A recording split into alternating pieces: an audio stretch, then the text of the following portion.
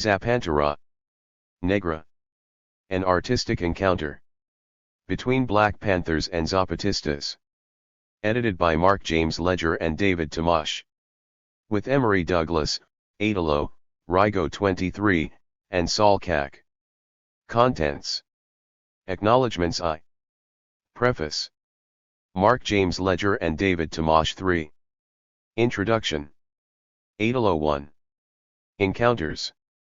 Zapantera Negra dialogues with Emory Douglas, Saul Cac, and Mia-Eve Rolau 7 Journey to Zapantera Negra by Rigo 2393 One-way ticket, an interview with Caleb Duarte Pinion 107.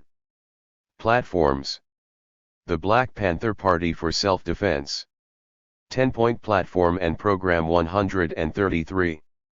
Order from the Black Panther National Central Committee, outline of responsibilities by rank and file of Black Panther Party members 139 position paper on revolutionary art by Emory Douglas 145 Fourth Declaration of the Lakendan Jungle 149 Sixth Declaration of the Lakendan Jungle 165 The Other Player by Subcommandant Insurgent Marcos 199.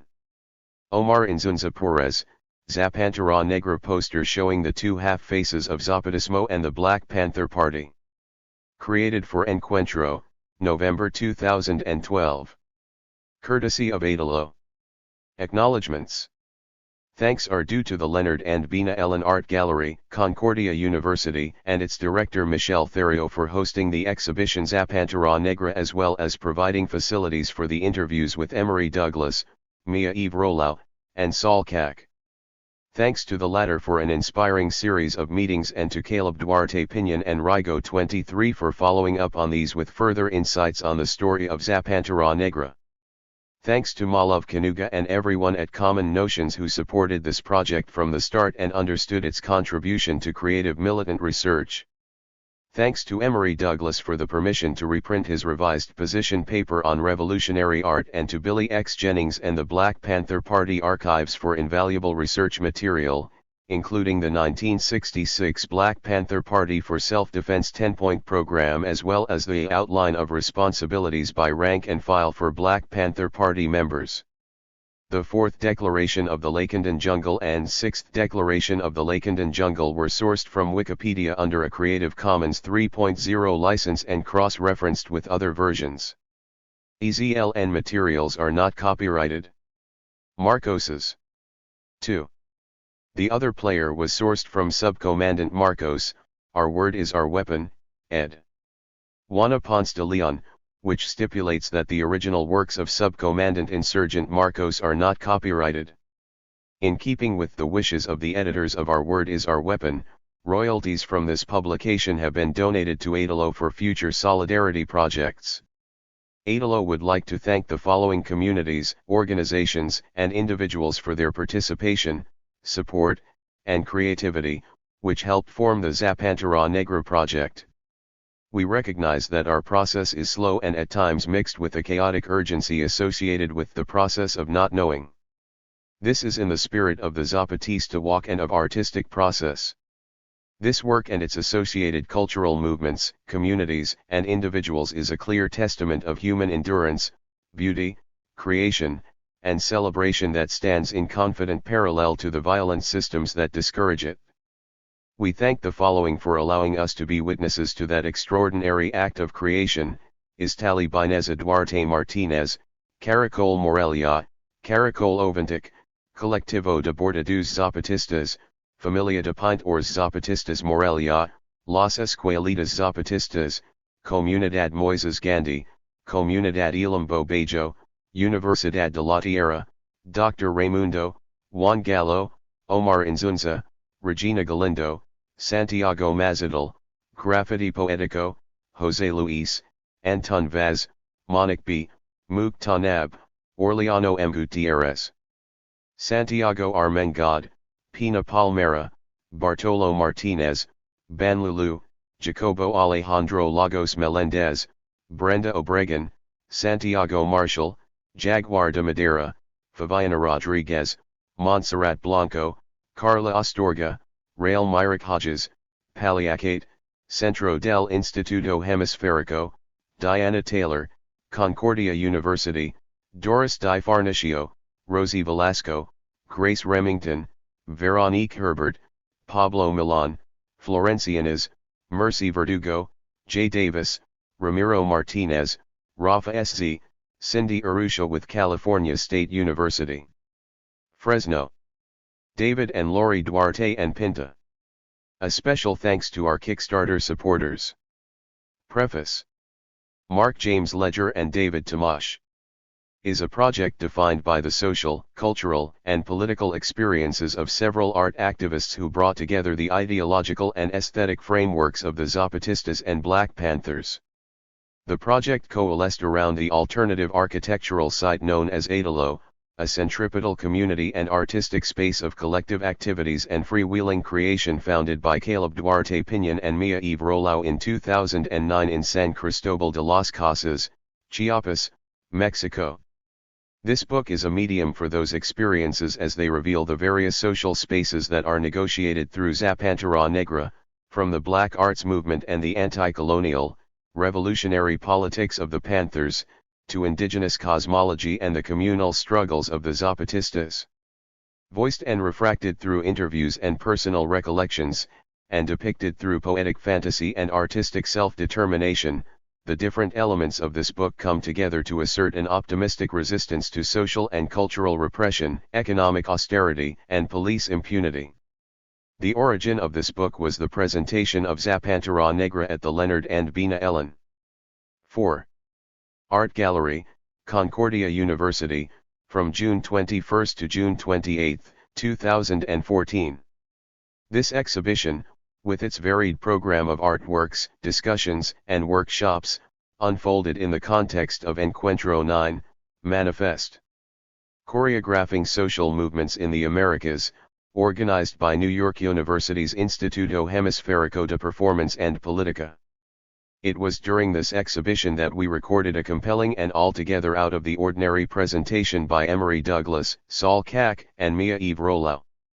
We consequently interviewed these three participants in Idolo's Zapantera Negra, and they discussed the basis of their artistic collaboration in resistance and the myriad aspects of social and political engagement through culture. Their presentation is reproduced here in full, as are the two interviews that we conducted with them at the Leonard and Bina Ellen Art Gallery. This material is complemented by the addition of a text by Rigo 23 and an interview with Caleb Duarte Piñon. After the first main section, a second section of documents allows for a comparison of the political platforms of the Zapatistas and Black Panthers with texts that reflect the various ways in which this political material has been translated into ideas concerning cultural production.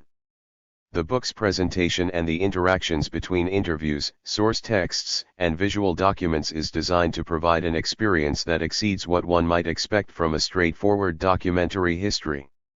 Its different elements detail a viable socio-political practice on the left that opposes those that currently animate the contemporary neoliberal universe and its hegemonic consumer-based economies. In solidarity with its contributors, whose kind collaboration made this book possible, Zapantera Negra presents a heterogeneous, intergenerational roadmap for a transcontinental culture of creation, providing insights into the ways in which different traditions of political art and social activism can be fused together in the service of emancipatory social change. Introduction. Idolo. In 1994, the Zapatista Uprising, a Mexican indigenous movement from the southern state of Chiapas, produced and leveraged a new form of revolutionary communication through the Internet. The distribution of information, actions, images, and videos spread throughout the world in real time, bringing awareness while building solidarity for what the New York Times called the first postmodern revolution. Positioning itself as a struggle against neoliberalism and waged against 500 years of oppression, Zapatismo has employed new technologies of information distribution in order to articulate its wants and beliefs to a global audience. In the fall of 2009, over 100 displaced indigenous community members occupied the offices of the United Nations, located in San Cristobal de las Casas, Chiapas, Mexico. The offices were taken over in the hope of gaining international attention from humanitarian organizations. After a few months of the occupation, the United Nations simply decided to find another building and moved. A few months later, Mia-Eve Rolau and Caleb Duarte Pinion, disillusioned with institutional art and wishing to believe that art can be a radical form of communication, moved into the building and established 2. An experimental art space and international artist residency for diverse practices. We invited artists, activists, cultural workers, inventors, gardeners, PhDs, jugglers, and educators to take part in creating an experiment in art and social change. Disenchanted with the linear path of art history, these artists came to Italo in favor of art as a vehicle for social transformation. Inspired by the Zapatista uprising, where words and poetry are used to inspire a generation to imagine other possible worlds, Italo retained the name of the UN office as part of an investigation into how art, in all its disciplines and contradictions, can take the supposed role of such institutional bodies to create understanding, empathy, and to serve as a tool for imagining alternatives to a harmful and violent system that we do not have to accept. Zapantera Negra gathered the visual results of 4 encounters, between 2012 and 2014, between the Black Panthers and Zapatistas and guided by the works and presence of Emory Douglas, the former Minister of Culture of the Black Panther Party. For this encounter, Emory teamed up with Zapatista women embroidery collectives, Zapatista farmers and painters, and with local artists, activists, and musicians to create new works that reflect and celebrate these two powerful movements. Although each movement presents a distinct position in terms of cultural and political milieus, they both build on a shared understanding of the power of art. After a series of public interventions, installations, video art, performances, mural paintings, lectures, and after living and working with Zapatista families, Zapantera Negra presents a collection of works that were ignited collectively by the public's desire and need to demonstrate, protest, and create. In times of much revolutionary fever and economic inequality, we feel it is important to share what art can do, and has already done, to create change. Such a radical break is represented by the creation of the Black Panther Party for Self-Defense in 1966 and the artworks created by Introduction 3. Emory Douglas for its newspaper. At its peak in 1970, 400,000 copies of the Black Panther newspaper were distributed weekly throughout the United States. Within its pages, Emory published his artworks in an effort to illustrate conditions that made revolution seem necessary, construct a visual mythology of power for people who felt powerless and victimized. The newspaper and its accompanying illustrations played a central role in the articulation of the What We Want, What We Believe portion of the Black Panthers' 10-point program. The Black Panther Party newspaper helped to establish a Black Panther aesthetic of Black power and revolution. Although the Black Panther and the Zapatista movements occurred in distinct cultural, political, and historical milieus, the two share a common appreciation of the power of the image and the written word to translate their respective social movements into personal, collective, transformative, and public experiences. In contrast to the strong self-definition established and disseminated by these two movements via media channels, today's multimedia, plugged-in landscape seems to promote social indifference. In opposition to this ambient apathy as well as the high art practices taught by leading institutions, Zapantera Negra is a project that demonstrates how contemporary art can sidestep conventional political and conceptual performance practices by working in communities of struggle from the ground up. Zapantera Negra is a grassroots effort to bring together two very powerful visual and political social movements. Italo in Chiapas. A small group of artists and activists join in the encounter to create a mural in the Zapatista territory called El Caracol de Morelia, Chiapas, Mexico. Top row, starting second from the left, Saul Cac, Caleb Duarte Pinion, and Emory Douglas. Photo by Mia-Eve Rolau. Encounters. Zapatista Black Panther Project, presentation by Missing in Action Eve Rolau, Emory Douglas, and Saul Cac. Hosted by the Leonard and Bina Ellen Art Gallery, Concordia University, June 27, 2014. Emory Douglas. My name is Emory Douglas, former Minister of Culture of the Black Panther Party for self-defense from 1966 until 1982. Zapantera Negra is a project I was invited to participate in and was designed to show the aesthetics of both the Zapatista and Black Panther movements. I was invited by Adelo to be a part of Zapantera Negra, which many creative folks have been a part of, and so you could say I was a speck of dust in the whole of everything that has taken place. Mia Eve Rolau, I am blessed to be here and to be part of the Zapantera Negra project. My name is Mia Eve and I am co-founder of Adelo, an experimental artists residency in San Cristobal de las Casas in Chiapas that began in 2009. For several years we had the pleasure of working 8. With amazing people from all paths of life, particularly Zapatista artists, as well as Emery Douglas. Saul Cac, my name is Saul Cac.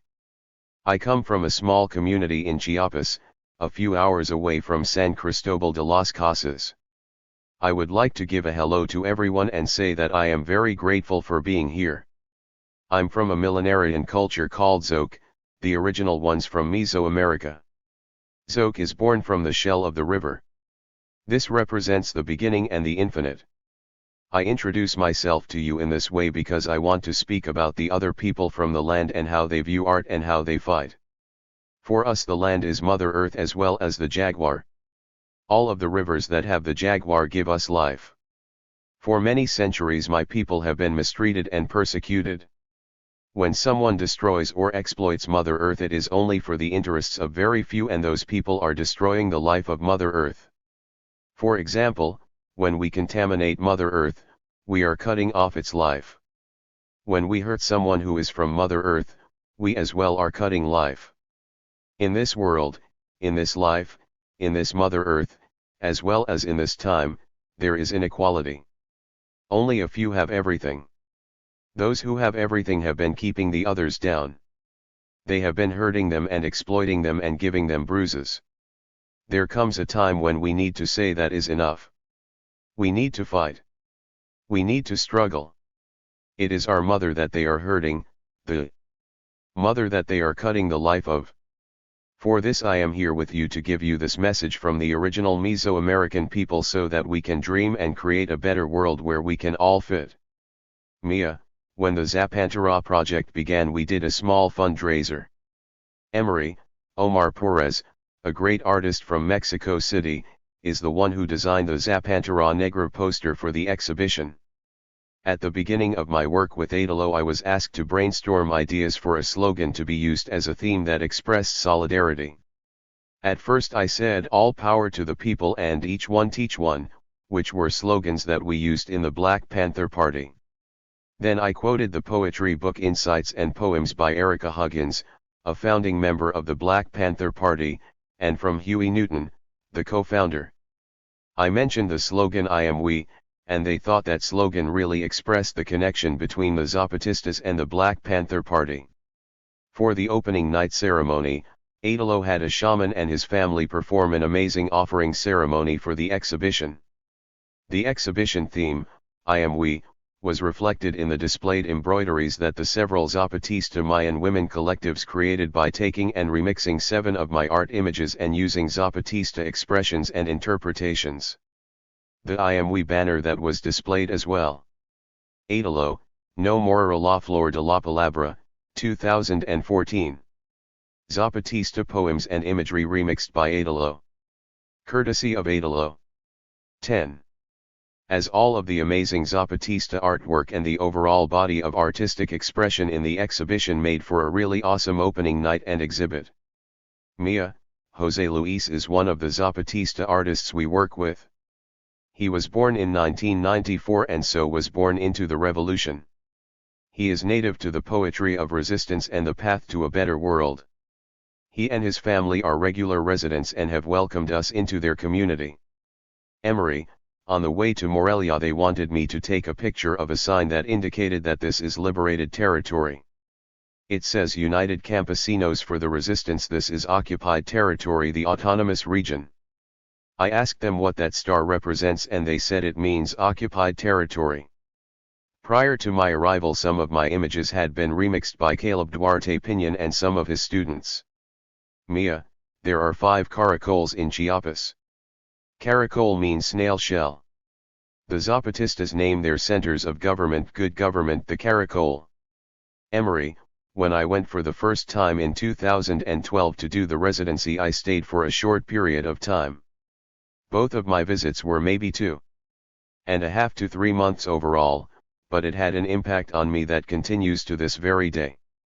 Mia, at Morelia different artists participated in this particular encuentro, with people from Chiapas, Mexico City, San Francisco, and different small communities working in all media, 2D, performance, and graphics. They are thinkers and visionaries, just crazy people in general. Emery, everywhere I went I saw amazing artwork on buildings. When we went to Morelia we thought we were going there to do some painting, but they sent us to an autonomous Zapatista school to paint a particular structure. We had to bring everything in paints, sleeping bags, everything we needed. They can't afford to offer you those things, but they can offer you a lot of compassion and love. We had enough paint to make it look aesthetically pleasing and attractive. Mia, at that location we weren't allowed to take any photos of the Zapatistas because they were working with us without their pasamontanas or paliacates, and more abstractly, because in Chiapas, when you take someone's picture, the people believe it takes part of their spirit away from them. Emery, when the youngsters were finished with their responsibilities they would come in and out all night long. In the back there were 3 youngsters who had a book about Che Guevara and they were talking about how they were going to do a picture. The next day, when we woke up, they had made an amazing picture of Che. Mercy gave them some paper and asked them to jot down their ideas of what they would want to create. One by one, bit by bit, they would come in and contribute something. We ate what they ate, corn in the morning, tortillas, and beans. I was also invited to an Indigenous International Conference that they held in Chiapas on December 25, 2012. They 18. Asked me to give a 20-minute presentation on my involvement in the Black Panther Party. My daughter traveled with me and introduced me at the conference. Mia, Emery says he's on Facebook because he likes to imagine that the people who are censoring Facebook can see what he puts up and maybe there's a chance they will become enlightened. Audience, you're an optimist.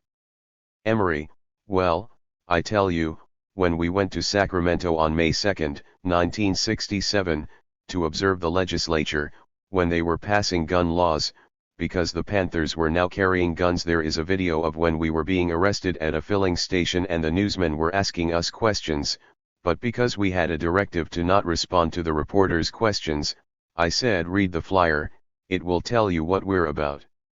Decades later the same newsman came up to Billy X. Jennings, who is an archivist now for the Black Panther Party, and that newsman said that he was enlightened more than he had ever been about the Black Panther Party because he read the literature. He said that if he had never read the literature, at that particular time, he would never have known what the Black Panther Party was about beyond what they were saying to try to demonize us in the news. Audience, I can add to that. I feel that in communities that are so underrepresented around the world, especially when they're struggling for self-determination, like you said, any little bit of awareness that you can extend to the wider community, whether it's through an art center or something that may seem like it has nothing in common with it, it's still something that is giving your message a wider reach, because stories like what's happening with the Zapatistas in Palestine and different parts of the world where there's constant misrepresentation in the media, any little bit of truth that can come out makes a difference to those communities. 24. Audience, Mia, there's something that I learned from watching the documentation you posted on the Adalo website. There is a NAFTA specialist who talks about Chiapas and the fact that despite the Zapatista uprising, neoliberalization in Mexico has caused the indigenous communities to become increasingly dependent, now about 40% dependent, on outside companies for their seeds. Is that correct, and could you say more about that? Mia, I think Saul could better talk about this issue. Saul, there are many people who want to speak badly about the Zapatista movement.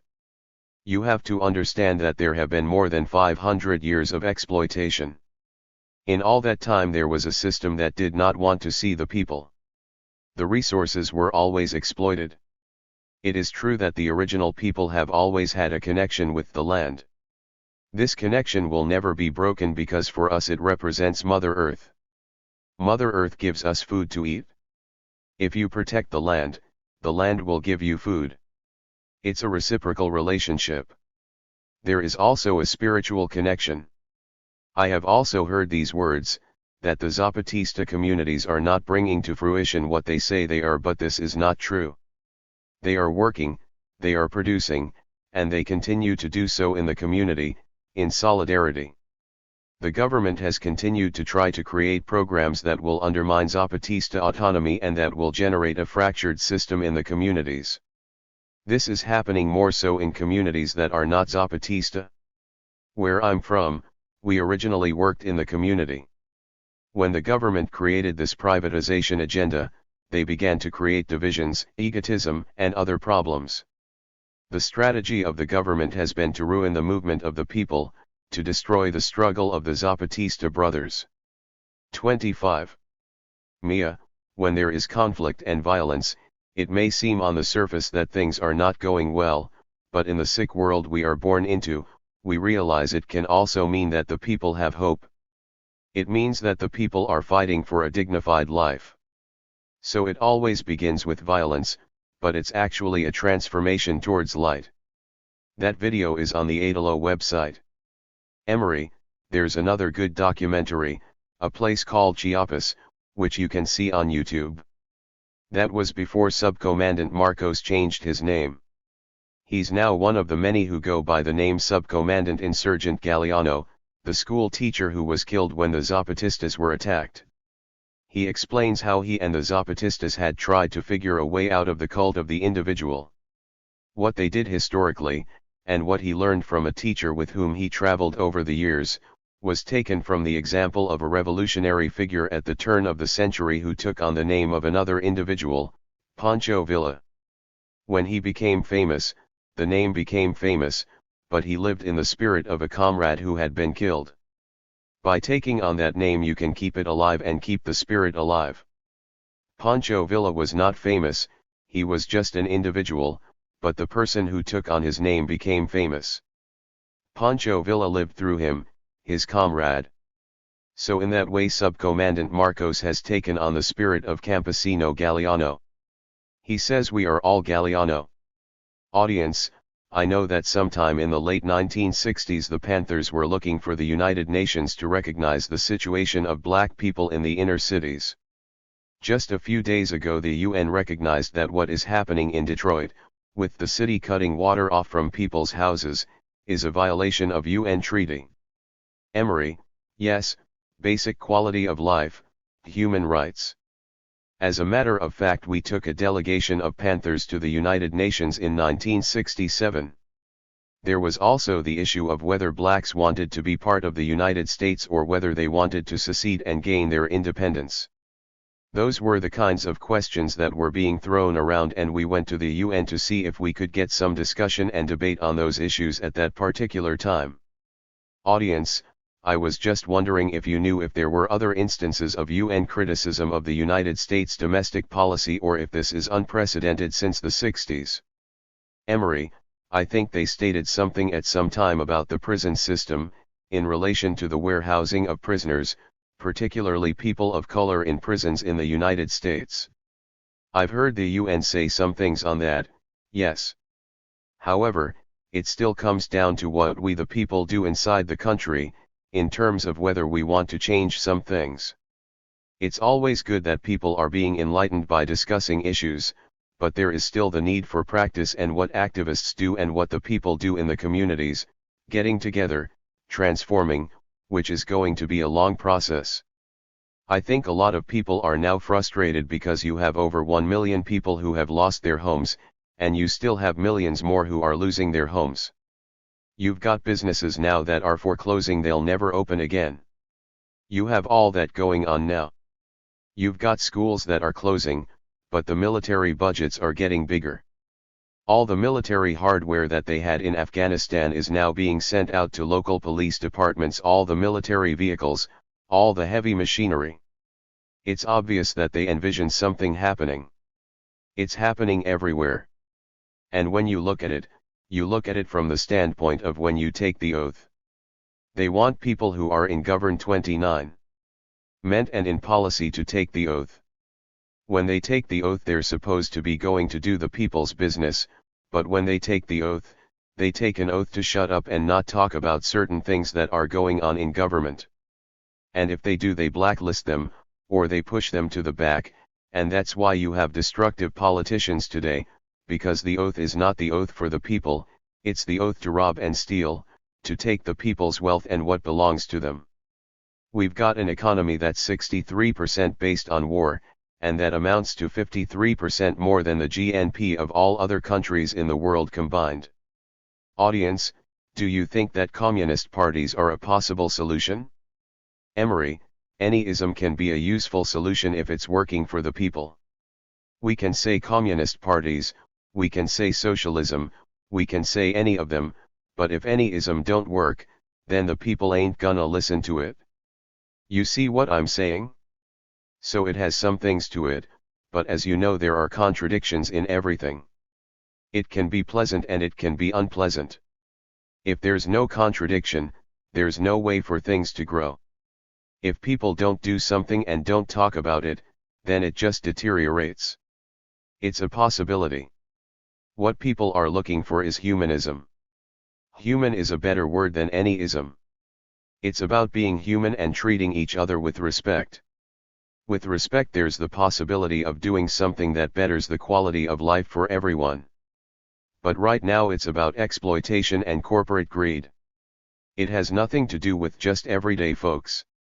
Audience, it seems though that the idea of communism is very useful for the right as a possible threat, as something to be worried about, even though in reality, in North America, there isn't very much of a chance for it, even among leftists.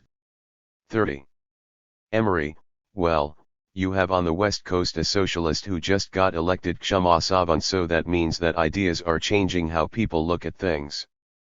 But I see what you're saying because I remember when the Black Panthers were invited to mainland China in 1973.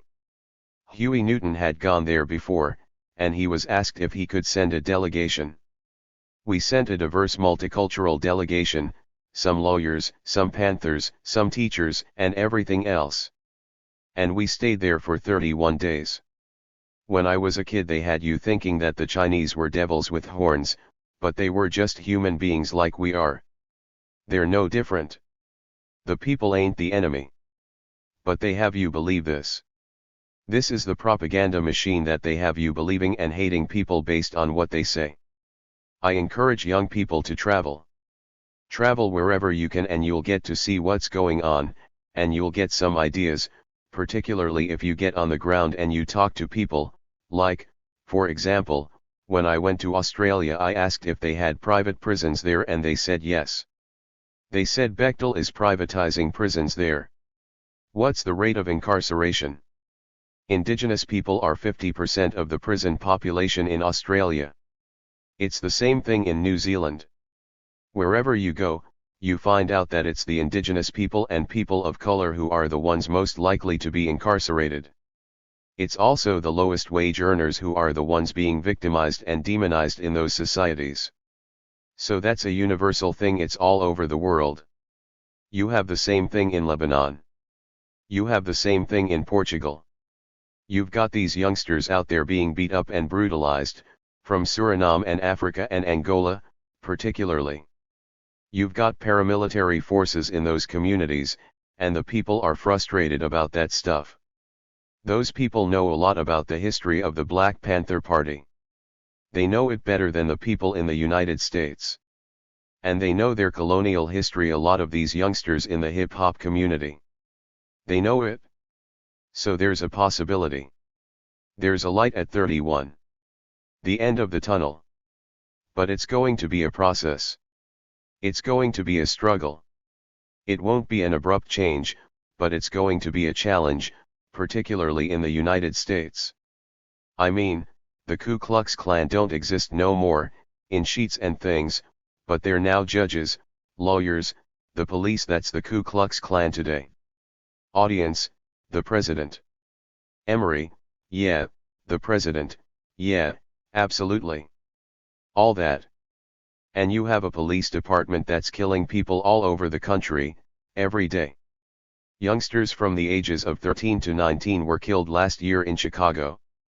Now you say, well, you got black police, brown police, yellow police, you've got ethnic police. But what it is, at the core, is the same old culture that exists, that controls and dictates policy. Until you can change the culture, you can't change anything. You've got good police in there, but they ain't got no say. They push them out, threaten them, don't support them. And then the media representation, I mean, people just believe what they hear. And you've got a lot of young people who think that things just started today, and from that perspective everything is okay. They don't understand the connections with the struggles that went on historically. You have to put it into the context of how they got to the point where they are today. There's been progress, but it's within the system of exploitation.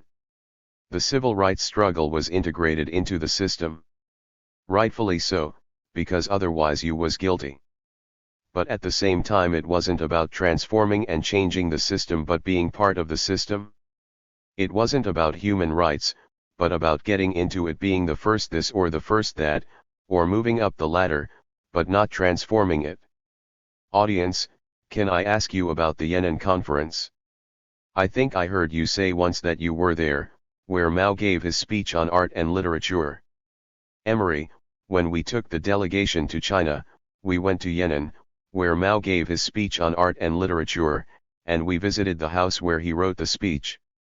And I remember at night we kept hearing all of these explosions, and the whole place where we were was shaking.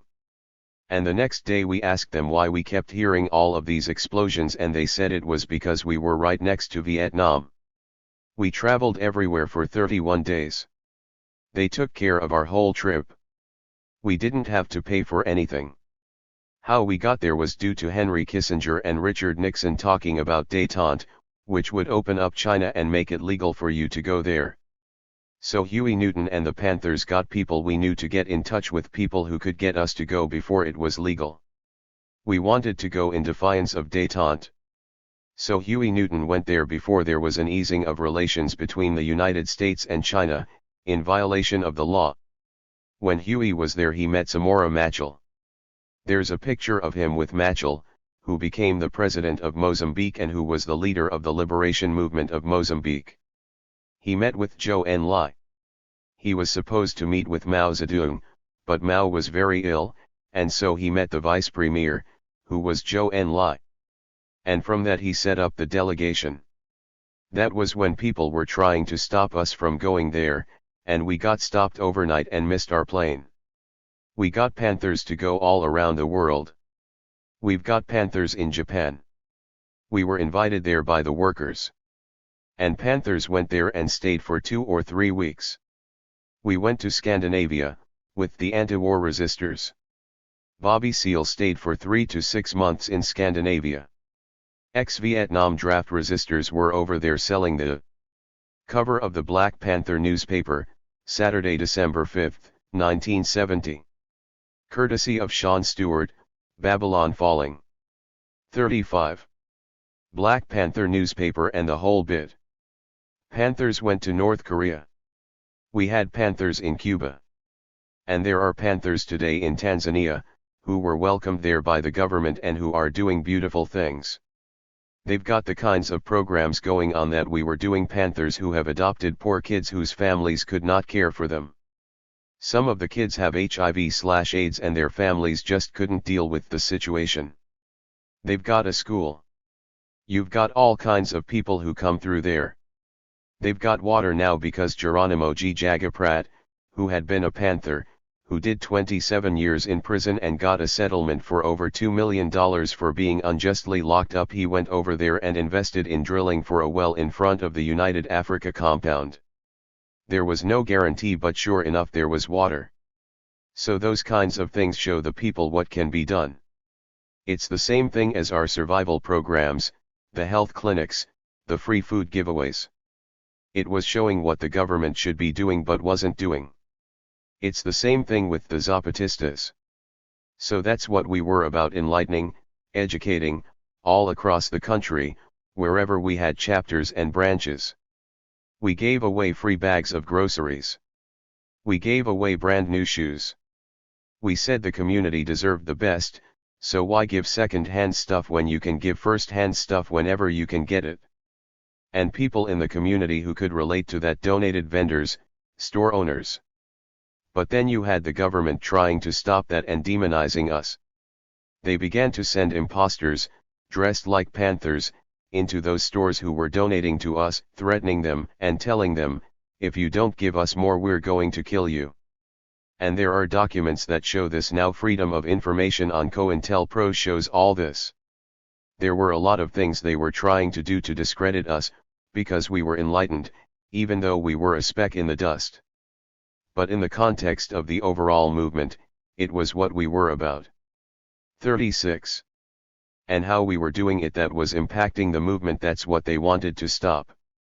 Whether people agreed with us or not, they were involved in the same programs, because they saw the necessity of it.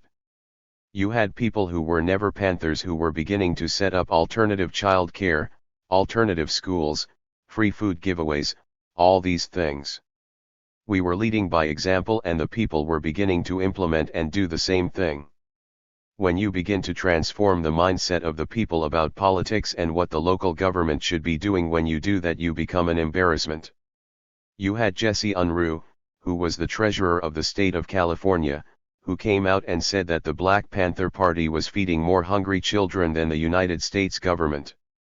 That was true. And we had an advisory committee of middle-class blacks who we talked to in relation to these programs. One person was Ruth Beckford. She was a dancer. She used to dance with Katherine Dunham during the Harlem Renaissance days. And she said, "Why don't you run the breakfast program out my minister's church?" And he agreed. His name was Father Neil. He went on to work with Desmond Tutu for many years after that. And that became our first breakfast program. And we had them in the community, in people's houses. You had Baptist churches. You had Catholic churches. You had people everywhere donating to those programs. Not only that, but a lot of people think that the Black Panther Party was made up of Marxists. Marxism may have been an ideal and a way we thought, but you had people who came into the Black Panther Party who were Christians, some were Muslims, some were Rastas. Some didn't believe in anything, but they put that aside to work on what we were about. So we transcended all that, in many ways. It wasn't about whether you were Christian or Muslim, because most of the Panthers who lived in New York were Muslim, but that wasn't the thing with us. We also had constructive evaluation, where you had criticism and self-criticism, with regard to how we were developing and did our work, on a day-to-day basis. As we grew and evolved, we lived in collectives. Men and women had responsibilities for dealing with the kids and taking care of the chores that had to be done in those houses. You had discussions. You had political education classes in those houses, as well as collective political education classes, as well as community political education classes, where people came in from the community to hear and see what we were talking about and doing. We also got the first black mayor elected to Oakland, Lionel Wilson. We didn't think that he was going to change the world, but we thought he was the best choice. We supported Shirley Chisholm, who was the first black congresswoman, back in the day. We felt that she was the best choice. And she said, "You know, I'm bought and sold." And she was outspoken on the issues. She came to California and we campaigned for her and supported her in the context of who she was during that time. On the issue of raising children in the Black Panther Party, when women started to have babies, we had to figure out how we were going to deal with child care, and so the babies became the responsibility of everyone in the party.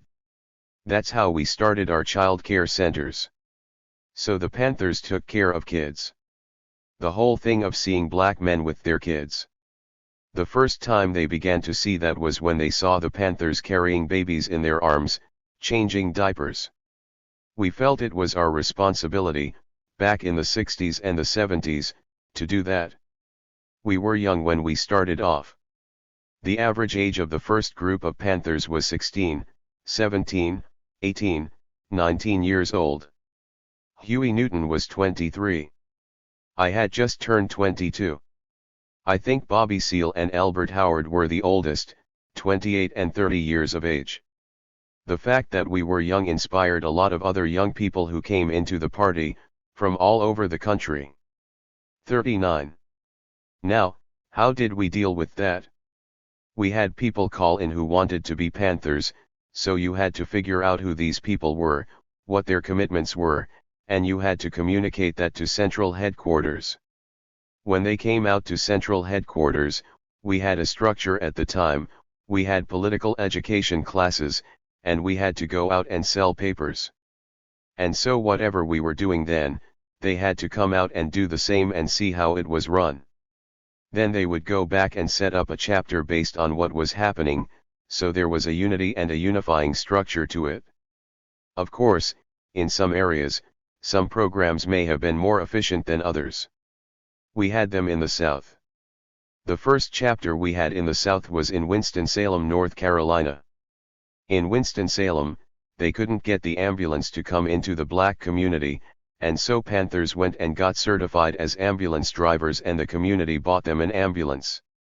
And it had a sign, Black Panther Party Community Ambulance Service. And when you take people back and forth to the hospitals, you get into discussions with them. You hear what their problems are and you begin to understand what the needs are in the community. When he was running for office one time, Bobby Seale went to visit this woman who had set up a child care center and he said, "We should do that, because if we did that we could enlighten and educate people across the country about how to do that." And so we set up a child care center and it did take off. Audience, it's very similar to the Zapatistas in the sense that it's a complete organization. Because it addresses every aspect of life in society, it creates another structure, and that enables it to become more autonomous. That's how it gains its power, since it touches on every aspect of social life and organization. 40. Audience, what I was wondering was, to me, as an outsider, someone who is culturally removed from what the Panthers did, and also a generation removed, but having gone back and read some of the literature and spoken to friends that grew up in different parts of the United States in the late 70s and early 80s. To me, what distinguishes the Panthers from other socio-political movements of that time is the tangible social programs that you spoke about, but also on a political level, actually marching in on the Congress in Sacramento was a huge thing, especially at that time, and very empowering. What I'm wondering is, fast forward 30 or 40 years later, you can still see the influence of the Panthers politically, socially, and in popular culture. You mentioned hip-hop music, Mario Van Peebles movie, the visual logo is still somewhat prominent. But there doesn't seem to be any active chapters in the way that you see the Nation of Islam is still ongoing. The School of Allah in Harlem is still functional, albeit not with the same vigor that it had 20 or 30 years ago. Even though the individual members or former members of the party are still active, why would you say there hasn't been a second life to the party 10 or 20 years later? Emery, well, there are two parts to that. One is that the party was supposed to negate itself. It was never meant to last forever. The party was meant to be around until people took up the political struggle for liberation themselves. That was the vision of the Panther Party. The other is that you have people who are Panthers now, who are elders at this point, and we have reunions that have grown since 1995. Of course, the US government's counterintelligence program attempted to destroy, discredit, and infiltrate the Panthers with agent provocateurs, to create dissension, distrust, and dislike. But all that has been cleansed, or 99% of it, and people come from all over to these reunions, former Panthers who are still 41 alive. We have the National Alumni Association of the Black Panther Party. We also have the Black Panther Party National Association, where each year a chapter branch is encouraged to put on events to educate and enlighten people about what goes on. And we have former Panthers coming from all over from those chapters and branches. We're celebrating the 50-year anniversary in 2016. And the people in those communities will come out and support the event. In the Bay Area we have good relations with the public libraries where we put on presentations. Some of the record stores Rasputin Music up in Haight-Ashbury they put on a year-round exhibit in their store, and from time to time they show historical documents on the Black Panther Party. We continue to celebrate and commemorate fallen comrades and party members who are incarcerated. That's what a lot of us are dealing with today. You've got over 20-some Panthers locked down, a lot of them for over 40 years, some 45 and almost 50 years. Fortunately we just got a couple out recently, but that's the challenge. If they negotiate with real terrorists in Afghanistan, why don't they negotiate sentences to get Black Panther members out? We're freedom fighters. You now also have the new Black Panther Party, you've got the Black Riders Liberation Party, both of them identifying with but not understanding what the symbolism represents. So they have to go through that whole process of understanding more than just the uniform and the aesthetics of it. It was hard work. I mean, it was hard work. We sold papers, we had to get up in the morning, you know, you had to go do your chores, your responsibilities, and then come back, and then maybe you had some other things you had to do in the evening. You had child care centers, you would come from one responsibility and you might have to go to a child care center that evening. You might come back to your collective, where you were staying, and you might have work there to do: clean the house, wash the dishes, do the lawn. 42. Dry, do security, work on the magazine, go out into the community. All those things were part of what we were about. So you have many people today who have to learn the process. You have some of these youngsters who are now reading the political history, who are coming and talking to different Panthers to get a broader understanding. It's a process. After Huey Newton and Bobby Seale started the Black Panther Party, the Panthers could have been wiped off the map, before people even became aware of us. But Panthers were patrolling the community and were committed to what they were doing, without this grand image of personality. Everything grew from that. I heard that some brothers were patrolling the community. I didn't know who it was until they asked me to do a poster for an event they were planning for Malcolm X's widow to come to the Bay Area, to honor her. And when they came over, I knew that's what I wanted to be a part of. And so that's how I connected with them in January 1967. But they could have been wiped off the map, you know. They went to Sacramento because they were trying to change the gun laws, because Huey Newton and Bobby Seale understood the gun laws. The Second Amendment of the Constitution gave you the right to bear arms, as long as it wasn't concealed. So Panthers went into the communities and on patrol with guns. The police would confront them about that and got concerned. They would say, "What you doing with them guns?" And we would explain that we have the right to carry based on the Second Amendment of the Constitution. Then they got this right-wing congressman, Don Mulford, to pass these gun laws. That's what caused the Panther Bill, and that's why we went to Sacramento as a collective, to observe the legislation that was being passed in relation to this gun law. When we went there, Governor Ronald Reagan, who later became the President of the United States, was standing on the lawn. He was talking to a room full of paroled school kids, and he came over to 43, where we were, because he thought we were a gun club. And he said, "What club you all is?" And then he turned red and just disappeared. And Bobby Seale read the Executive Mandate Number 1 and talked about the concentration camps USA, which we call the prison industrial complex today. After he read that statement and we started heading to the Capitol, the National Guards were on the stairs of the Capitol and said, "You all have broken no law and you can come right on in." Everything was legal. The press was all over us, following us, and we were trying to find out where the chambers were, where the law was being discussed, and the press found out it was upstairs, and the press was leading the way, and the press went into the chamber where the legislators were talking, and the first thing that they said was, "Get the press out of here." Then the Panthers walked to the front and they said, "Get them Panthers out of here, get them guns out of here.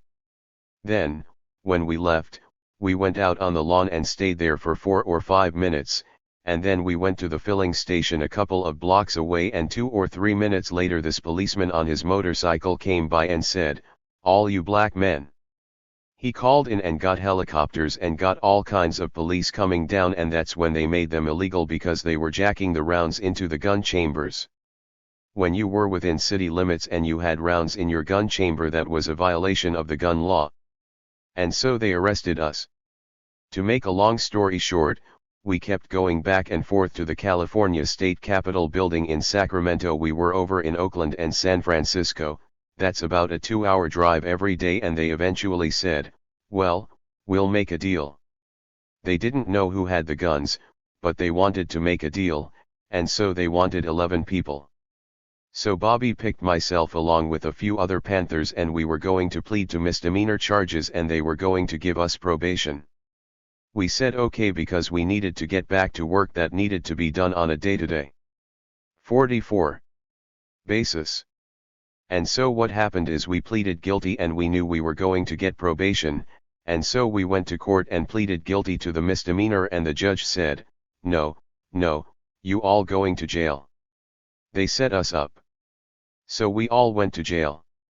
I was in there for about 3 weeks. I think Lil Bobby Hutton, the youngest Panther, was 15 years old when they mentored him. They had to get permission from his mother for him to be a Panther. He was the very first Panther recruit to the newly formed BPP for self-defense. So that gives you insight into what we were dealing with. Interview with Missing in Action Eve Rollau, Emory Douglas, and Saul Cack at the Leonard and Bina Ellen Art Gallery, Concordia University, June 27, 2014. Mia Eve Rollau. So, we're going to start with the Mexican perspective.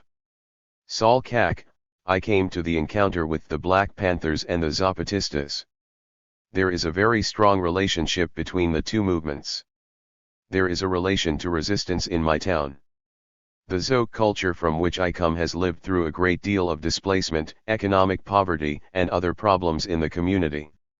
All of the demands that the Black Panthers had are very similar to those of the Zoc community and the Zapatistas.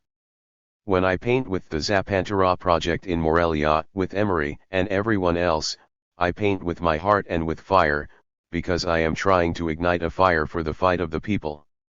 I came with an energy for Mother Earth, because Mother Earth calls for us to unite.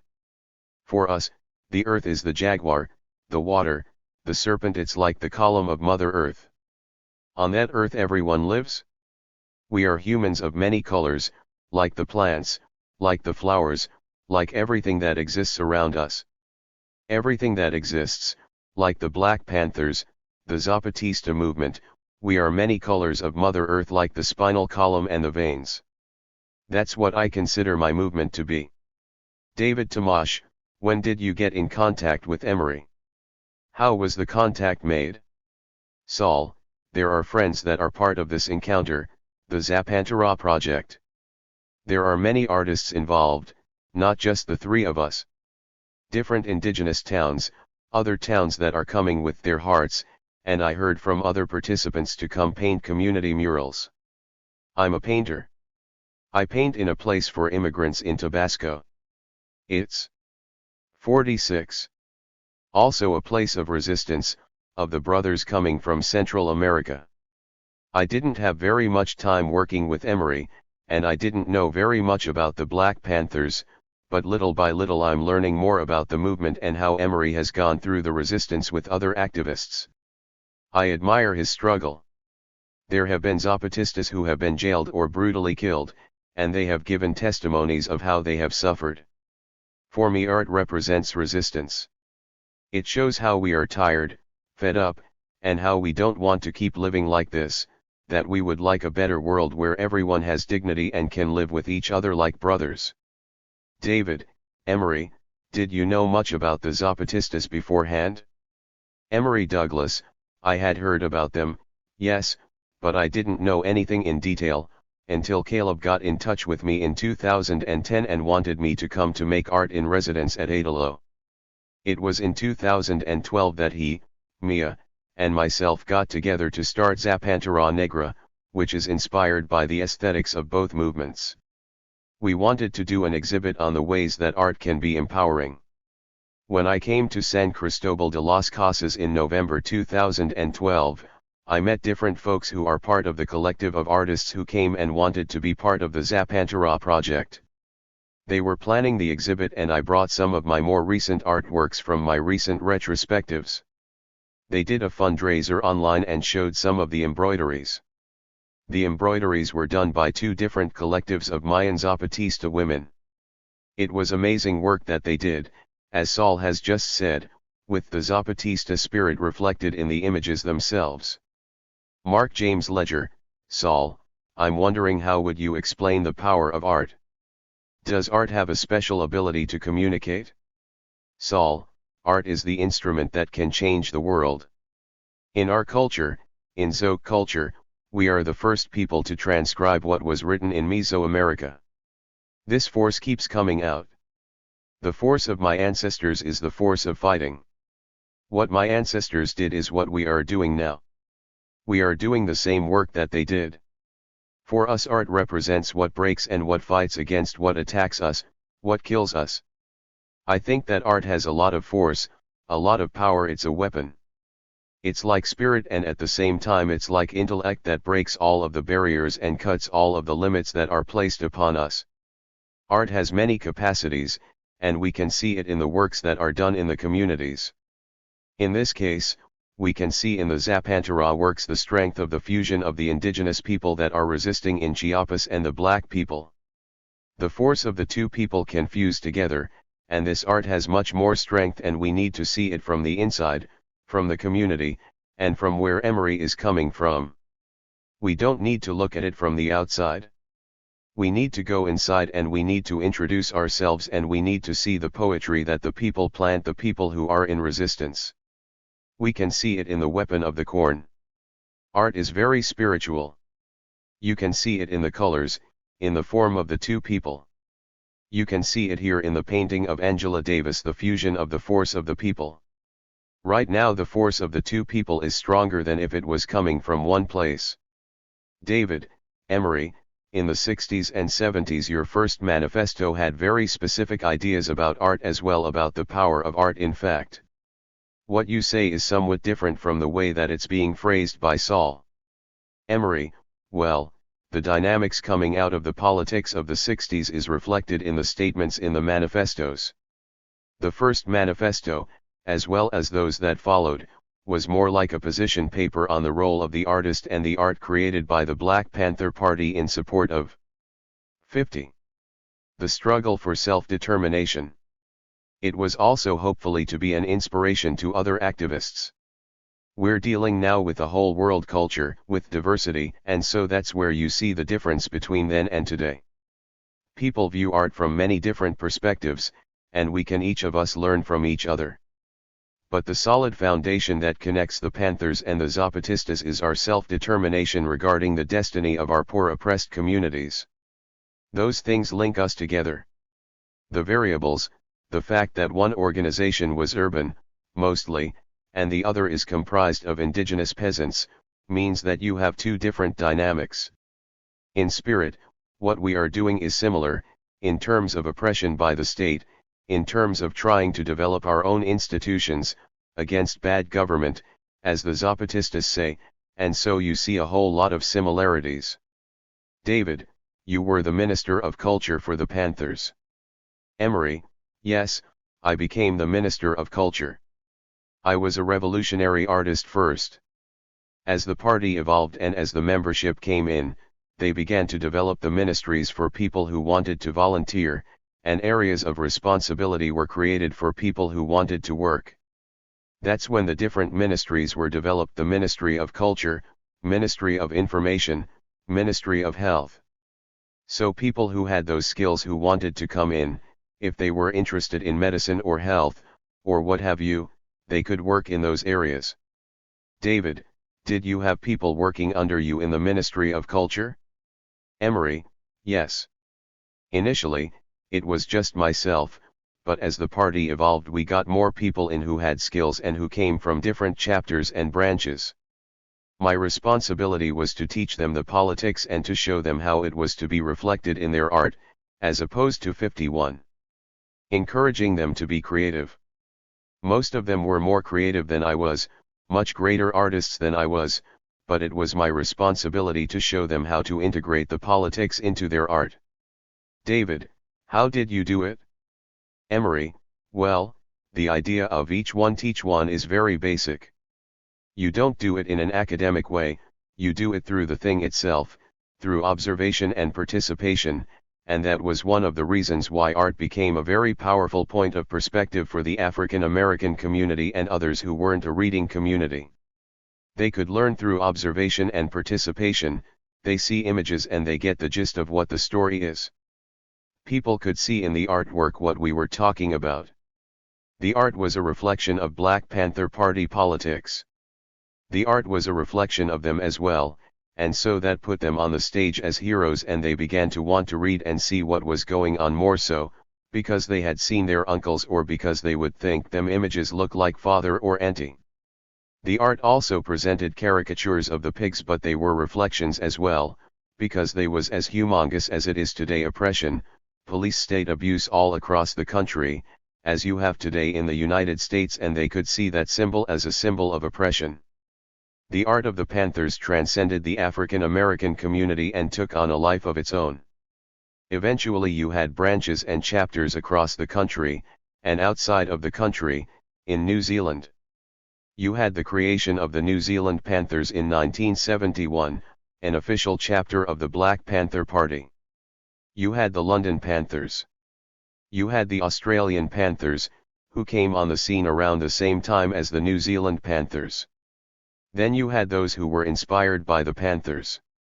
You had the Dalit Panthers in India. You had Panthers inside of Israel at that time as well, and 52. Elsewhere in the Middle East. So, you know, this was a humongous, broad movement, and some of the activists were more inspired by the Panthers than they were, directly, a formation or chapter under the Black Panther Party. All of that played into how the art became popularized all over the world. You had governments, socialist governments, unions on a local level, and teachers coming and taking papers to their students and you could see images on the front and back and sometimes inside of the paper. So you have a different kind of art gallery. You have a people's gallery with some people sitting there looking at it, and then you plaster it on the walls in the community where people went to work and stuff. So it's informal. It's outside of the institutional type of thing, which people couldn't afford to go to or concern themselves with at that time, because they were trying to find a job or trying to, you know, manage their day-to-day survival. When you have the art out there where they're surviving, then they see these images and that takes on a life. All across the country we've got Panthers selling papers, posters, and all that played a dynamic role in the art itself. That had an impact in many ways. David, but you were the one doing artwork for the magazine. Were other people doing artwork too? Emery, yes, there were many artists who came along who had the opportunity to do some work. There was still a large volume, say, another 85% of the work to do, and these other artists worked with me, initially. I was supposed to go to Cuba in 1967 but I couldn't go because there was nobody to work on the newspaper. Bobby Seale said you can't go because we don't have anybody to work on the newspaper. So as we evolved and got people into the cotters, then I would explain to them in a very basic way, you know, you place this here, you place that there, and they would see some things that I was doing, and 53. They began to grasp how to integrate simple things into the artwork, to give it more substance and meaning in relation to change and transformation, you know, as opposed to making a beautiful piece of art. David, so the art was really integrated into the party program. Emery, yes, it was a reflection of party politics, a reflection of the aspirations and the concerns of the community. As a Panther you listen and you try to feel those concerns, and then you try to express and interpret the needs of the community in terms of resistance, because there was a feeling of frustration, but there is always a feeling of self-determination and resistance. So the art came out of that situation. David, this goes back to what you were saying about the Zapatistas, how the art is integrated into the culture? Emery, yes. Marc, Mia, could you say something about Adalo, which I think is mostly you and Caleb? You created an amazing collaboration. Could you say something about how your group started and what your thoughts are on the power of art, the power of collaboration that you created? Mia, Adalo was a space that Caleb Duarte and I opened in 2009. Caleb is a creative partner of mine in this dream of reality. After our collaborations in graduate school, at the sculpture department of the Art Institute of Chicago, he invited me to Chiapas to open an art space. It's somewhat difficult for me to speak about Adalo, as I suppose I'm more in the world of the wordless. Words are potent, but the wordless is sometimes a wider vision, as it is not defined. I always saw Adalo as a wordless place, one that didn't have a statement, one that stayed a mystery, so that the public became confused, obstructed. 54. With questions, with impossibilities that spur possibilities. At one point Emery and Rigo told us that people had warned them against us, that we were with the CIA because we work with certain people. There's something about not knowing what you're putting together but trusting your intuition and have it lead you into things that seem explosive, but while you're doing that always listening and attentive to what it is to be alive, even if this brings fear of chaos and conflict. It was good for people to be pushed out of their comfort zones. Adalo was inclusive. Everyone created at Adalo, artists of all types, collatos, healers, religious folks, sex workers, anarchists, working people, academics and students, homeless people, jugglers, campesinos, people in crisis, astronauts, youth, the elderly, and the list goes on.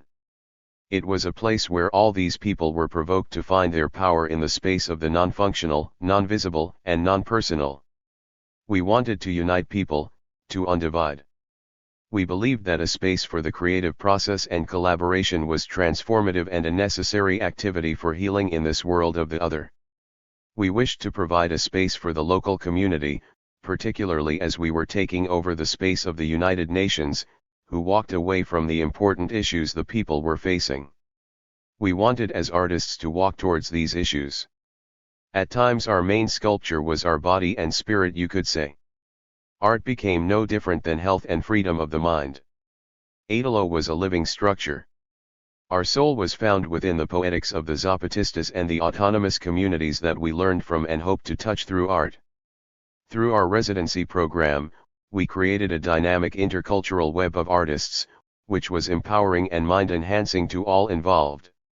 We opened our doors to street kids, differently abled people, displaced communities, newly forming autonomous communities, and Zapatistas. They became the spirit of 55. The place and the collective acts of creation elevated our experience of what is possible for our bright dream of the earth. What the Zapatistas offer is a wider look at life than what politics normally provides. Beyond left and right, they begin their creation with an open mind. They begin with the flower of the word from a people who dream in the day and see in the night. They build from there. We wanted to be a part of the visionaries who see through the eyes of the earth and imagine what we as humans can offer to this beauty. David, art comes in different forms, obviously, but the revolutionary art we've seen is very body-based and representational. But then there is also revolutionary abstraction, which doesn't have the same function. In any case, Mia, you did some performances, body and tide. I was interested in the politics of the body, which is obviously related to your injury. Our relationship to the world is always through the body. That's how we're plugged into the world.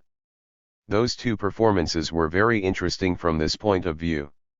Mia Eve Rollau, video still from Body, 2007. Death Valley, California. Courtesy of Mia Eve Rollau. 56. Mia, those pieces come from a time in my life where I created myself as a myth and a being without an identity.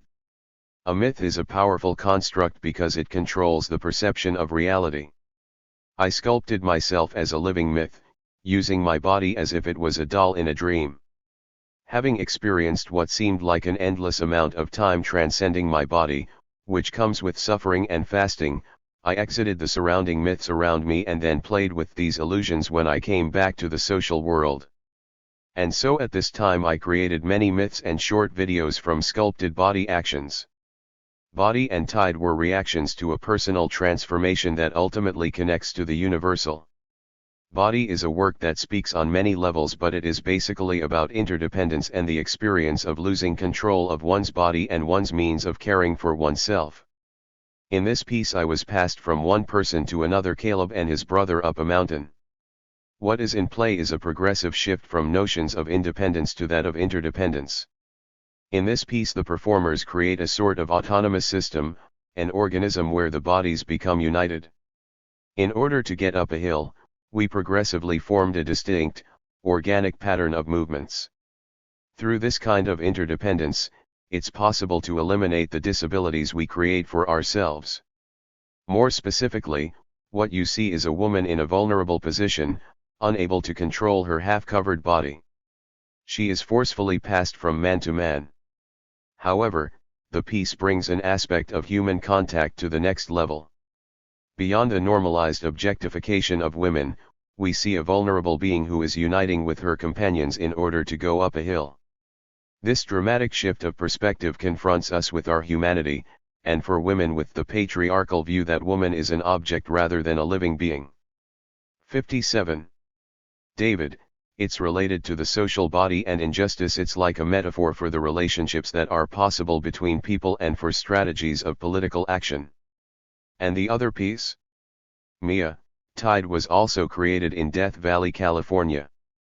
On the right of the dual screen video, you see Caleb and his brother, unsuccessfully attempting to elevate a structure in the air with a 30-foot pole. It's man's attempt to balance, but he's not working with the wind, and so it's all struggle, like an erect monument that keeps falling. This image is contrasted to that of a woman with her legs tied around her neck, carrying her body across the desert. This alludes to mobile vernacular architecture and to the body as a sanctuary. Like a snail she moves close to the ground, connected to the earth. She looks like a mythological creature that carries its own weight like a sack of wood up a path, depicting the self-determination and ability of those who are close to the earth to adapt and exist under harsh conditions and to rise above the physical. You see the power behind small efforts that constantly move forward. She is moving through the different irrigation paths that water had gone through at one time in the desert. It speaks to immigration patterns, also patterns delineated through nature that humans go through. Marc, when we talked a few days ago, Mia, you mentioned something about the fact that the Zapatistas don't see things in terms of revolutionary struggle and class consciousness, which is obviously something that Emery has dealt with as a member of the Panthers. Does that idea of subordinating art to politics still make sense in today's social movement discourse, and what did you get from working with the Zapatistas on that question? 58. Emery, well, revolutionary struggle does have a place today. For example, I was invited to Trimarchi in Argentina, a festival that is organized with young artists. This group of about 10 graphic artists got together some 10 years ago, and because they didn't have any quality graphic designers, they got together and started bringing people in from around the world, to enlighten them, and inform them, and teach them. And so they invited me to the festival that they have each year, where they have from 3,000 to 7,000 people, mostly young people, come from the surrounding countries, Honduras, Brazil. They come from everywhere. I gave a presentation and I thought that they would like it, but after it was over, after the 7 curtain calls, I kept trying to figure out what it was that they liked about it, and what I concluded was, in talking to these young people afterwards, that they could see in the artwork the issues they were dealing with there. So the art transcended what it was in relation to what I created in the sense of being subordinated to politics and reflecting a particular situation. It was interpreted by them as something that dealt with oppression and self-determination, regardless of whether you look at it from the standpoint of subordinating art to politics or what have you.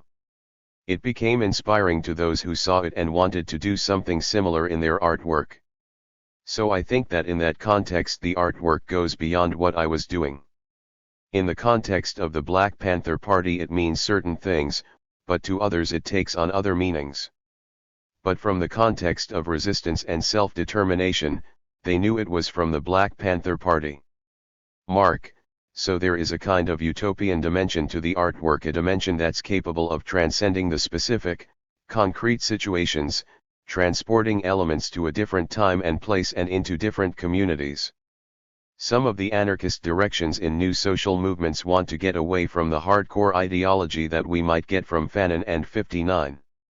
Mao, from Marxism-Leninism, what have you, and I think that relates to what Mia was telling me about how the Zapatistas see things.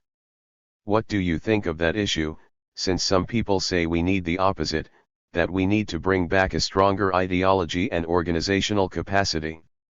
We have a weak ideology, but we don't know if it's capable of creating a united front. Of course that would be difficult. If it was created you would have problems. In terms of strategy and tactics, how do you feel about the import of revolutionary ideology today or in your encounters with Zapatista artists? Emery, well, in terms of strategy and tactics, art remains the same.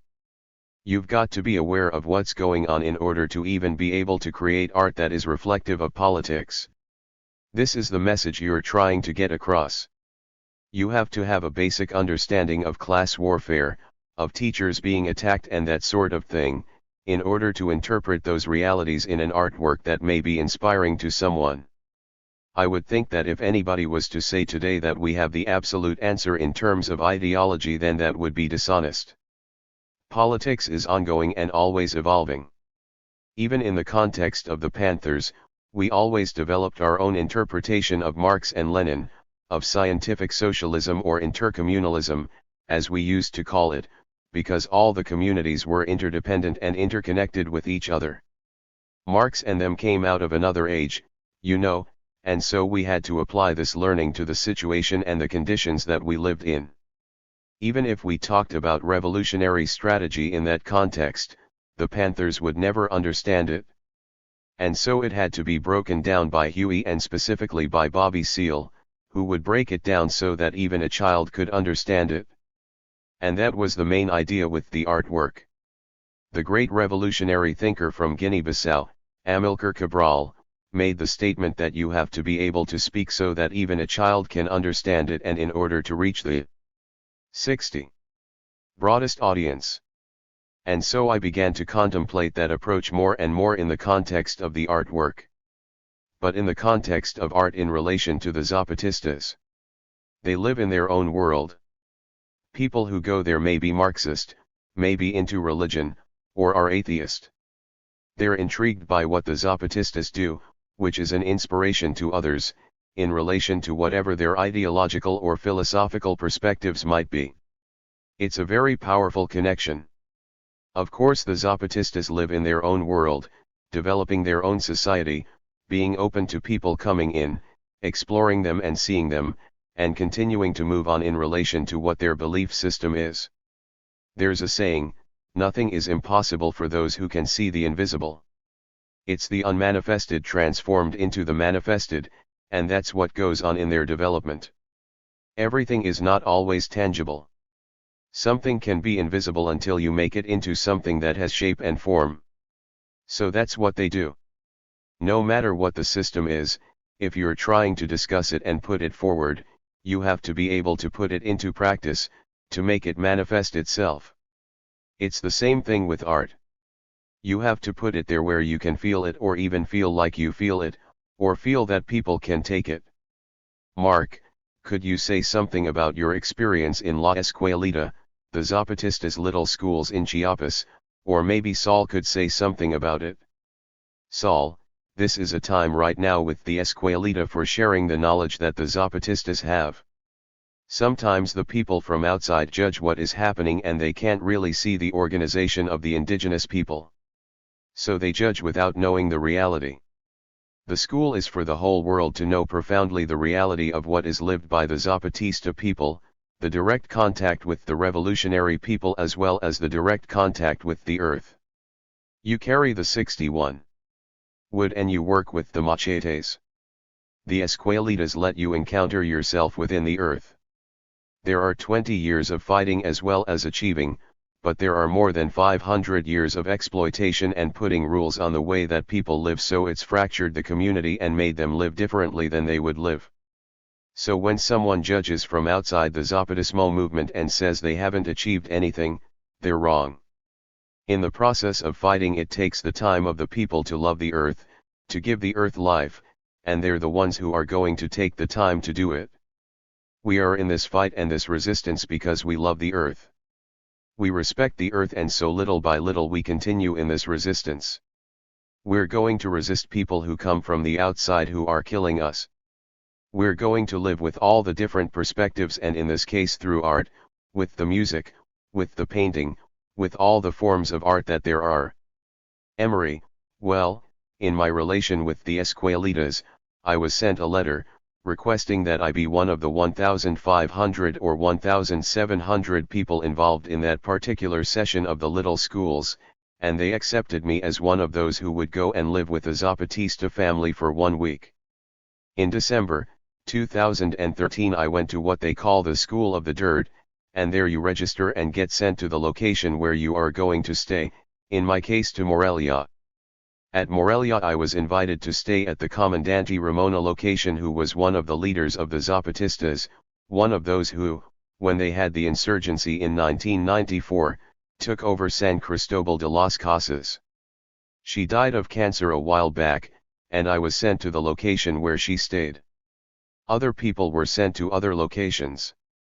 Some places where you go you stay with Zapatista families and collectives. In other cases you stay with Zapatista families who are not in collectives. Some people went for a few or several hours into the jungles, depending on where you were staying. I think that we went for about a 4 or 5 hour ride, and they took me up to 62. The host family. Some people went for a few or several hours into the jungles, depending on where you were staying. I think that we went for about a 4 or 5 hour ride, and they took me to the host family.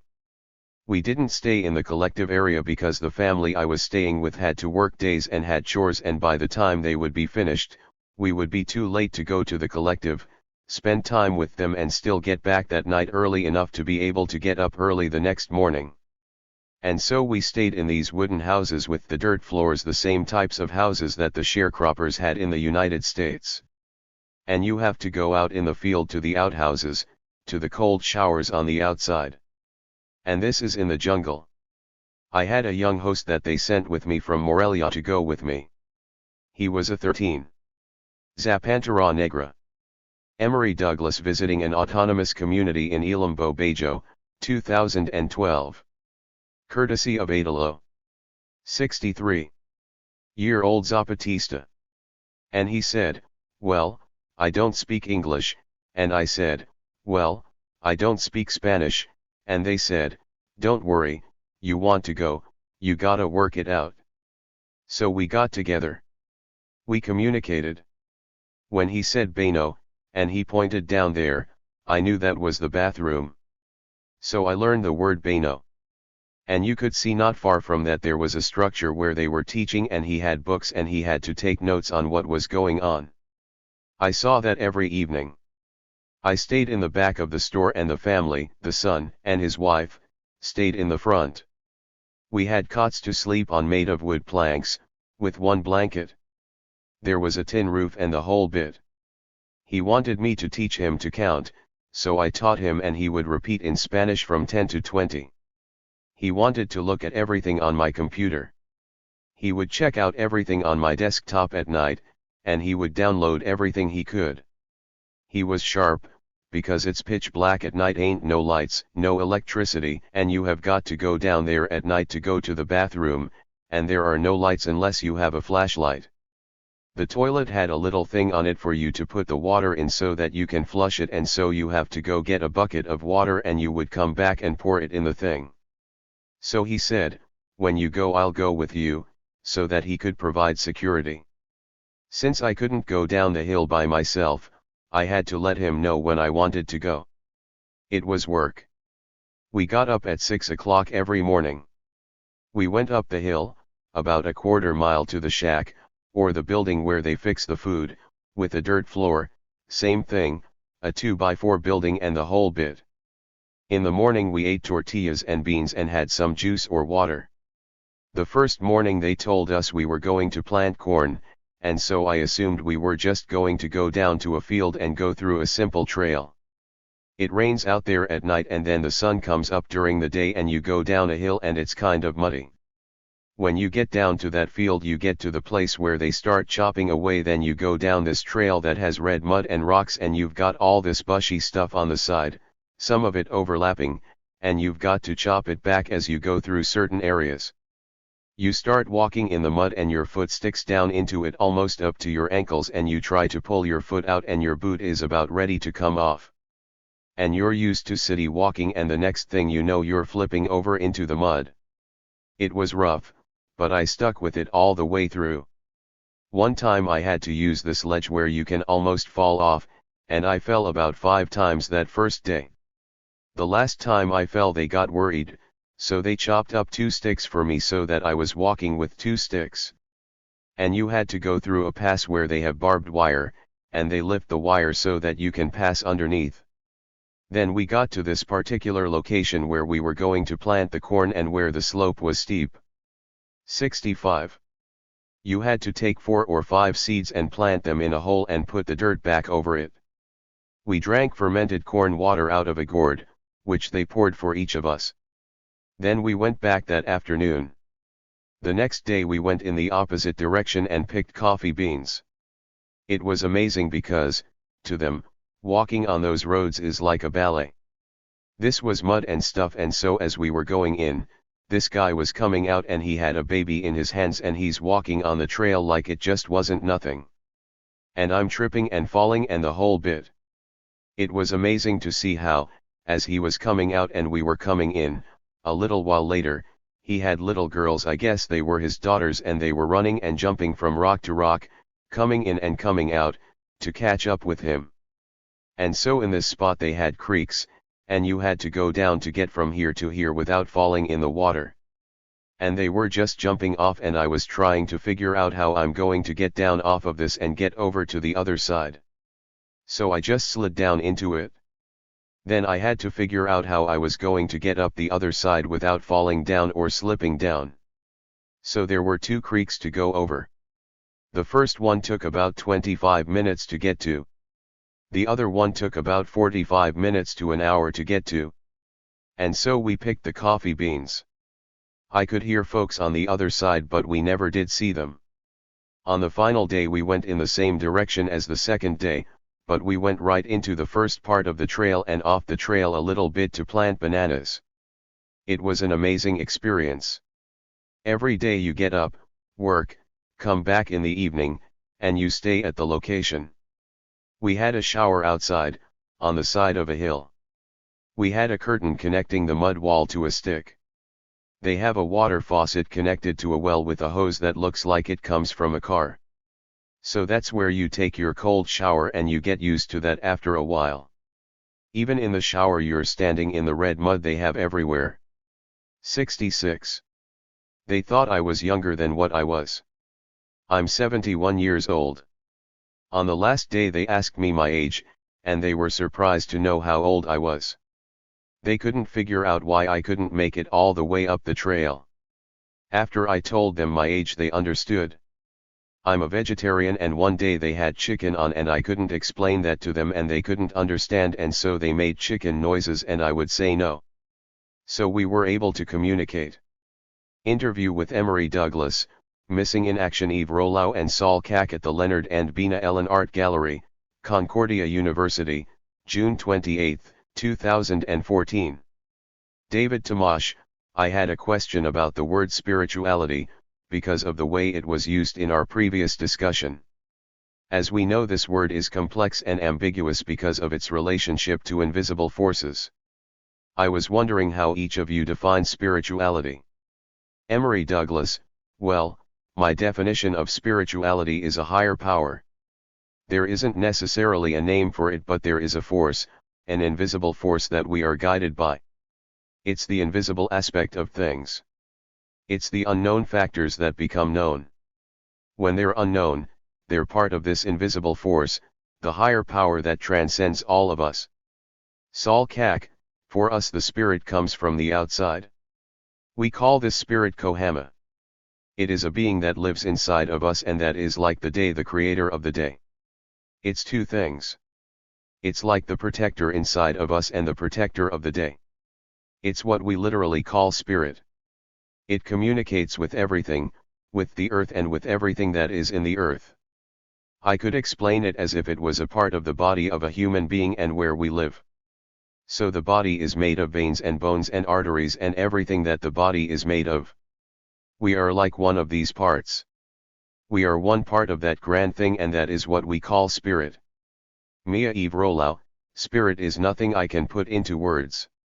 It's nothing I can hold just because it's my hand, it's nothing I can look in the eye because it is my eye. It's like the riddles that delineate things, the circle within the circle, I have no beginning and no end. David, it's not the same as God. Emery, I think it's the Hindu who say, water can't wet it, fire can't burn, scissors can't cut it. It's the invisible aspect of our being. It's like we all sit in a circle and suppose, but the secret sits in the middle and knows.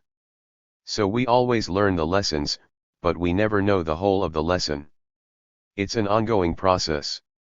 So as human beings there may be scientific and there may be other ways of going from one process to another, but it's the invisible aspect that is pushing us to higher levels of consciousness and awareness, like we thought everything was flat before and find out it's round, and all those kinds of realities.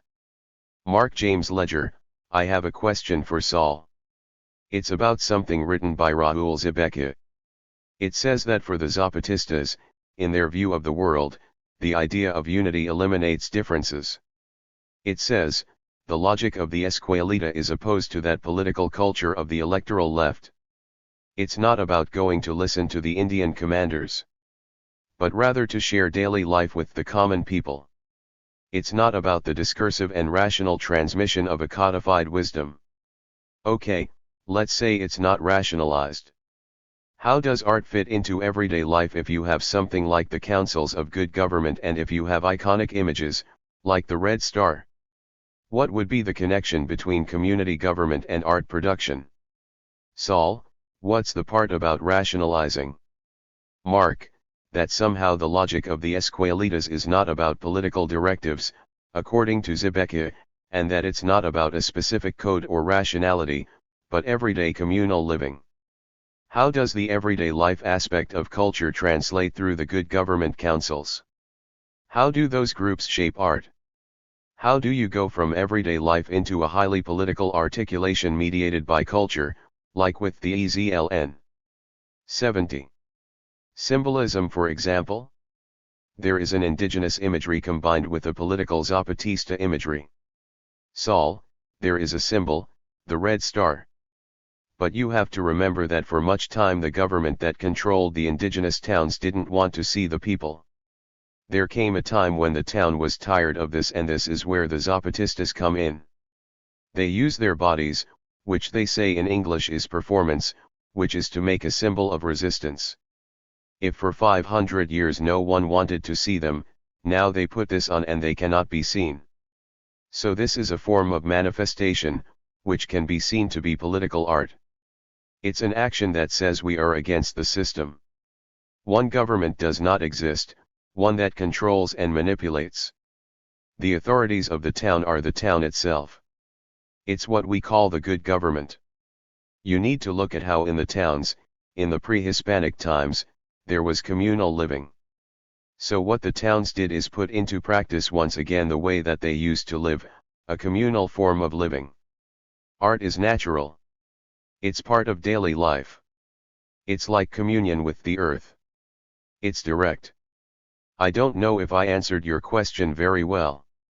Marc, I was thinking about this question in particular because of the symbol of the red square that was used by the Quebec students and strike debt in the US.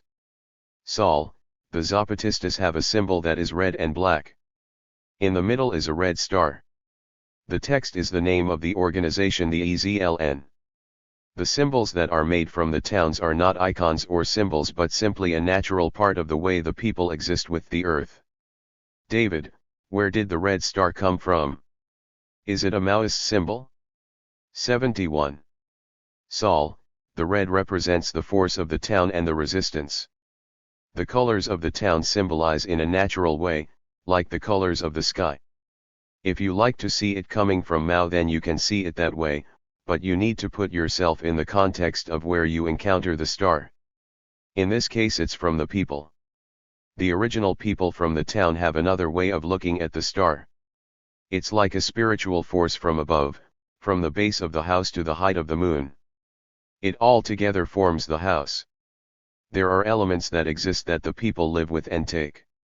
Now, I'm going to tell the story of why the star is very important for my people. When one changes from life to death, or from death to life, there are 11 stars, those that shine, those that give light to our path, which we call Maktumatsa. This is the light that illuminates the pathway. As well, this is what protects us in this new walk, in the transition to a new life. David, one of the things that struck me is how young the Panthers were. Emery, can you talk about the Panthers from this perspective? Emery, I think they were inspired. A lot of them came out of the universities. They came out from the high schools. They used to be in gangs. Little Bobby Hutton, who was one of the very first, knew a lot of the others well, and they knew each other. Huey Newton and Bobby Seale mentored little Bobby before they even started the Black Panther Party. So when they started, they had permission from his parents. They didn't come in because they were intellectuals or anything like that, but because we were confronted with abuse on a daily basis in the community, by the police abuse and the racism that exists. Those things drove a lot of people into wanting to change the system. At the same time, there was the high level of frustration among the young people that Dr. Martin Luther King, Jr. talked about. That's where you 72. See a lot of the young people come in who respected Dr. King's nonviolence but didn't want to turn the other cheek anymore. They wanted to stand up in self-defense and resistance. Huey Newton and young people all across the country were frustrated. It was the right timing of the situation, when the Black Panther Party started, that drew people all across the country to be a part of the movement. Marc, Amory Baraka has a quote that says, "We were Malcolm's children and we wanted Malcolm art." Emery, we were inspired by Malcolm, yes, in many ways, but there are a lot of people who don't know that for Huey, one of the first readings for the Black Panther Party was Mao's Little Red Book. College teachers liked it at UC Berkeley, and we used to resell the books we had bought to make money to buy the guns and other stuff for the patrols. Then there was Robert F. Williams, who was a black man from Monroe, North Carolina, who was the head of the NAACP at one time, and had also helped to integrate the swimming pools there and other things. He was banned from the NAACP because he believed in people defending themselves with guns, and he and his wife had to leave North Carolina because of the fact that they were going to lynch him because of the things he was doing. He even took the model of the NRA and started one for blacks, down there, so that they could learn how to defend themselves.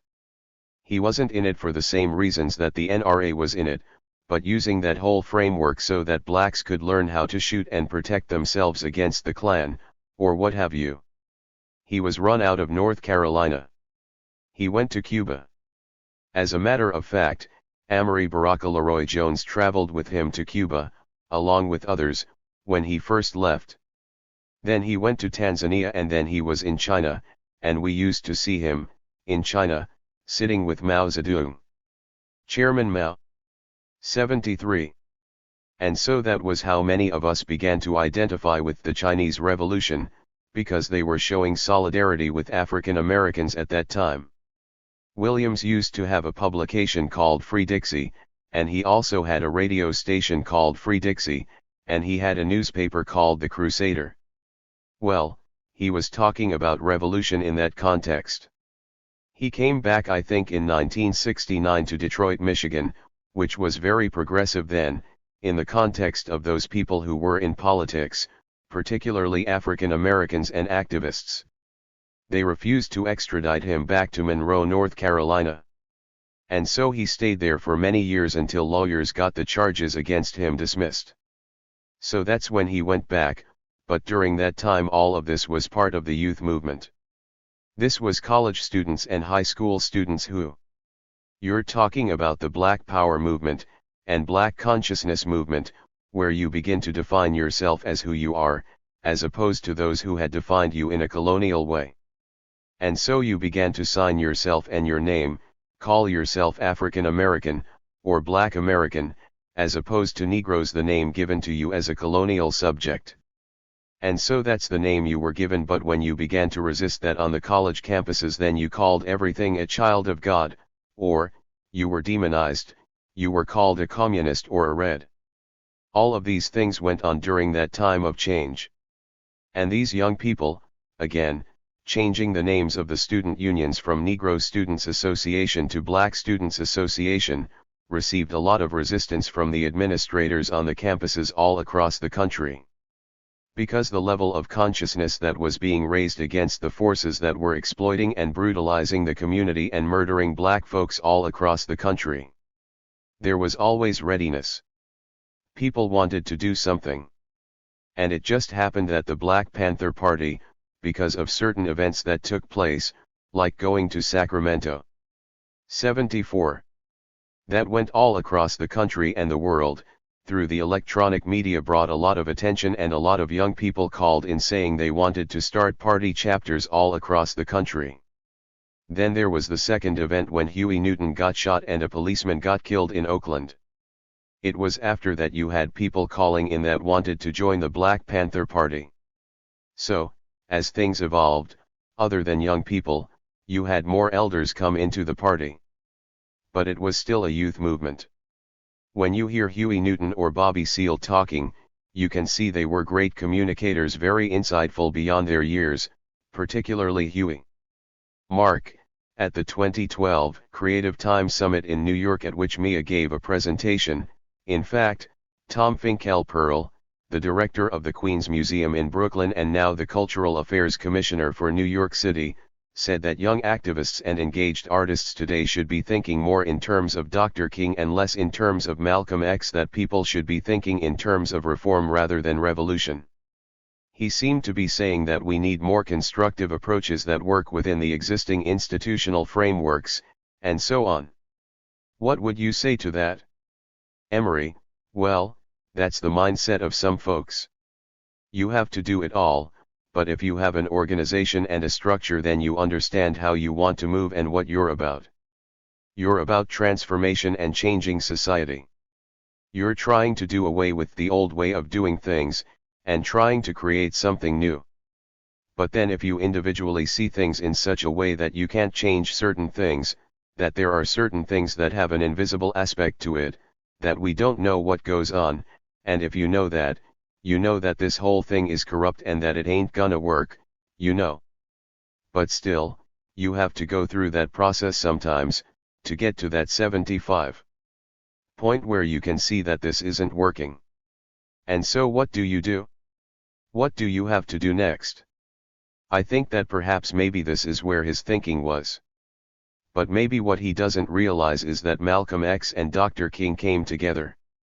They had a meeting, and you've seen photographs of that. They talked about how there was no difference between the two, just the way that they went about it. And they were going to be doing some other things. Dr. King also came to the point where he realized that things weren't going to change in that context. So he called a meeting just before he got killed. He called on the Panthers and other more radical groups to come together. And he was going to have this big meeting, but he got killed before that. Bobby was one of the Panthers he had talked to, and it was in the air. It was about ready to happen. Coming north, he saw that the North was just as or more racist than the South. And his frustration with the war, when he changed his position on the war in Vietnam and became anti-war, and began to talk about the economic system and things like that, he was outside of the comfort zone of what was acceptable to the status quo. When you look at it in that context, what this gentleman is saying, in relation to transforming the system, might be something that is complementary to what the status quo was at that time. But when you're provocative and you stand outside of that, then you become an enemy in many ways. We did some things that worked within the context of the system, but it was to enlighten and educate people about the system, so that they could see for themselves what the limitations were. And the system itself will enlighten and educate you because you see it as we see it now. More and more people are frustrated. People are led to believe one thing and they're lied to. You can go from the educational system on up.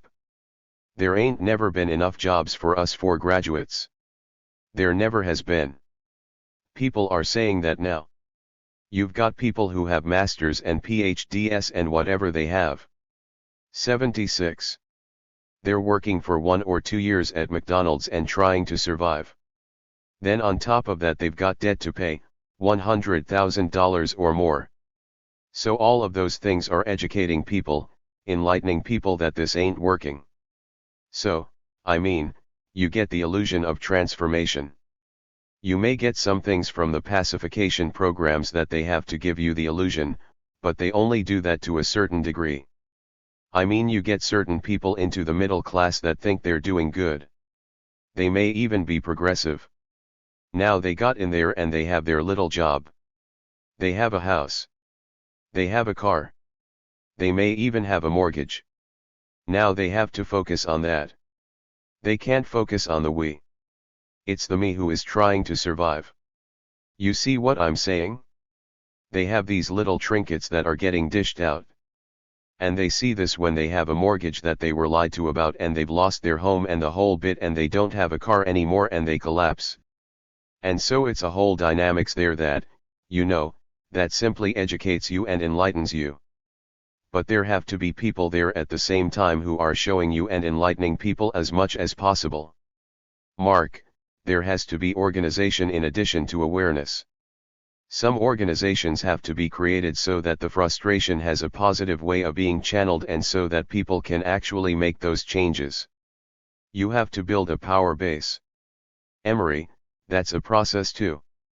I mean, it took just 2 people, Huey Newton and Bobby Seale, who had this idea, based on what they wanted to do. They began to implement it and began to do it. But the politics came out of the frustrations that were expressed at other meetings, debates, and discussions that they were involved in with activists at that time.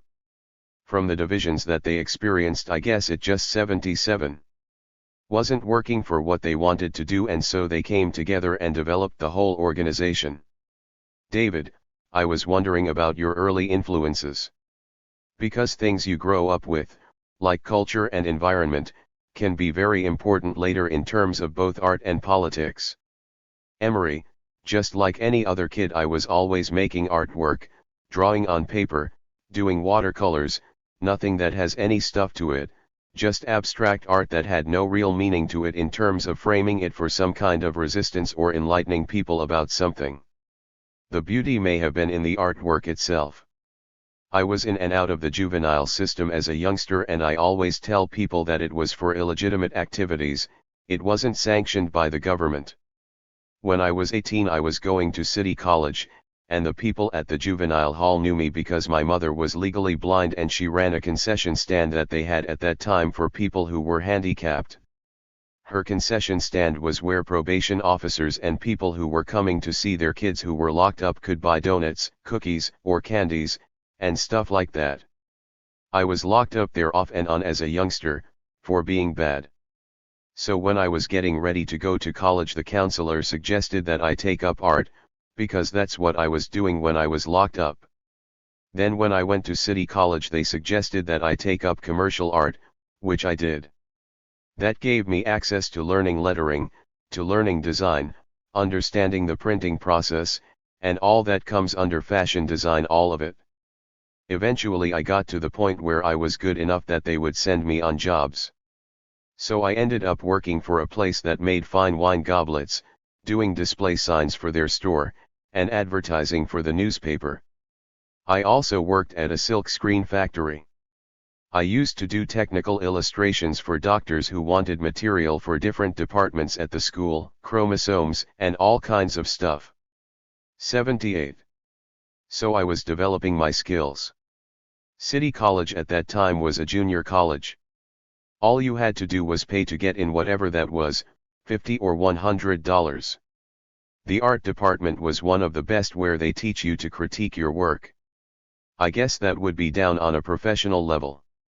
You also had to be able to break down a design element in the publication and explain in front of the class how the whole publication was put together, how your artwork was put together, and the whole bit. So you had to really understand the stuff, which helped me when I went into the Black Panthers. But that's a sidebar. Now, as a child, I was not aware of a lot of black artists, except for those that I got involved with in the black arts movement that was going on at that time. But my auntie, who I used to stay with often, used to have a calendar, which she used to get every year. And the calendars showed images by a well-known black social realist artist named Charles White. They were from this insurance company, I can't remember the name of it, but all the black folks used to buy their insurance from it, over many, many years. Charles White was married to Elizabeth Catlett at one time, in the early days. Then she married a Mexican artist. They lived in Mexico for many years. Elizabeth Catlett was a well-known feminist black artist who passed at 93 years of age. But she was well-known and very famous Charles White as well. You can look up his work. And so that was the inspiration for me, whether consciously or unconsciously, because I didn't see a lot of black art at that time, except when I went to my auntie's house. My inspiration, you could say, also comes from when I was painting in the black arts movement. I began to learn about black history and spending time around black artists. I did props for Amiri Baraka's plays then, several props for when he came out to the Bay Area. When I was asked if I could do them, I said yes. They were simple backdrops for theatrical plays, community art. You had Sonia Sanchez, a well-known poet, who came to San Francisco State to teach. I did a cover for her first 79 poetry book called Homecoming. Then I was involved in doing artwork in the black arts movement. I did a caricature of Amiri Baraka. I made an image of Stokely Carmichael, rap brown people who were in the movement. Other artists were also doing some artwork and stuff that I began to see and became inspired by during that time, like Samela Lewis and a few others. Marc, you were extremely busy, for a young man. It seems like a short period, from City College to working in the black arts movement with people like Baraka and soon into the Panthers. Emory, yes, all that is in the context of City College, in a 3 to 4 year expanse. If you went to City College you could take a leave of absence and come back, and so I took a couple of leaves of absence and came back. It was a short period of time, but there was a whole movement going on. The black arts movement was not just local. It was here on the East Coast and the West Coast during that time. But the inception of the black arts movement goes way back to the time when slaves were brought here. The black arts movement started then. And it was about resistance too. That's how I learned, for example by talking to Robert Williams. I met him through the black arts movement while I was working with Amiri Baraka and another group called the Revolutionary Action Movement. They were supporters of Robert Williams and they had made him the president of that organization at that time. And they were doing a lot of things in support of him. Through that, and being around that, all of that shaped my ideas on art. When I got into the Black Panther Party, what happened is that it seemed like all this stuff was coming at us, and it was being at the right place at the right time. During the Black Arts Movement, when they were talking about bringing Malcolm X's widow to the Bay Area, they had a meeting at which they asked me to come do the poster for 80. That event. They said there were some brothers who were coming over to do security, and they would be at the next meeting, and they decided they were going to do it. That was Huey Newton and Bobby Seale. Marc, do you have the poster for the event? Emory, no. Nobody has it. They're all looking for it. Everybody. They're even looking for some of the props that we did back in the day. There were films and stuff. Even Danny Glover was part of this whole movement. Ed Bullins was another playwright, from the East Coast. There were a lot of people who were involved in this movement. I did a poster of Malcolm for the event. Betty Shabazz, Malcolm's widow, didn't respond immediately to their letter. So they said they knew this guy who was in prison, who was a follower of Malcolm, and he was in San Francisco staying at his lawyer's house, and they wanted to talk with him to see if he would write a letter to Betty Shabazz that would encourage her to respond much more quickly. They asked me to go to the house at that time. So I went with them, and that was Eldridge Cleaver. Eldridge Cleaver wrote the letter, he wrote the letter, and then she said she would come. Huey and all of them decided they would do the security. So they had all of the security set up and went to the airport, met her at the airport, went on the plane, and escorted her off the plane with guns. Can you imagine that? You can't do that today. Went through the airport and escorted her off the plane. And the first place she wanted to go to was Ramparts magazine, which was in North Beach in San Francisco, to meet Eldridge Cleaver, because she knew he was a follower of Malcolm at the time. And so I went out there, and there was a big scuffle with the police. They told me to stand outside and just watch to see what's going on, and that they were going in with her to meet up with Eldridge Cleaver. 81. Marc, he was coming out of jail at that moment? Emery, no, he was in jail. He was working at Ramparts magazine as a writer. And Huey and them were interested in meeting him. They had this whole vision about the paper. They had seen his writings before, and they had been trying to figure out how to get in touch with him because they wanted him to be a writer for the newspaper. I'm just showing you how all this came together. Marc, you and Eldridge Cleaver got to know each other very well at that point, didn't you? Emery, after that point, yes. Because Eldridge was on parole, he couldn't be around people with guns or what have you, it would violate his parole. Nor could he join the Black Panther Party. He was assigned by Ramparts magazine because Ramparts was pretty progressive, so that he could travel and cover the Black Panthers. At the same time, Huey and them were always talking to him about being the editor for the newspaper they had this vision for, you see. So it was after Eldridge went to Sacramento, covering Sacramento as a reporter for Ramparts, that he said, "The hell with it, I'm going to be a part of this." And he did. And he didn't get violated after that. Marc, and he recommended you to work for the newspaper? Emery, no, what happened was that we used to have a place called the Black House, where cultural events were going on, and he used to live upstairs. I came through one evening and Huey didn't know I had done the poster for the event.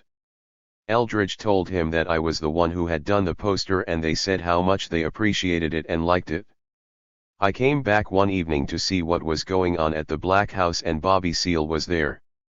The first paper came out April 2nd. 82.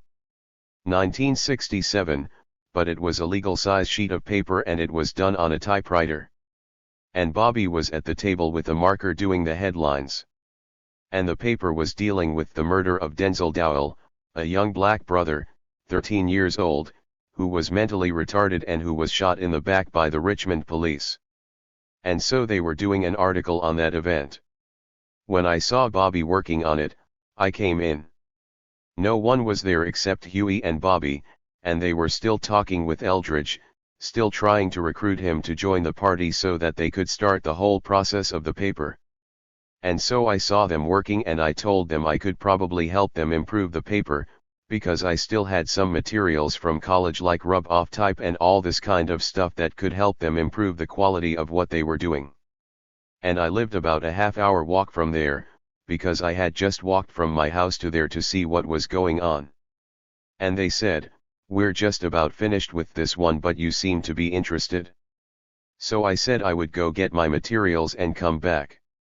And they said okay, and so I came back with my art materials, and Huey said, "Well, we're finished with this here, but you seem to be interested, and we're going to start this paper, the Black Panther, and we want you to be the revolutionary artist for the paper, and eventually we're going to build a whole ministry of culture, and the whole bit, and you can become the minister of culture." And they said, "The paper will be like a double-edged sword, it can praise you on the one hand and criticize you on the other. But it will be us telling our story, from our perspective and our point of view. And so that was their whole vision for the newspaper. And the first paper to come out, a tabloid paper, was the one we called the May Day paper because of when we went to Sacramento. That was the one that covered Sacramento. It came out on May 2nd because May Day was on a Sunday, and we couldn't go to the state capitol on a Sunday because nobody was there. So we went on that Monday. My basic inspiration 83. For the paper was the people and interpreting them in cartoons and listening to their feelings of pain and suffering and interpreting that in the artwork. But also, at the same time, you have these amazing posters coming in from Cuba, from Ospodal, tricontinental posters, that I was exposed to amazing artwork and the artwork that I had seen at that time coming out of China and sometimes out of Russia, and some of the artwork that was coming out of the anti-war movement work that came out of Vietnam, during the Vietnam War, amazing posters, Palestinian artwork. You used to see a lot of that artwork as well. All those were the inspiration for what I wanted to do, not necessarily to duplicate it, but in terms of inspiration, in that context. So that was the foundation for how my art evolved. You could say that I was inspired more by movement art and by political art than the personalities of the individuals who have done the art. Marc, we have the posters and images that you made for the Black Panther now transformed by Zapatista artists. What do you think when you see this translation? Emery, well, that means it has a message that was universal and transcends the African American community and has a long life in relation to its meaning. It means the struggle continues. David, Mia, can you also talk about your education? I guess the question is, how did you get involved in activist art? Mia, I went to the Art Institute of Chicago right after graduating from the University of Maryland, and I wanted to go as rapidly through the school system as possible. 6 months after I was injured, I returned to the Art Institute and met Caleb Duarte, who was in the same sculpture department as me. We connected pretty well because there aren't 84 too many minorities at the Art Institute of Chicago. We became really close and began a creative partnership. While we were in grad school, Caleb was selected as one of the Mexican students to go to Chiapas. He had seen José Luis paintings, a Zapatista painter there, and he had brought some home, and we were both inspired by them. So after grad school I went to Mexico with Caleb. I also needed some help with my health care.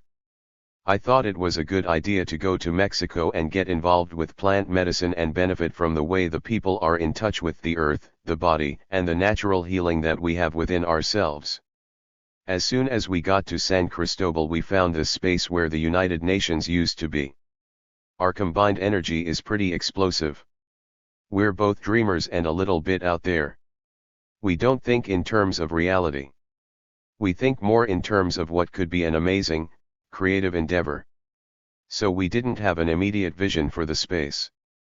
We didn't start with an explanation. People would come in and they wouldn't know what the space was, and they would be confronted with so many questions. What is this? What do you guys do? How do you do this? Many of the projects we did were made with displaced communities. We opened our house to people so that whenever they wanted they could take a shower. They could stay over. We would take clothes to kids. A little kid lived in my car for about 1 year. When his stepdad would come home and abuse him, he would live in our car. We had a little school for the street kids. That's also one of the reasons why we had to close, because we were so not based on making money but based on giving that we became unsustainable. Acquiring a different ability became a path for me to understand people's struggles. I developed a strong sense of solidarity and learned to collaborate with many types of people and communities and continue to grow. I am more inclined to be solitary, but over the years I have challenged myself to spread outwards and collaborate with people. 85. As our struggle is collective and the best creations are done with other people. I wouldn't call myself an activist. I would say I have a love for life and light. David, Saul, could you say something about how you developed your art practice? Saul, I'm going to tell a little of my story first. The parents of my parents were bought. They were like slaves. My parents were not bought. They had gained their freedom but they were displaced. In 1930 my parents were freed and escaped slavery. They went to a place, which is a sacred forest on top of a mountain, a volcano on top of a mountain. In March 1982 the volcano erupted. Ever since they lived there the closest places were Tapilula and Pueblo Nuevo, and they didn't even know that the Zoc existed. The land became infertile and so they moved to a new territory. The government took my family and moved them to Mia Eve Rolau, untitled, no date. Courtesy of Mia Eve Rolau. 86. Another place. This moving of people happened in different places in the Republic. They moved some to Veracruz, some to San Cristobal in Chiapas and other places. And in all of the places that they went, everything was new. They had never seen highways and things like that. So when my people came to these different communities they were not very well accepted because they were from a different culture. In this place where I live now, Rayon, everyone is very poor. The government would give things to only some of the people in Rayon and so the society became very fractured. This is when I was born. My parents were old when I was born. They couldn't work, and they didn't have jobs. They were discriminated against because of their age. So, when I was young, many of my friends and I didn't have much to eat. We would have only water and maybe tortilla, or a drink made of tortilla. I suffered until I was about 12 without much to eat. The consequences of the volcano and then of the government making certain promises that they would help the community led to false hope. And so my parents and I looked for ways to survive. I went to those who were running businesses and did little jobs here and there so that I could find food to eat. I did go to school, however. I went to high school but I often went without anything to eat. I went to school without shoes. I went barefoot and I was discriminated against. I got my first pair of shoes when I was about 14. I then made the decision to leave home and try to find a way to make money, to help my family with what I earned. From when I was a baby up until the time when I decided to leave I was always drawing portraits of my parents, or of the chickens, or of the corn. That was always a part of who I was. I wanted to know all of Mesoamerica, what my roots were, and I visited all of the neighboring towns, Tabasco, and so on. I'm from Rayon but I wanted to give value to the greater part of where I was from. I began to paint all of the things that were happening to me, everything that was around me that I could feel. The Zoc think that song, dance, music, art, everything has a great connection to the spirit, to the moon, to the stars, to the earth. One night I dreamed I was on the plateau of a mountain where there was a lot of grass. I was painting and drawing and a fire began, a very tall fire. And so in my dream I started to think, how am I going to stop this fire? I was desperate because I was in this canyon with grass, and I didn't know how to stop the fire. So I thought that even if I ran away the fire would chase me, and there was no way I could survive. So I found 3 sticks that were like pencils and I found a gourd from which you drink corn. Inside the gourd there was black, white, and red. I took these long pencils that were more like brushes and I started to paint clouds over the fire. I would draw raindrops in the air and I drew clouds that are really big with a lot of rain so as to put out the fire. From this point on I decided that I needed to enter more into art and more into the fight because I realized that the fire symbolized the things that were going on in my town and I needed to use art to be in resistance against the fire. I believe that it's my ancestors who gave to me in my dream the path of fighting through art. I work very hard to create work and to manifest and protest and go to different towns to fight for the people and try to put out the fire. I feel that art is the most humble and the most sincere way to fight and resist and to unify with the people, with the migrants, and with the displaced communities. From my childhood suffering I am able to suffer with the people, to care for my people, who have been assaulted. I've seen people with wounds, and I take them to the hospital and work with the people. I do murals in the communities, putting images of what is happening in these communities, for the communities. I feel very good working with the people where I'm from. 89. I was once in the middle of a big fight between criminals, migrants, and the police. In the middle of all this I realized how fragile we all are, and I remembered my past, where I'm from, and how the heart can be hurt very easily. I paint for the people and work with the sick, and also with words to give a mass communication that they need to stand up for their rights, that they cannot live in these conditions. So I try to give an example. One of the criminals wanted to attack some migrants, and so I got together with a bunch of migrants and we were able to confront them. When people are assaulted and lose their clothes, they come to me and I find them some clothes. There was once a train that turned over and there were 12 people who died and many more who were wounded. I went with some other people to where the dead bodies were and we put up offerings of blue crosses. When I was walking along the tracks I found some of the clothes that we later gave to people. So I work with pain and I paint, manifest, and fight. I want these injustices to stop. I will spend the rest of my life fighting for the people, as did the Black Panthers. When the government looks at the Zapatistas and says they're rebels, it's really not true. What the people really want is to live without injustice. These are the Zapatista demands: the earth, education, health, food, life, work, liberty, justice, democracy, independence, culture, information, peace. These basic things are very natural. It's what we need to live. They're the same things that the Black Panthers were asking for. These are what the stars are. If the communities had all of these things, then there would be no reason to protest. There would be no reason to rebel. If the people of Central America already had these basic rights, there would not be people trying to emigrate, going on the trains and falling off of the trains, risking their lives joining criminal gangs. If the Black Panthers at that time had these basic rights as well, they would not have risen up. This is what art 90 comes from. It comes from the need to create change.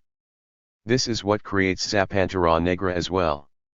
The Zoc culture has existed since 3,000 years before Christ. We have always lived exploitation, now from mining and hydro projects, which are displacing communities. The mines are contaminating the water and the earth. We are the poorest and we are the most forgotten of the people. We haven't been looked at for a long time. The Zoc culture is starting a movement of consciousness and resistance. We're starting actions, but we're tired and fed up with everything. We don't know exactly what's coming, but we're starting a new movement of resistance. We want people to know how we're living. The government is not seeing and hearing us. There was a woman who was detained. She's an activist who fights for the earth, for people, and for migrants. The municipal government has taken her from her home, calling her a criminal. It was her and her people who were the leaders of human rights. So we're not heard by the government, but we're attacked by the government. I just wanted to tell you what our situation is. Rigo 23. In October of 1989, the inaugural of the Feria Nacional de la Mexicanidad took place in Tepic, Nayarit, Mexico. An initiative of Celso Humberto Ramirez, then Tepic's governor, the fair promoted Mexican cultural identity and historical self-awareness. Local Cora and Huical representatives were the guests of honor, but in a demonstration of the reach of La Mexicanidad, a handful of Chicano muralists from the Bay Area had also been invited. When sudden illness forced a last-minute cancellation, Ray Patlan, with whom I had developed a strong student-slash-mentor relationship, suggested I join the Bay Area delegation. The spirit which moved these artists was such they all deemed it more important that each one teach one than to scrutinize my dedication to the cause or my Mexicanness. Hailing from the same geography as Columbus, having practically just arrived on the continent, and being a whole 23 years of age, I would have not stood a chance. Had I never boarded the plane, this would have been enough of a lesson, but I went, and brought with me 3 friends who paid their own way and took turns helping the other muralists. This trip became the first of many into the geocultural 94 region known as Latin America and the beginning of a long and still unfolding learning process. During the festival, I met Yuke Kyokame, a Wixarika Marukame and accomplished visionary artist with whom I would spend many afternoons enthralled by his art and words. He was my first encounter with the cosmogony and poise of an original people from this continent. I had only been living in San Francisco since late 1986, and most things were new and exciting, but these few weeks in Tepic were of a different magnitude. I returned to California with 3 of Jose Benitez's Yarnan beeswax paintings, and the realization that I was a changing person. I immediately began a journey seeking evidence of the same cultural survival within U.S. borders. This eventually led me to the Klamath River region of Northern California and the powerful Karuk, Yurok, and Hoopa worlds that still survive there. In the early 90s, a short news item in one of San Francisco's weeklies grabbed my attention. It stated that Geronimo Pratt had, yet again, refused to appear at his own parole hearing at San Quentin Prison, a stone's throw away across the bay. In the article, they referred to Geronimo as both a leading figure within the Black Panther Party for self-defense and a political prisoner. Having grown up in post-1974 Portugal, I was no stranger to the notion of state-sponsored oppression and racism. The 90s was a time of collective reckoning with the country's recent fascist regime and long colonial history in Africa. I was nevertheless stunned to read about political prisoners in California in a mainstream newspaper. So I cut out the news clip and pinned it to the wall right above my desk as a constant reminder of the new historical context I was now living. As fate would have it, I was invited in the summer of 1994 to paint a mural with inner-city youth from Oakland as part of a program called Yes. The idea was to offer local youth 95 meaningful occupations and, at the same time, reduce their chances of getting into trouble while on break from school. We were to paint a mural on the facade of the Jubilee West thrift shop at 10th and Center Streets in West Oakland. At my first site visit, the organizers pointed out that Jubilee West was headquartered in the same building that once housed Post 188 of UNIA, the Universal Negro Improvement Association, the organization that Marcus Garvey founded in 1917. They asked that I include Garvey in the mural, as well as a portrait of Huey P. Newton in his iconic pose in the wicker chair. Excited by the unexpected developments, I returned to my Mission District studio to start work on a sketch. Every time I lifted my eyes from the page, Geronimo stared back at me. In the process of researching Huey P. Newton, co-founder with Bobby Seale of the Black Panther Party in 1966, I was reminded that he had been murdered a mere 5 years earlier and a couple blocks away from where Jubilee West thrift shop now stood. This, coupled with my awareness of the ever-growing number of blacks trapped in California's booming prison system, led me to suggest the inclusion of a portrait of Geronimo Pratt proclaiming his innocence over one memorializing Huey Newton.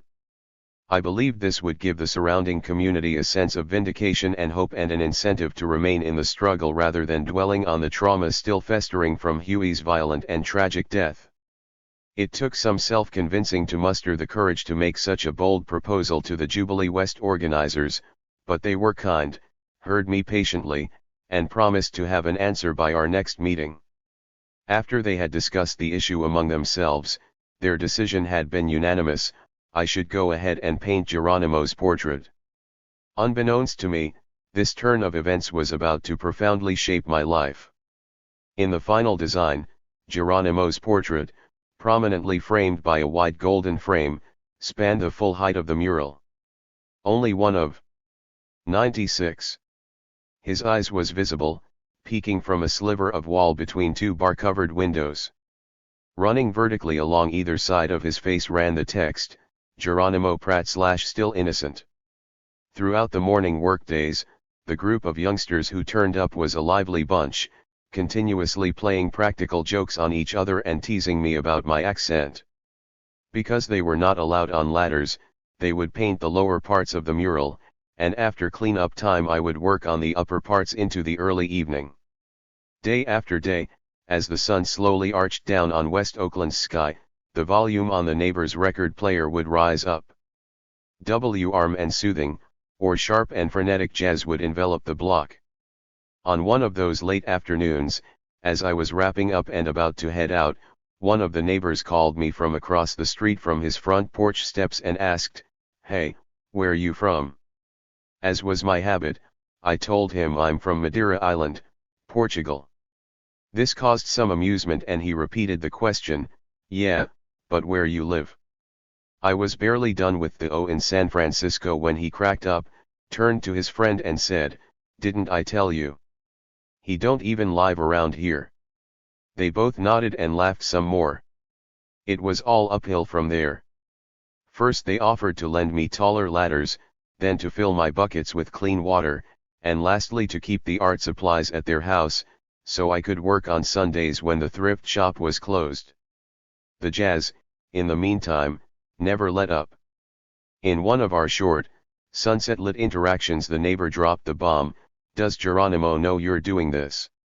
I remember being shocked by the question and feeling newly out of place. Had I somehow trespassed and done something wrong? "Well, he's in prison," I tentatively replied with tremor in my voice, no longer able to hear the jazz music or much else for that matter. "Yeah, but you can still write him."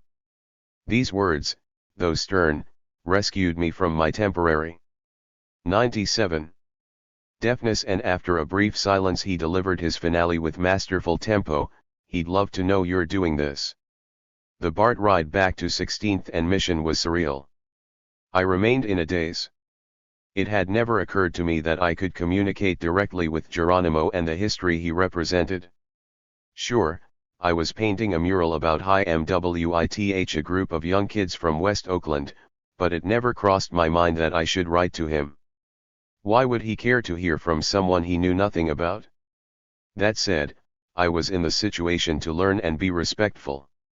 I knew the right course of action was to follow the neighbor's advice, and I found out Geronimo's prison number and address, got over myself, and did just that. I wrote to him, introduced myself, my family, shared where I came from, what I did, and let him know I was painting a mural of him. I could never have anticipated the intensity of the joy of receiving a letter addressed to Hururigo from Mule Creek State Prison. The pleasure remains unparalleled to this day. It was Geronimo who, via his letters, directed me to meet Emory Douglas and to do whatever I could to help shine some light on the magnitude of Emory's contribution to the struggle. He is not only a revolutionary and visionary artist but a true selfless soldier who embodies the best of us all in the Central Committee. These were Geronimo's words. In the letters he also spoke of his family, how his father was Native American, a Cree from Louisiana who made a proud living by collecting, hauling, and selling scrap metal. He himself was born Elmer Pratt and gained the nickname Geronimo during his time in Vietnam, where he won 2 Purple Hearts for bravery in battle. As his maternal ancestors were from West Africa, he replaced the slave brand Pratt with the Gijaga lineage. After returning home, armed with the GI Bill, he enlisted at UCLA where he befriended John Huggins and Bunchy Carter, joined and soon became Minister of Defense for the Black Panther Party. 98. A year after finishing the Jubilee West thrift shop mural, I entered Stanford's Master of Fine Arts program.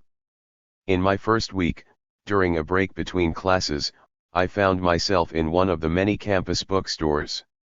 There I ran into a small, almost pocket-sized book in Spanish titled Yo, Marcos. I felt like a spoiled brat biking away with a too easy to liberate book. But I knew I needed to read it. 1 year prior, in January 1994, I was in Portugal and the Zapatista uprising was front-page news. I had been eager to learn more about the movement ever since, and the book's arrival felt like a divine gift. Marcos's use of Spanish was like a dismantled Spanish echo to Fela Kuti's broken English. It had a cumulative effect on my 12-year relationship to Fela's unapologetic and thorough dismantling of the English language as a necessary step for the rebuilding of an African perspective. His Spanish as a language of the indigenous exposed the capitulations and distortions of the Mexican state's ode to Western civilization. Together, Fellas and Marcos's glossary of broken and repurposed official histories and languages, engulfed and propelled me on a journey through which I am still navigating. I felt adrift on a canoe, which although tiny was not about to be swallowed up in the ripple waves caused by the mighty tankers of official narratives. This journey required swallowing enough water to know its taste, and trusting the chance encounters with the force of truth in order to chart a path. I spent my first semester at Stanford making a 7 by 7 foot portrait of Geronimo, now Gijaga, using 28,000 plastic and metal pushpins, thumb pushed one at a time into 4 silent plywood panels, a meditation on time and perseverance. The finished portrait was included in the exhibition Time and Time Again at the Richmond Art Center in the North Bay. On June 10, 1997, I found myself, camera in hand, at the Orange County Courthouse witnessing Geronimo's historical release after 28 years of wrongful imprisonment. As he made his way to the front gates, he was nearly lifted off the ground by the adoring crowd who 99 rushed towards him. The sky-piercing chants and heart-thumping beat of a Lakota drum circle nested on a nearby garden patch commanded the sonic sphere. Some of the dozens of journalists gestured towards the drummers to stop so they could better use their microphones and video cameras, but Geronimo asked them to keep going.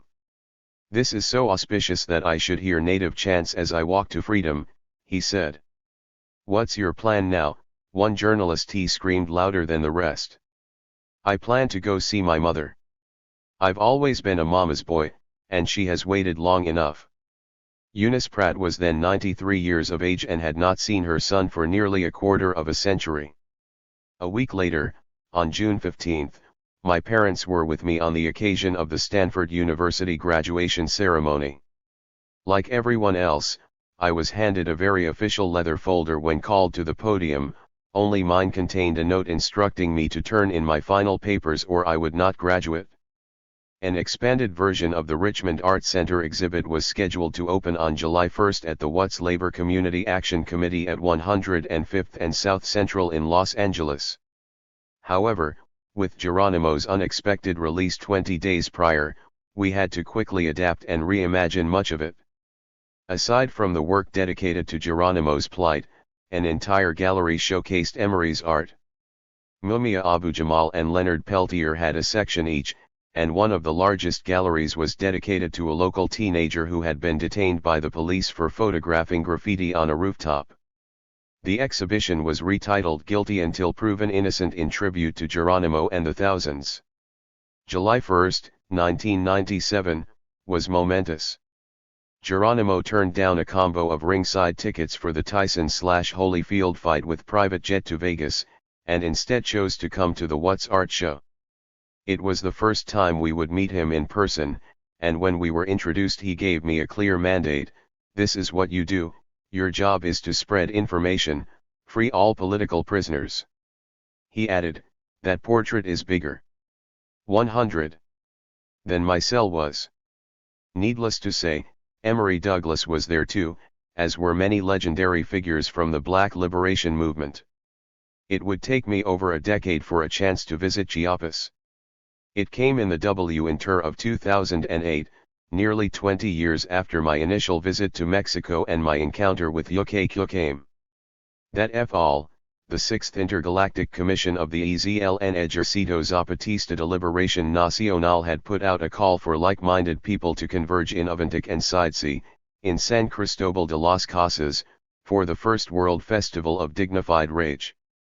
The THREEDI series of talks at Sidesea Universidad de la Tierra was a great primer on Zapatista tempo and protocol, and the energy around the campus was inspiring and rebellious.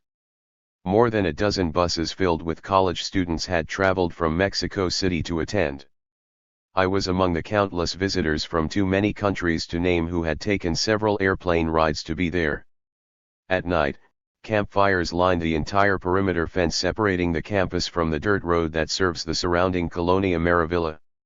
After the festival, I returned to Aventec and was afforded a visit with the Caracoles Political Commission, at the Good Government Junta building. Emboldened by the festival's energy, and having experienced firsthand the poetic license used by many a speaker, I garnered the confidence to ask the masked delegation facing me, what would happen if you were invited to participate in an intergalactic encounter taking place in a different galaxy? How would you get there? I got no verbal reply, but could see some of the eyes curving upwards behind the masks. Given the context, those clandestine smiles felt like a warm embrace. My outlandish inquiry had not been deemed disrespectful or condescending. I savored the sense of relief and the wonderful silence continued. Then I followed the question with an offer, in case you might be interested, I would like to volunteer my services to help build such a spaceship according to your specifications. As a way of Demon 101 Strating experience, I shared images of a replica of a nuclear submarine I had recently completed with autonomous Guarani, Caicara, and Quilombola communities in Brazil's Mata Atlântica. The photographs were received with much curiosity and passed around the junta delegates. I thanked them for their time and left them with a written version of my proposal. A few days later I traveled to Lagarusha, Caracol 3, and made the same presentation to their good government junta. As in Avantic, I was told they would consider it as long as I left a detailed written proposal, which I did. These were the first days of 2009. The agitated energy from all the outsiders converging on San Cristobal for the festival was giving room to the quiet, fog-soaked, long continuum of Zapatista time. I took a couple of days to unwind and camped at the Caracol before heading back to San Cristobal and then California. Later that same month, fate would deliver a devastating blow. On January 25, 2009, my beloved father unexpectedly died on Madeira Island after a mere 2 days in the hospital. I had been with him, my brother and mother for Christmas, but had left hurriedly, breaking a family tradition, in order to arrive in Avantic on time for the 15th anniversary and the festival. I managed to return to the island, and my brother and I placed a beautiful Zapatista embroidery on our father's chest to accompany him on his final journey. It read, La tierra no se compra ni vende, se defiende. I would not return to Chiapas for another year and a half. When I did, in the summer of 2010, I stayed again with my friend and collaborator Santiago Marshall. From him, I learned that a new community art space had opened in San Cristobal de las Casas, started by a couple of artists who relocated there from the US. It's a cool place called Adalo, he said. Adalo? Is that a Mayan word? I asked. I don't think so, Santiago replied, but they'll explain it to you. 102. When I met Caleb Duarte Pinion and Mia Eve Rolao and their spirit dog Pinta, I immediately felt a strong kinship with them. They came to San Cristobal armed with an overwhelming desire to contribute to the ongoing Zapatista effort. The work they were doing and how they were doing it was both inspiring and unapologetic. Theirs was a space that nurtured culture, with a doors permanently open policy and an ever evolving program. One thing stood out right away. The Mayan street vendor children had full run of the house and came by whenever they pleased, which was very often. They were always armed with a not easy to refuse deal: carrots, onions, peanuts, clay figurines, mandarins, oranges, flowers, or a need, to use the bathroom, to take a break from child labor, to draw, or to follow on-demand literacy classes from Mia or Caleb. Mayan children's smiles, fresh flowers, and fragrant fruits were always in abundance, as were giggles, half-finished drawings, alphabets, and number charts. As it turned out, Adalo was not a word in a local Mayan language, but an acronym in Spanish, en donde era la ONU. I thought the name was genius, a place that describes itself not by what it is, or does, but by what was there before it came to be. This is common when one asks for directions from someone who has lived in a place long enough: you make a left where the cinema used to be, etc. Those with an intrinsic knowledge of their environment know that some events are more memorable than others, and their daily language evidences the depth of their familiarity with the physical space they inhabit. In other words, this is the exact opposite process to corporate amnesia, where, For instance, an entire stadium changes name every few years and all the hired hacks follow suit without missing a beat. But the name Adalo also announces, and immediately occupies, the void left behind by that grandiose 20th century global organization with headquarters in New York City and Geneva. Yes, the one where a handful of the world's biggest arms. 103. Manufacturers get to veto while all the other nations get to vote. As with all things Zapatista, theirs was a highly localized experience, with global aspirations and reach. Depending on the time or the day you arrived at Adalo, you might think you had come to a literacy center for young Mayan street children, a support house for the hunger strikers camped in the main square, an indigenous theater company, a bicycle workshop for alternative energy sources, a squat cafe, a loud underground venue for the budding indigenous hip-hop scene, a residency/workshop for college students from the nearby towns and cities, a meditation and yoga center, a puppeteer and clown school. Remarkably, the list goes on and on. In one of the first conversations with Caleb and Mia about the intergalactic spaceship, I mentioned the impact the small Zapatista paintings had on me, how the painter Tomas had been the one to visualize the spaceship I was now building, using his small painting as the blueprint. Caleb then very matter-of-factly replied, "Those paintings are what made us move here." That was quite a revelation. Here we were, after having spent years learning cutting-edge contemporary art at the San Francisco and Chicago Art Institutes and at Stanford University, drawn to one of Mexico's poorest states by these small, stretched paintings authored by autonomous Mayan farmers, mostly self-taught teenagers who painted during their spare time. There wasn't much left to be explained. Soon after, Caleb and Mia invited me to work on the spaceship project at Adalo. What was to have been a month-long work-only residency evolved into a half-year live-in residency, and many more partners were introduced to the project through the relationships Adalo had already established with college students, autonomous authorities, and rank-and-file Zapatista supporters. Throughout the half-year, we spent countless hours sharing meals, visions, rooms, trips to the caracoles, and experiences, all in the service of better understanding where we were. In one such sharing session in Adalo's backyard, and while feasting on another huevos a la Mexicana breakfast, the conversation turned to the similarities I found in the Black Panther and Zapatista movements. We were particularly moved by the power of their self-representation. Though both Panthers and Zapatistas had made literal use of guns, their use of visual and written language was to have a much more long-lasting impact. In fact, it could be argued that the only battles they lost were the ones involving literal violence, since theirs was no match for the violence that the state could muster. As the ebb and flow of self-determination movements roamed the globe throughout the 20th century, theirs proved to have the longest durability in people's imaginations. Their indelible legacy was not the image of an isolated romantic leader like Che Guevara, but rather the image of power embodied in the collective person, male and female, and the crowd. This was comprised of young urban blacks with leather jackets, berets, and raised fists storming the houses of established political 105. Power, and of short, masked, Mayan peasants descending upon the cities from centuries of exile in the mountains. It was in this context of long-term resilience and resistance that Cuba came up, and I mentioned how amazing it was that Emory Douglas had not yet visited Cuba, of all places, and how I was trying to help make that trip come about somehow. With his characteristic calm, Caleb interjected, "Really? You guys are planning to go to Cuba? Do you think that maybe Emory would be interested in coming to Chiapas on his way there?"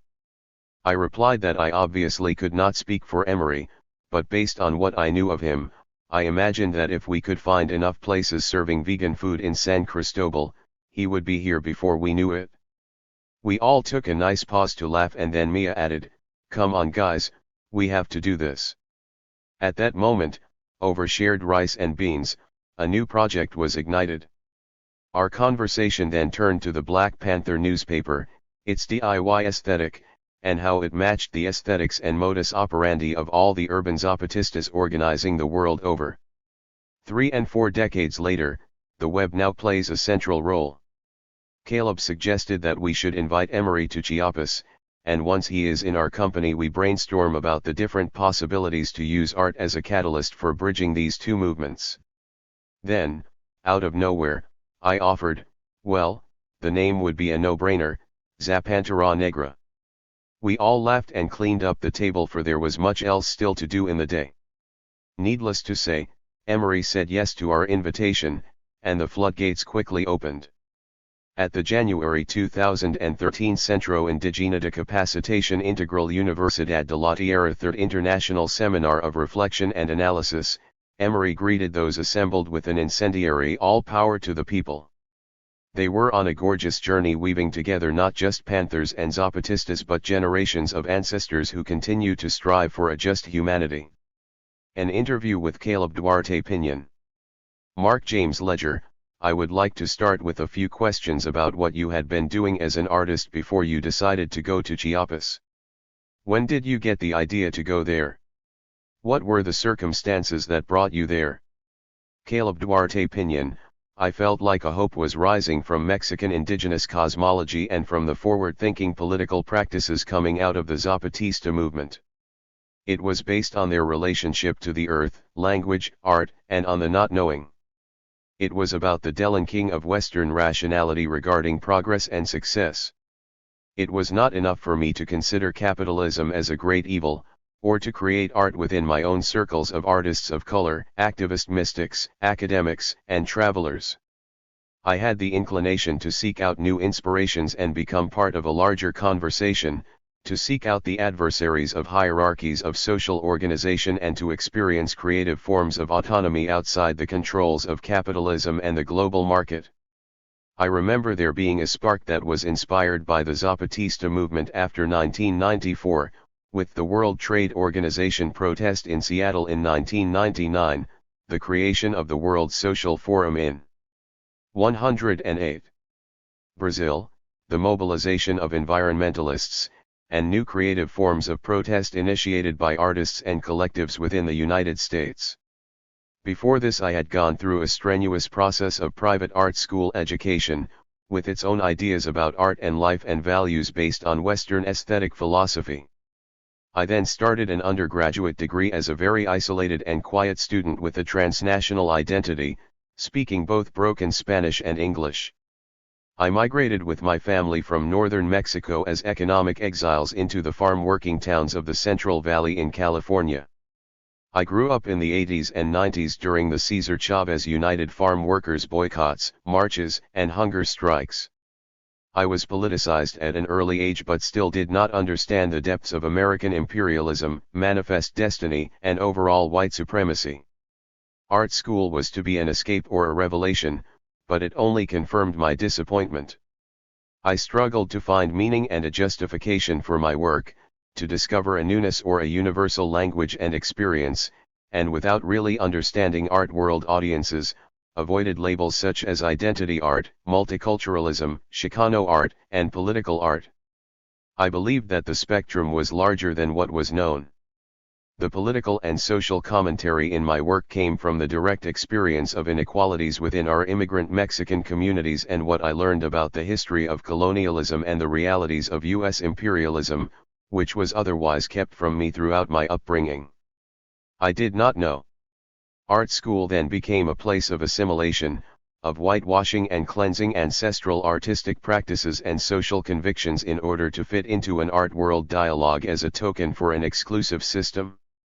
It seemed, with a few exceptions, that they believed that a white Eurocentric aesthetics was universal, the height of cultural production, and the best expression of human experience.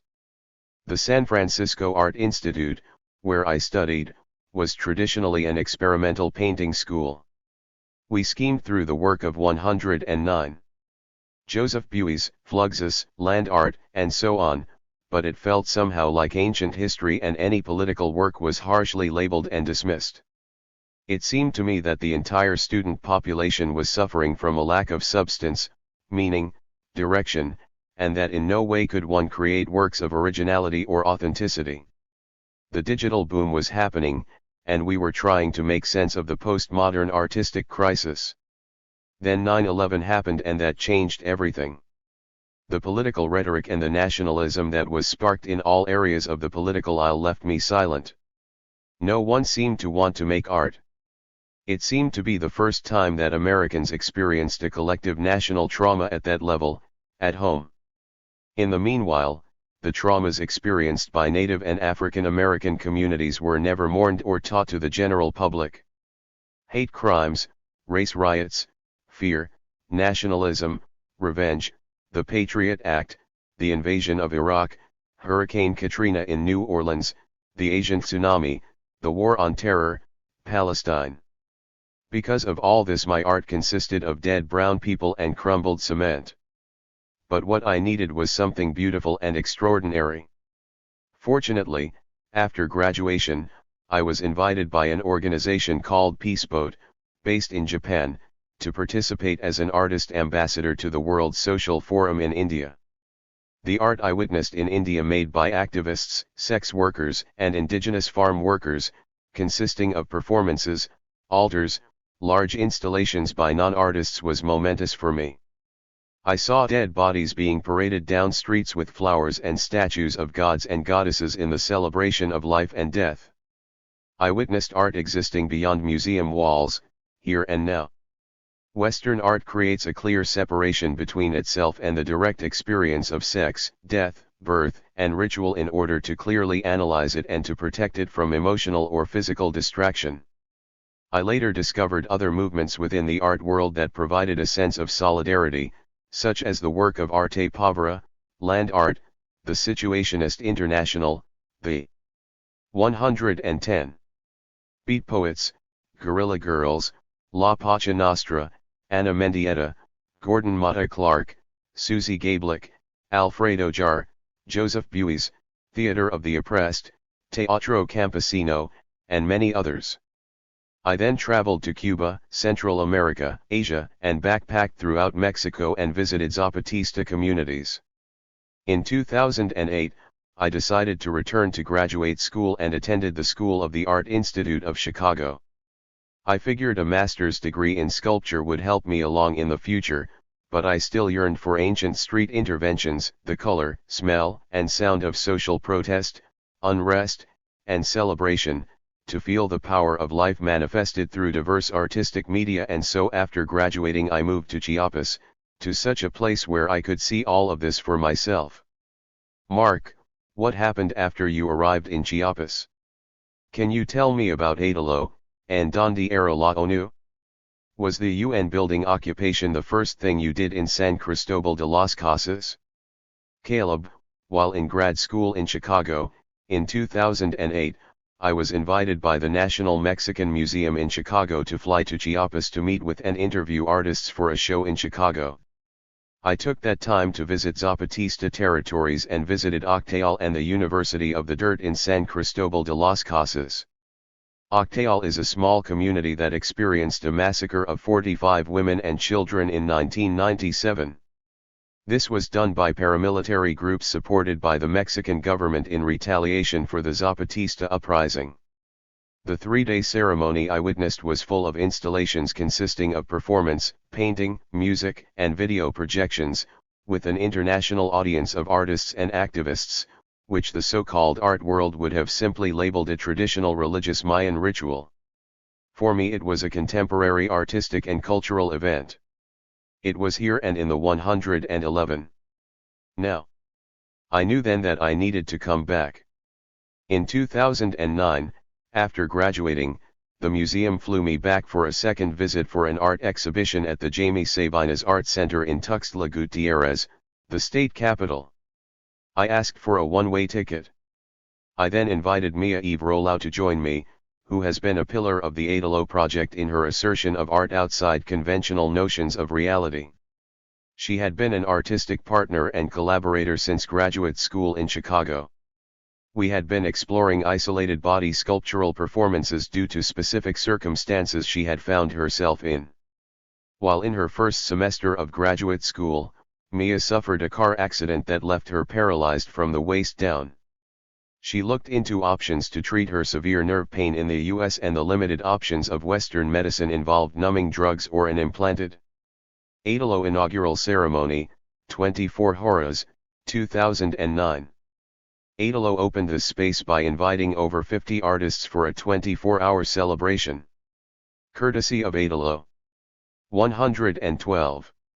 Electronic device that would send electric waves through her body.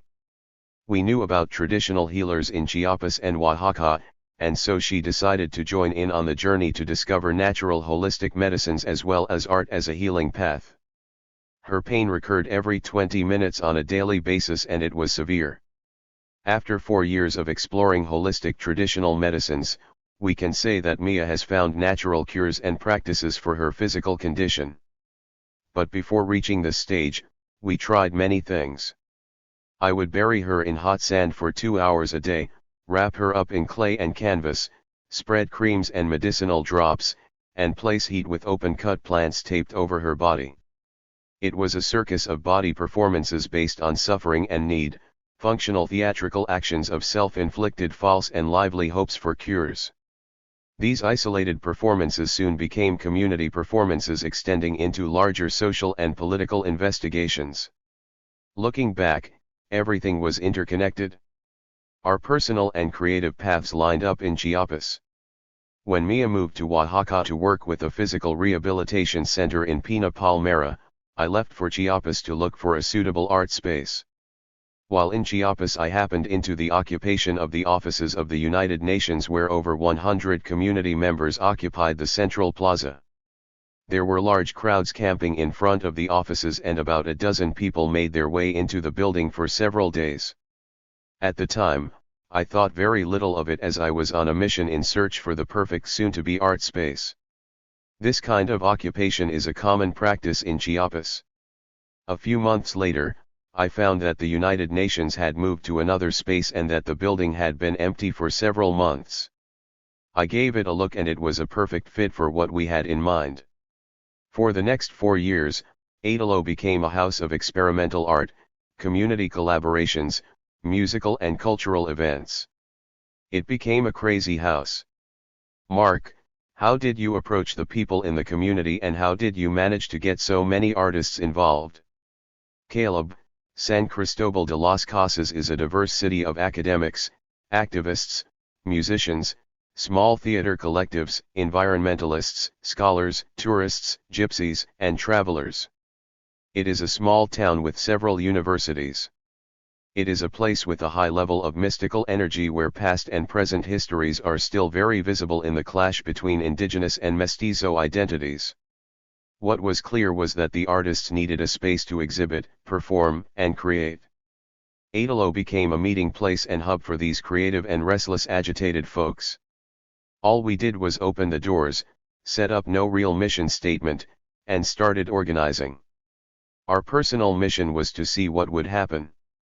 We provided housing, studios, and practice space in exchange for organizational work and for the maintenance and functioning of the house, a really bad business plan as we later figured out. We opened 114. Up a cultural bar to help with the cost of the space while hosting large alternative parties once a month as fundraisers for the rent. We set up weekly schedules and began to invite international and local artists to participate in residencies. Soon afterwards we had proposals of all kinds from artists wanting to participate. The space was open to all possibilities and to different groups. We had traditional formal gallery openings as well as experimental performance pieces where every room of the building was taken over by performing artists. We covered the gallery with dirt, held university conferences, movie screenings, children's events, and hip-hop concerts as well as fundraisers for Zapatista communities. We were all over the place. People did not know what kind of space it was. On a Tuesday you could run into a group of activists or anarchists, on Monday, university students, Fridays, gypsy traveling musicians, and the next day, an indigenous women's theater group. The house itself became a living sculptural piece. The walls breathed creativity and transformed according to that month's participating residents. In some ways the building dictated the use of the space and how each event would come to flourish. We also organized events outside the city, in autonomous and Zapatista communities. We participated as artists in marches, occupations, and protests. We created large murals and public interventions in collaboration with local workers. There was no time to contemplate mistakes, ethics, or aesthetics. The work was raw, real, and provocative. We functioned as a private house in order to avoid city requirements and licensing and in order to work with greater fluidity. We felt an urgency to create a vast amount of work, in a calm and confident manner. Marc, can you tell me about the projects Antiero and Bolero? Based on our discussions with Mia, you did some other projects with children, like opening an improvised school at Adelo and taking in 115. Some abandoned children. And of course the Escuelitas were launched by the Zapatistas in August 2013. The goal of the Escuelitas is to build autonomy, which is bound up with work and everyday activity. Is this a good way to think about projects like Antiero and Bolero? What was your relationship and working process with the children around Adelo? Caleb, the piece Antiero was made in collaboration with a small autonomous community in Chiapas, members of the Other Campaign, an extension of the Zapatista movement, now called La Sexta. Autonomous here means that they had refused government funds, assistance, water, and electricity for over 6 years and refused to participate in the national or local political system. They were in the process of creating a small clinic, community store, and school. We had been working with them for 3 years, bringing artists, educators, and natural builders for a variety of events. We saw the construction of their government center, a small cabin next to their temple, a pharmacy and clinic, and the pouring of cement in what was to become their meeting space. We also hosted events at Adelo in order to raise funds for electric grids for their meeting space. Ilimbo Bajo is a community of at least 80 families but expands to the rest of the municipality, where many more families are members that live on isolated mountain tops. They were still paying for water as water trucks came to fill their water tanks for the month. The PRI and PEN, the two leading political parties, had their reservoir water ditches reserved for party members only, and violent situations erupted periodically between the two. In relation to the situation, we created works like rain catchers and pretended to catch rainwater with large sheets of fabric as we paraded around the village with the children holding the fabric with sticks tied with yarn in order to promote self-determination and living off the grid. We organized 3-day arts festivals bringing in social sculpture, poetry, mural painting, and football tournaments in order to learn about and discuss the many different issues affecting the community. This is to illustrate the relationship we had been building with the community of Ilimbo before we created the burial piece. I am a mestizo, a mix of both Spanish and indigenous blood, a mixture of many ethnicities. When I visit and work with indigenous communities, I become the white man as opposed to the brown, colonized Mexican immigrant to the United States. Experiencing white privilege was an awakening. In basic interactions I could feel the social arrangements and hierarchies that were the result of hundreds of years of violent colonization, oppression, and racism. I understood what it was to walk in the world as a white man and began to acknowledge the violent histories that my body carried, the histories of both the wounded and violated grandmother as well as the aggressor. As some funding was available through grants and fundraising, I also began to notice my capitalistic indoctrination. I felt that getting work done with efficiency meant that more productivity equals greater reward. It took me time to recognize that time slows down within communities and things are achieved at a different pace. I constantly had to check myself, as these systems are deeply ingrained and are at the core of our learning. To break away from an individualistic and narcissistic civilization, no matter how progressive or spiritual one may think one is, the privileges that accompany the histories that the body carries need to be confronted and dealt with in order to experience true empathy, and to exercise an egalitarian sense of a just future. The Zapatistas teach us that. Through their movement, a confident manner rises from the glare in their eyes, which shine behind ski masks so as to demonstrate that we are all one. Within this context we created the performance piece Antiero. Inspired by the work of the filmmaker Alejandro Jodorowsky, we used the body and community participation in acts of theater and sci. Magic in order to alleviate ancestral traumas and wounded histories. In a morning fog, children chased and dragged my body into a ditch that we dug out with the help of the community. They then placed my body into the hole and proceeded to cover it with rocks and dirt. I was buried for 15 minutes until one community leader decided that the performance piece was over. The work was mostly improvised, awaiting reaction to action. Mia then guided a group to follow her as she dragged her limbs into the grave. Her body, as a white woman with a certain physical disability, was also part of the power dynamics that we were trying to acknowledge and bury. Sometimes we need to allow the work to emerge on its own, meaning that a certain level of trust and risk must be given to magic. We need to surrender at times to the creative process, and we did. The piece became a game where we would point at a child and the mob of children would chase and catch that child and throw him or her into the hole. We could not communicate through language, as they speak only Tzoltl, so all our communication was through laughter and the gestures of the body. The piece Antiero is still developing. About Bolero.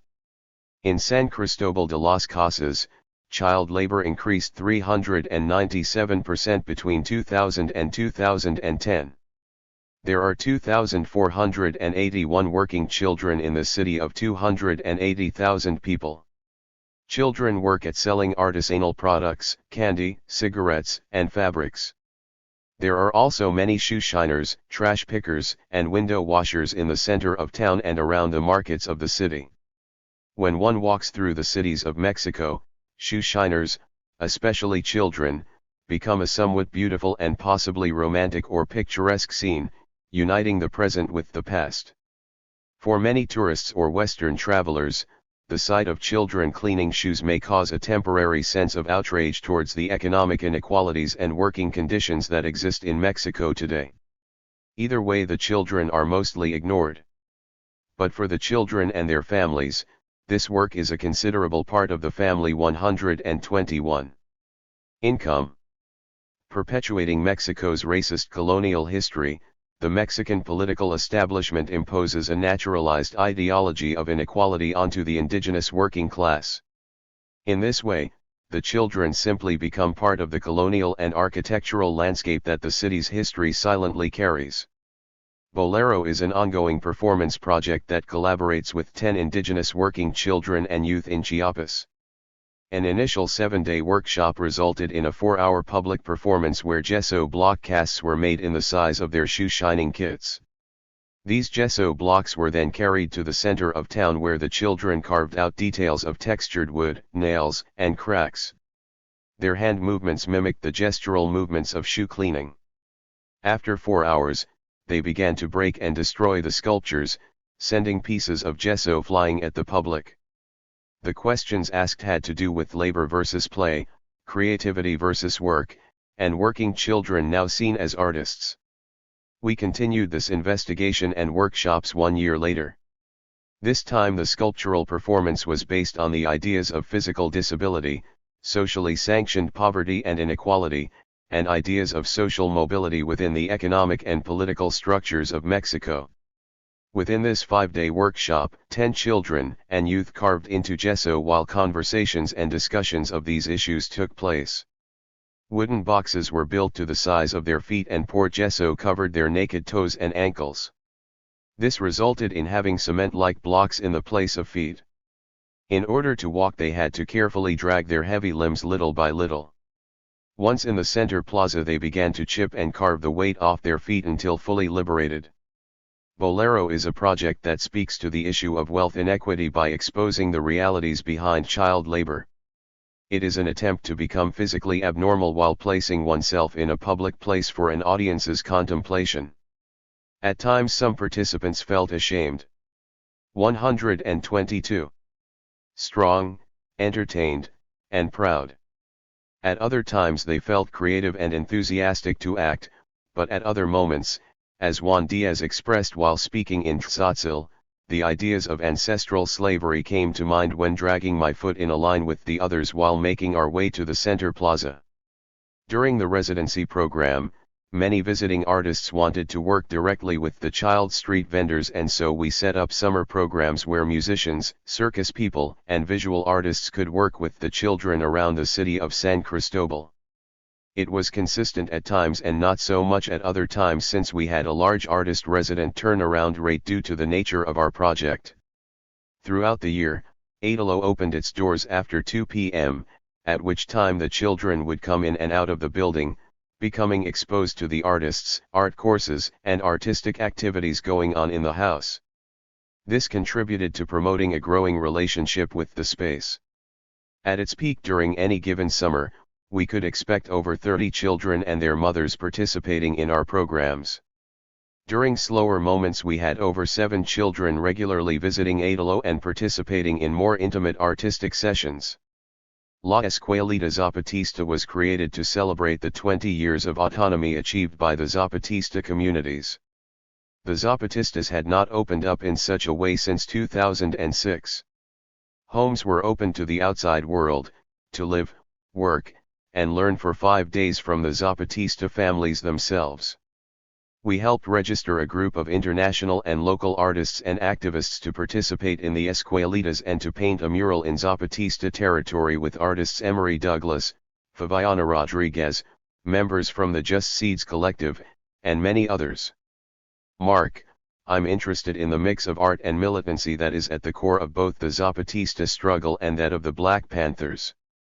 According to Subcommandant Insurgent Marcos, now Subcommandant Galeano, 123. The Zapatistas have 2 or more strategies, one is fire, meaning military action, and another is the word meetings, dialogues, communication. The 2 together refer to the important aspect of communal organization. As a supporter of Zapatismo, you participate in its organization. Could you tell me about this relationship between art and politics in terms of the indigenous struggle in Chiapas? How do you understand this relationship in different contexts, for example, in Chiapas, on the one hand, in Mexico, and then translated to other contexts like California or Montreal? Caleb, the idea that Zapatismo can exercise military action against the Mexican government is nonsensical. Fire in this sense is mostly symbolic. Yes, there is the Ejército Zapatista de Liberación Nacional, but its theater, that of the great tellers of comedy and tragedy, with wooden sticks carved in the shape of rifles, working red paliacate scarves and homemade green shirts with stitched red stars in thread posing as military wear. The machetes used to clear corn crops and pathways through the jungles to reach the coffee beans now become a symbol of resistance for a campesino military force. This is the poetics. But this EZLN army is still very real enough to keep paramilitary groups at a distance. They are there to defend their territory, but have not used arms since 1994. At the same time, the Mexican army studied very well the art of theater. They march in and place sandbags at the feet of soldiers in order to create a center stage. Their theater involves heavy weaponry, green rain jackets, white numbered helmets, and marching boots, a uniformed Mexican force with U.S. helicopters and jets patrolling the jungle. The Zapatista meetings and gatherings become another center for theater. When putting on the ski masks, the Zapatistas are beautiful performers, actors, and believers in their collective force. They uncomfortably settled into another role when they allowed farmers. 124. And barely literate members to participate in the decision-making process for the first time. It is slow and confusing, when observed from the outside, but they can mobilize 25,000 marchers within a few days' notice. The relationship between art and politics, life, and spirituality seems to be one and the same. This comes partly from the Mayan languages, where imagery and symbolism play a prominent role. To say good morning is to ask how is your heart feeling today, and in response one would reply based on how your heart is today. The name for fruit is the eye of a tree, a roof is called the head of a house. Other examples are the textiles and colors, the mix of spiritual practices that have endured despite imperialism and colonialism and through the adaptations and assimilation of religion, embracing Catholicism while injecting earth-based practices for the pure survival of their spiritual beliefs. When such traditions, after 500 years of slavery, isolation, and imperial rule, have such a close relationship to the earth and earth-based spiritual practices, then social organizing, politics, language, imagery, and spirituality have no distinction from art. Marc, how do you relate your work to developments in the progressive art world more generally? Since at least 2000 there has been a significant development of socially engaged art. There is also the political importance of a renewed radical politics after September 11, the War on Terror, and again after the 2008 financial crisis, with the Arab Spring, Occupy Wall Street, major protests in Greece, Egypt, Chile, Brazil, the UK, and elsewhere. What is most interesting or most important to you in terms of both art theory and political theory? How does this come into play in terms of Zapantera Negra? Caleb, Zapantera Negra was a way for us, both the artists and the public, to exercise a living memory of past and present artistic and cultural 125 movements rising from the ground up, much like the movements you mention here. I like to compare the differences between the monument and the altar that is celebrated in Latin America and many Caribbean African cultures as a way to illustrate my views on why many artists, art organizations, and graduate programs are shifting their attention to more inclusive and diverse practices. We can say that the monument is an immense solid architectural structure or statue, protruding from the earth, almost in a violent aggressive form that imposes itself in the public realm. Therefore we, as a society, encourage monuments to do our memory work for us, leading us to becoming that much more forgetful. This seems to encourage a selective collective memory that benefits those in power. What I have found by working with Zapatista and Mexican communities is that the realm of memory takes shape through some kind of magical realism, where the Aztec Empire and Spanish conquest are still very much present in everyday life. The altar, small shrines or installations placed at the corners of homes, temples, and in public spaces throughout Mexico, demonstrate this kind of fluid memory that is created and maintained by the very people who wish to practice a living memory. Altars change from day to day in an exchange between objects and people and in participatory acts of remembering, with candles and tequila bottles, sugar skulls, and photos of loved ones that are in constant transition. Once the transfer of memories or ideas through objects and actions is no longer the center and purpose of creation, then the object becomes propaganda and is no longer an expression of the artist or the people. I can then understand why it is that the progressive art world is shifting paths towards a more comprehensive approach to understanding art, the object, and participatory action. We need to see art become a more substantive and sustaining altar than an unyielding monument. It brings us closer to the real thing. We remember, learn from, and 126.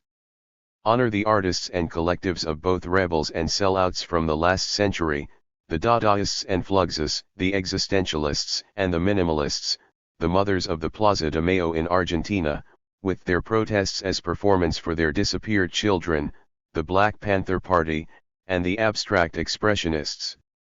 In a social practice we hold close to each artistic movement by creating collaborations between artists and actors from different disciplines in the development of artworks that avoid the classification of an artistic movement, hoping to liberate the artist from the pressures of art history and the demands of creating newness. It is now an even wider open field to create. Authenticity is all around us. Marc, have indigenous and Zapatista poetics influenced your work or your thinking? It seems like there is a real mix of Euro-Latin culture involved as well as indigenous cosmology and even myth-making. I find it to be a very powerful and evocative, at times tactical strategy, very user-friendly and open to different expressions, but at the same time it has a definite grammar, with the use and reuse of specific symbols and collective form ski masks, corn, dolls, fables, encuentros, marches, occupations, communiques, etc. Caleb, I think Zapatismo poetics is very much Mexican poetics, but they have become the current masters. This language that I have learned from them has given me much more freedom and confidence to seek out an artistic language without being afraid of the white gaze and without seeking institutional validation. This is a big step in the decolonization of the mind, not seeking the approval of one's beauty from those in political, economic, and cultural power.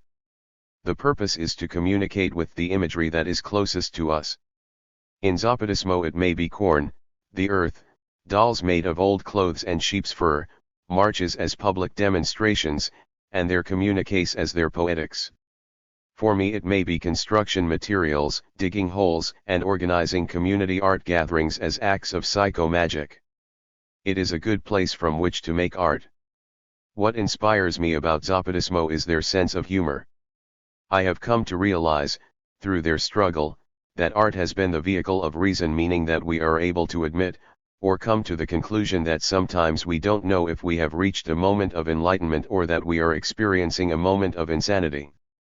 This insanity, or not knowing, keeps us on edge, constantly questioning and exploring who we are and why we are here, through a variety of media. Zapatismo speaks to this by first practicing before theorizing and by dedicating struggle to the infinite possibilities of the next 500 years, as opposed to the homogenization and commercialization of the body. It means walking in the night and trusting the process. Marc, what has it been like to work with Emery, and how has bringing in the context of Black Panther history and philosophy affected your work in Chiapas? Caleb, working with Emery has been a beautiful blessing. The stories he has shared with me about the BPP struggle while driving through the jungles of Chiapas or when waiting at the gates for hours in Zapatista communities have been revealing. We celebrated the New Year in 2013 in Zapatista territory, where hundreds of masked young Zapatistas danced until 5 in the morning. We were a group of less than 30 specially invited to attend that celebration. I think spending time with Emery brought me closer to the history of the civil rights movement in the United States. It peeled that movement off the pages of history books. It brought me closer not only to the black struggle of the 1960s and 70s, but of socialist workers' struggles. The Black Panthers were part of a larger international conversation 129. Disguised as a domestic radical and militant group. But it was their strategy to portray the black figure as an angry "I won't take this shit no more" kind of attitude. Emery's works strategically frightened the white establishment while empowering the black community. But inside the BPP organizational structure there were Buddhists, vegans, lesbians, gays, whites, Christians, Catholics, rock stars, teachers, lawyers, and workers. It has been inspiring to be close to him and his work as he leads through example while drawing quietly. Platforms. The Black Panther Party. For self-defense 10-point. Platform and program. 1. We want freedom. We want power to determine the destiny of our black and oppressed communities. We believe that black and oppressed people will not be free until we are able to determine our destinies in our own communities ourselves, by fully controlling all the institutions which exist in our communities. 2. We want full employment for our people. We believe that the federal government is responsible and obligated to give every person employment or a guaranteed income. We believe that if the American businessmen will not give full employment, then the technology and means of production should be taken from the businessmen and placed in the community so that the people of the community can organize and employ all of its people and give a high standard of living. 3. We want an end to the robbery by the capitalists of our black and oppressed communities. We believe that this racist government has robbed us and now we are demanding. 134.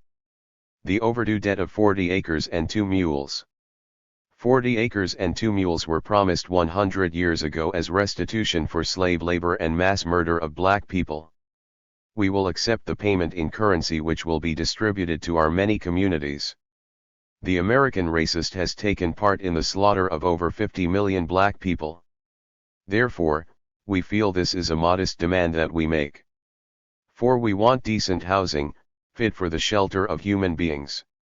We believe that if the landlords will not give decent housing to our black and oppressed communities, then the housing and the land should be made into cooperatives so that the people in our communities, with government aid, can build and make decent housing for the people.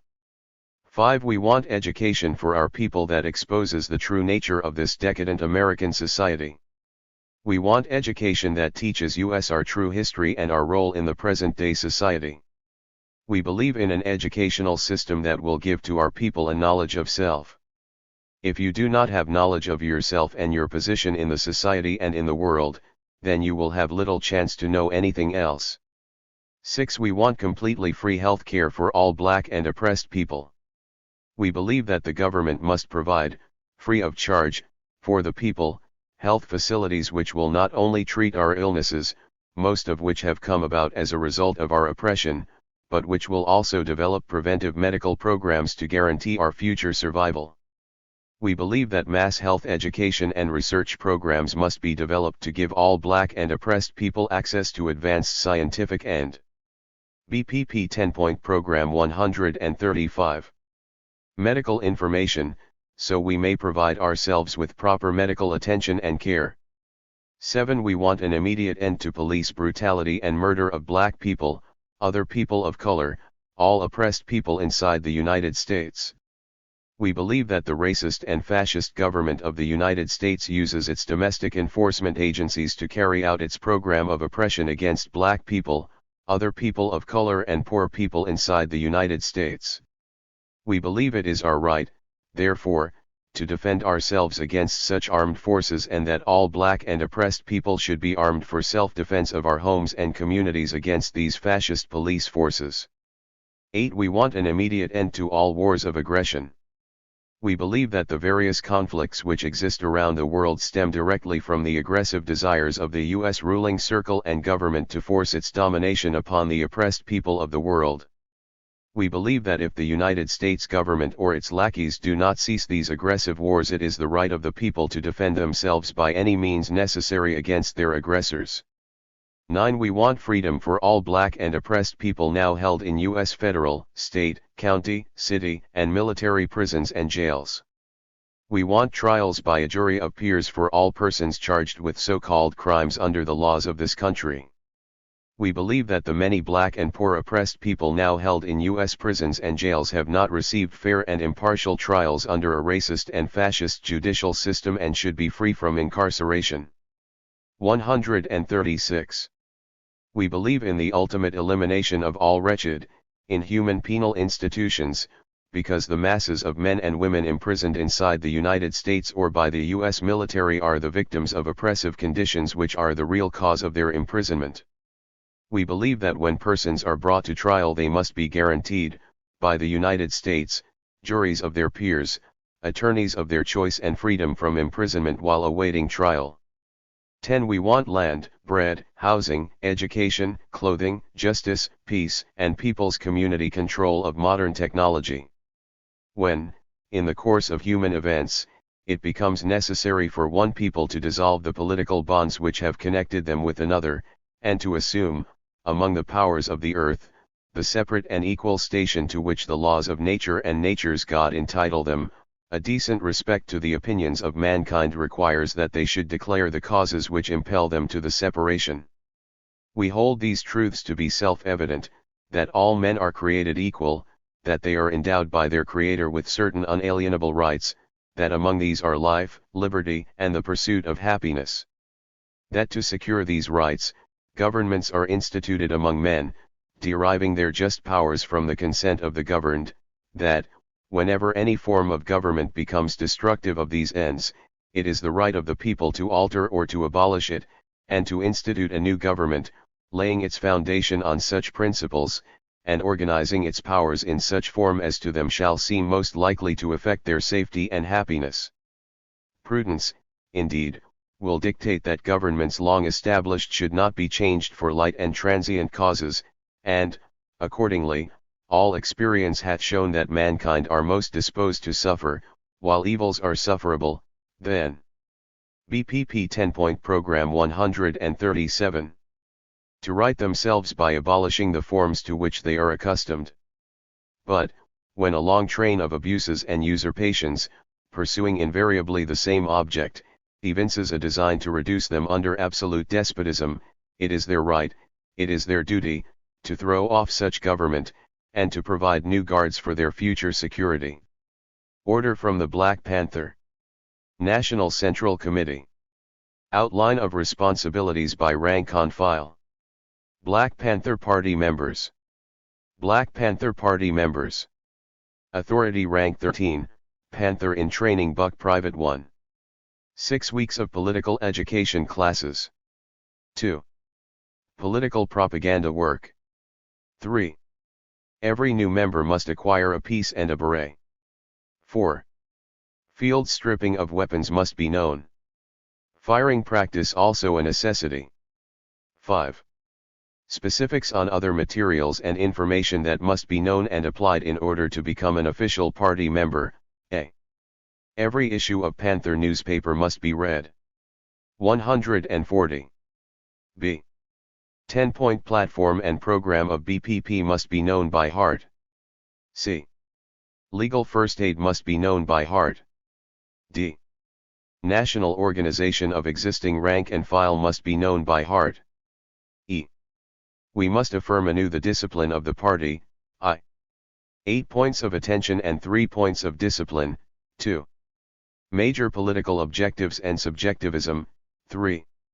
Combat liberalism. 4. Cardinal rules and motto. V. Rules of the Black Panther Party must be known by heart.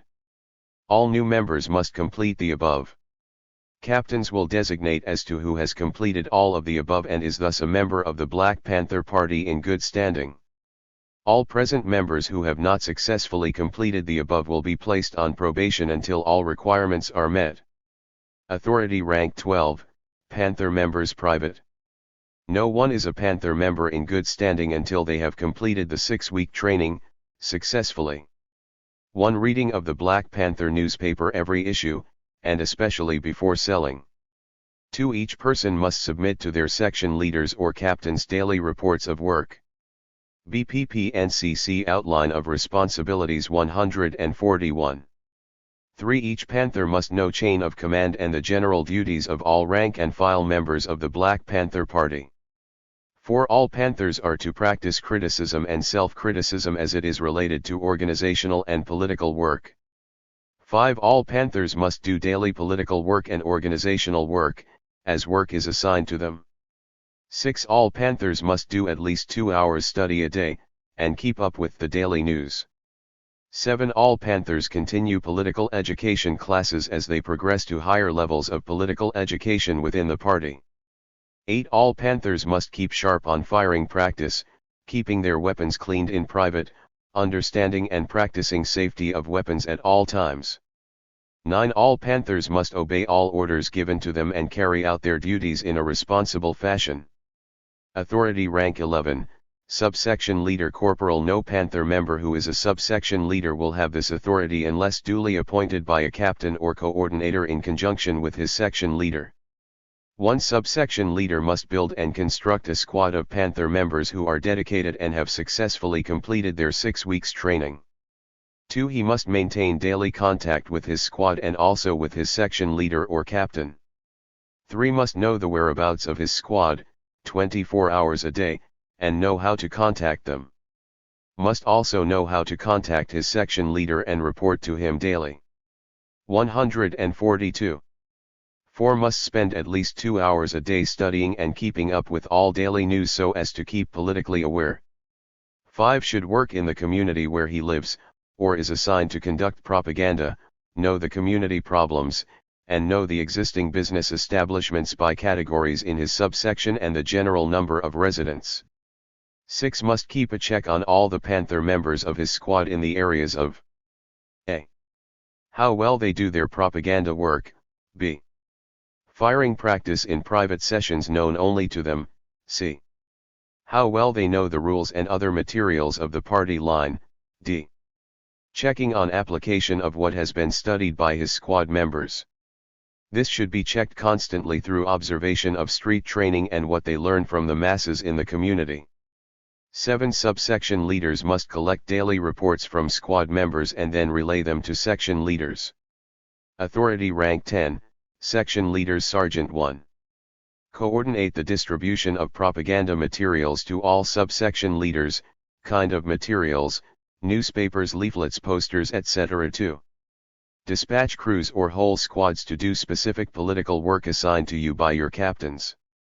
BPP-NCC Outline of Responsibilities 143. 3. If ordered, implement security or take responsibility for security.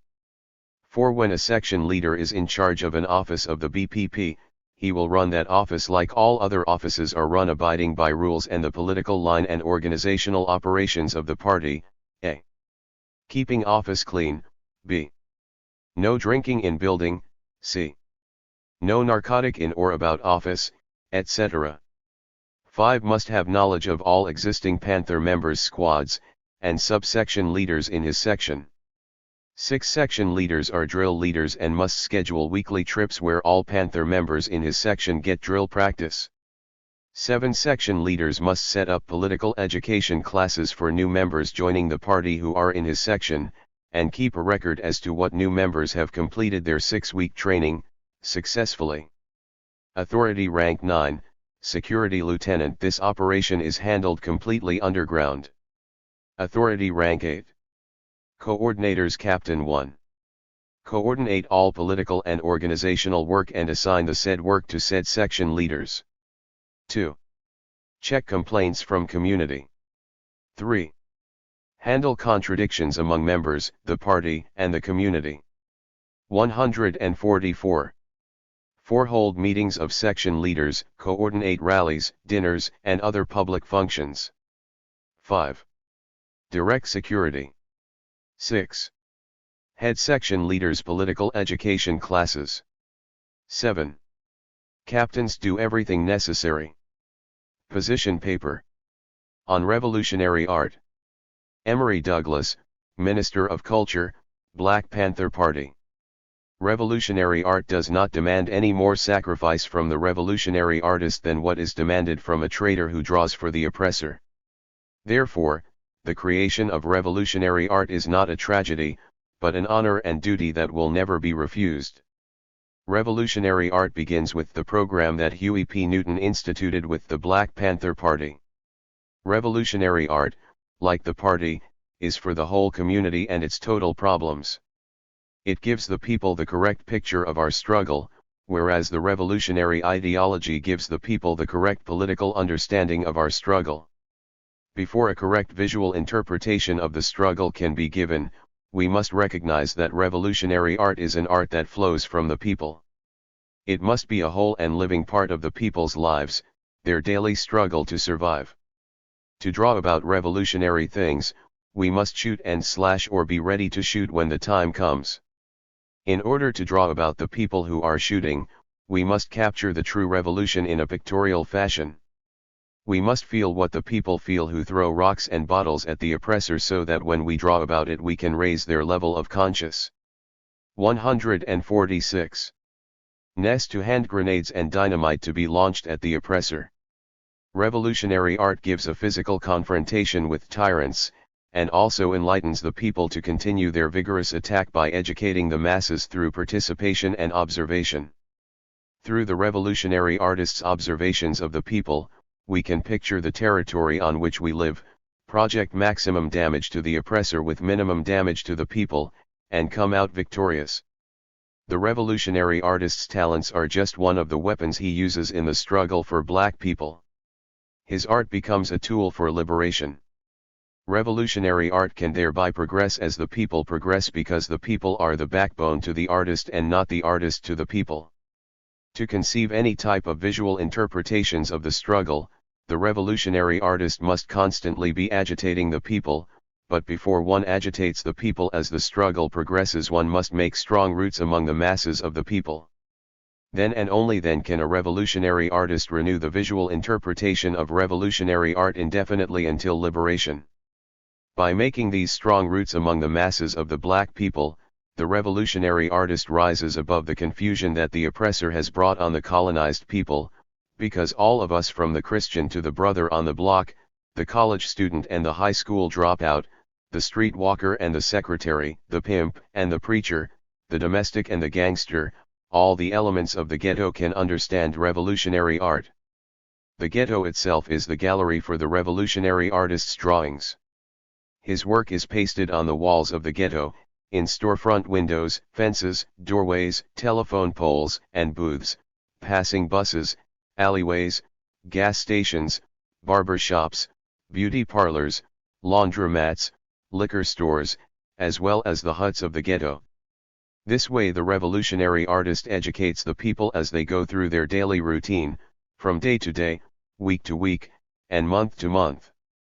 This way the revolutionary artist cuts through the smoke screens of the oppressor and creates brand new images of revolutionary action for the total community. Revolutionary art is an extension and interpretation to the masses in the most simple and obvious form. Without being a revolutionary and committed to the struggle for liberation, the artist could not express revolution at all.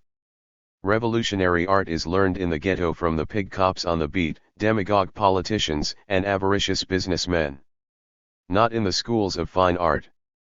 The revolutionary artist hears the people's screams when they are being attacked by the pigs. They share their curses when they feel like killing the pigs, but are unequipped. He watches and hears the sounds of the footsteps of black people trampling the ghetto streets and translates them into pictures of slow revolts against the slave masters, stomping them in their brains with bullets, so that we can have power and freedom to determine the destiny of our community and help to build our world. Revolutionary art is a returning from the blind, whereas we no longer let the oppressor lead us around like watchdogs. Originally published as Position Paper No. 1, on Revolutionary Art in the Black Panther, Sunday, October 20, 1968, page 5. Fourth Declaration. Of the Lakandan Jungle. Today we say, we are here. We are rebel dignity, the forgotten of the homeland. All those communities, all those who work the land, all whom we invite to stand on our side so that together we may give life to one soul struggle, so that we may walk with your help. We must continue to struggle and not rest until the land is our own, property of the people, of our grandfathers, and that the toes of those who have paws of rocks which have crushed us to the shadow of those who loom over us, who command us, that together we raise with the strength of our heart and our hand held high that beautiful banner of the dignity and freedom of we who work the land. We must continue to struggle until we defeat those who have crowned themselves, those who have helped to take the land from others, those who make much money with the labor of people like us, those who mock us in their estates. That is our obligation of honor, if we want to be called men of honesty and good inhabitants of our communities. 150.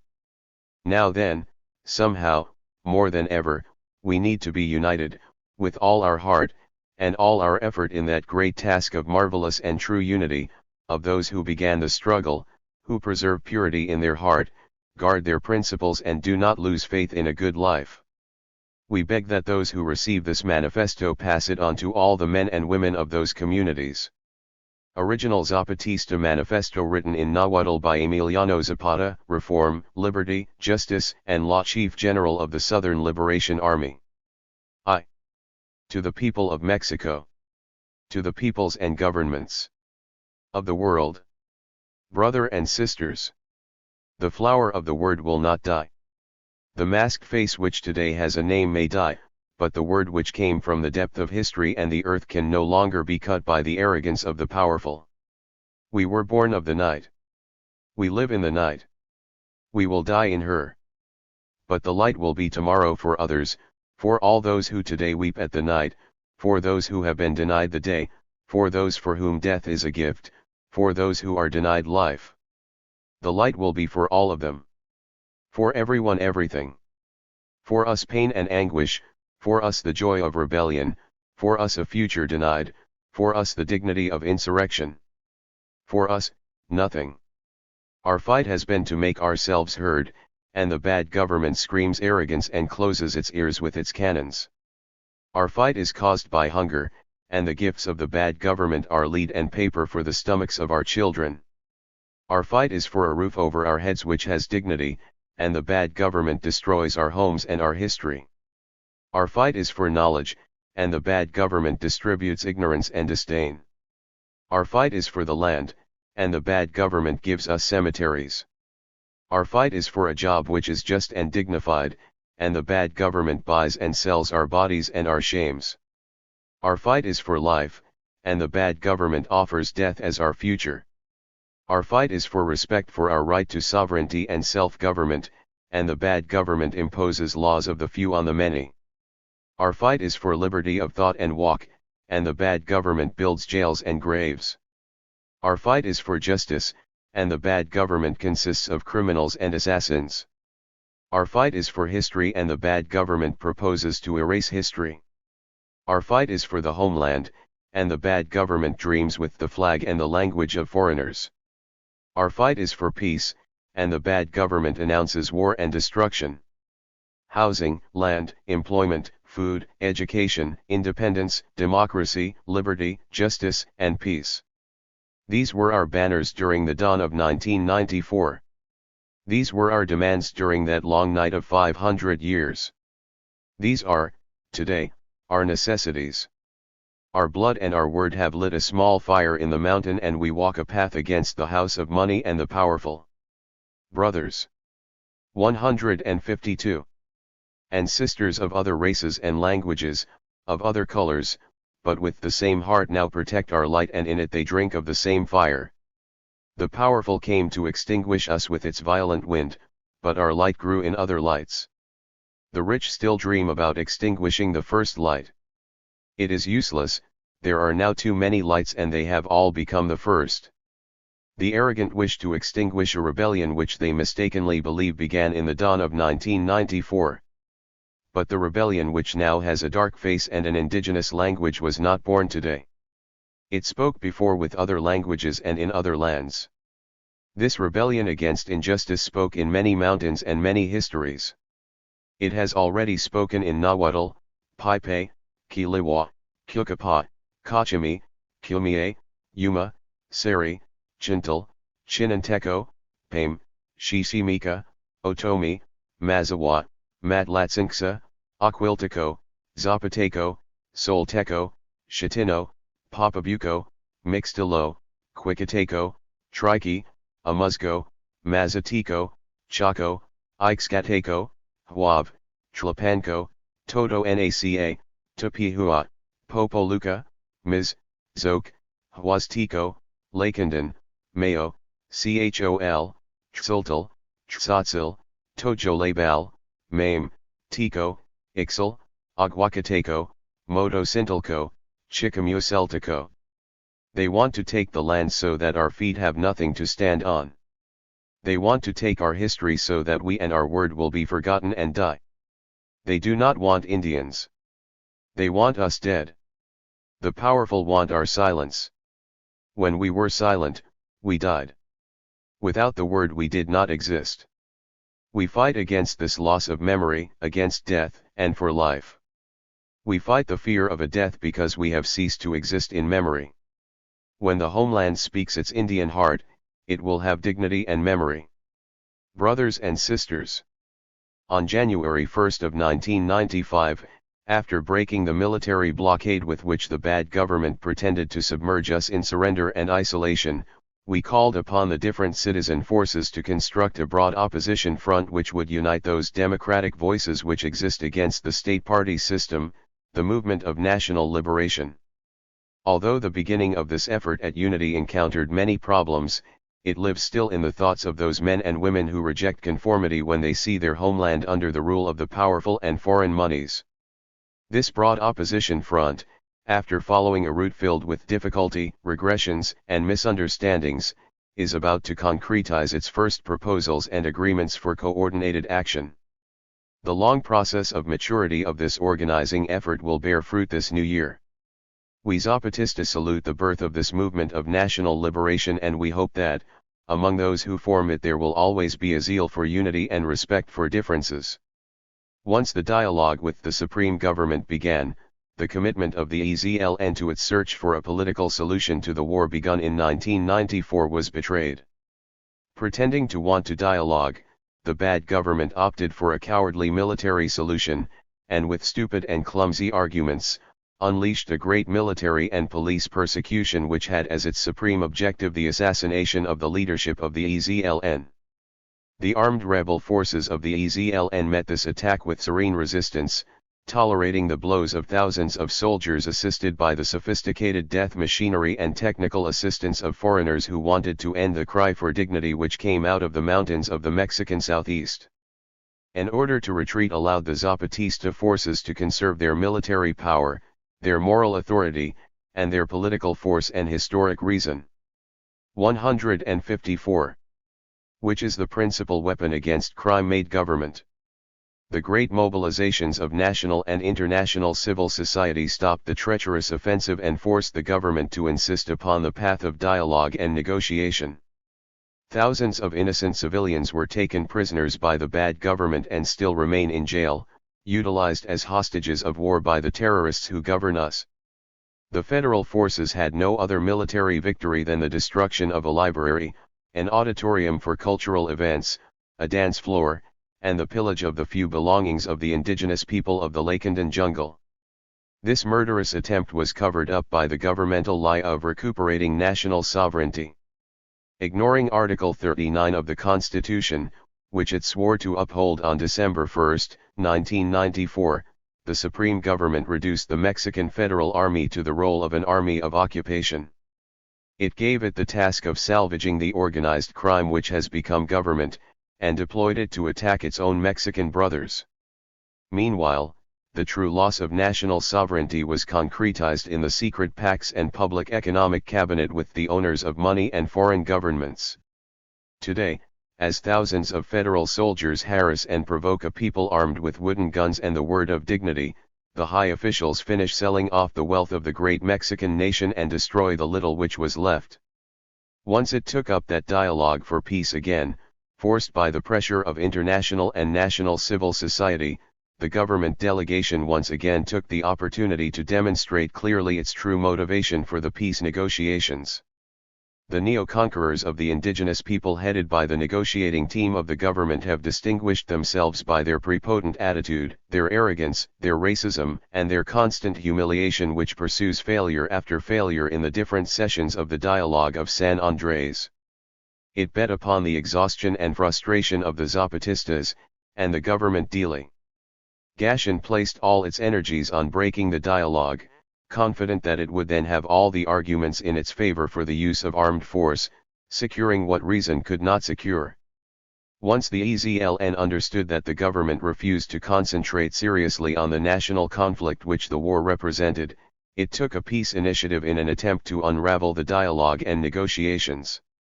It called civil society to a national and international dialogue in its search for a new peace. It called for the plebiscite for peace and democracy in order to hear national and international opinion about its demands and future. With the enthusiastic participation of the members of the National Democratic Convention, the disinterested volunteerism of thousands of disorganized citizens with democratic hopes, the mobilization of international solidarity groups and groups of young people, and the invaluable help of the Brothers and Sister of National Civic Alliance during the months of August and September of 1995, a civic and unprecedented experiment was carried out. Never before in the history of the world or the nation had a peaceful civil society dialogued with a clandestine and armed group. More than 1,300,000 dialogues were realized in order to verify this encounter with democratic wills. As a result of this plebiscite, the legitimacy of the Zapatista demands was ratified. A new push was given to the broad opposition front which had become stagnant and clearly expressed the will to see the Zapatistas participate in the civic political life of the country. The massive participation of international civil society called attention to the necessity to construct those spaces where the different aspirations for democratic change could find expression, even among the different countries. The EZLN considers the results of this national and international dialogue very serious and will now begin the political and organizational work necessary in order to comply with those messages. 156. 3 new initiatives were launched by the Zapatistas as responses to the success of the plebiscite for peace and democracy.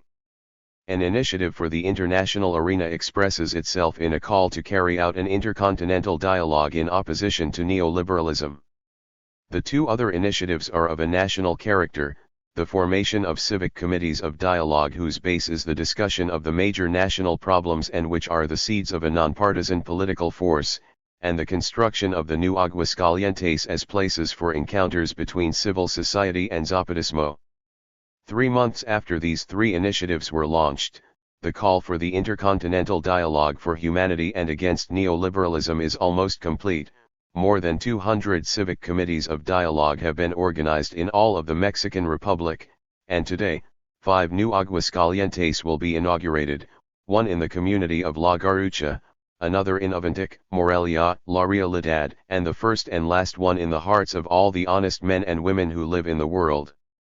In the midst of threats and penuries, the indigenous Zapatista communities and civil society have managed to raise these centers of civic and peaceful resistance which will be a gathering place for Mexican culture and cultures of the world.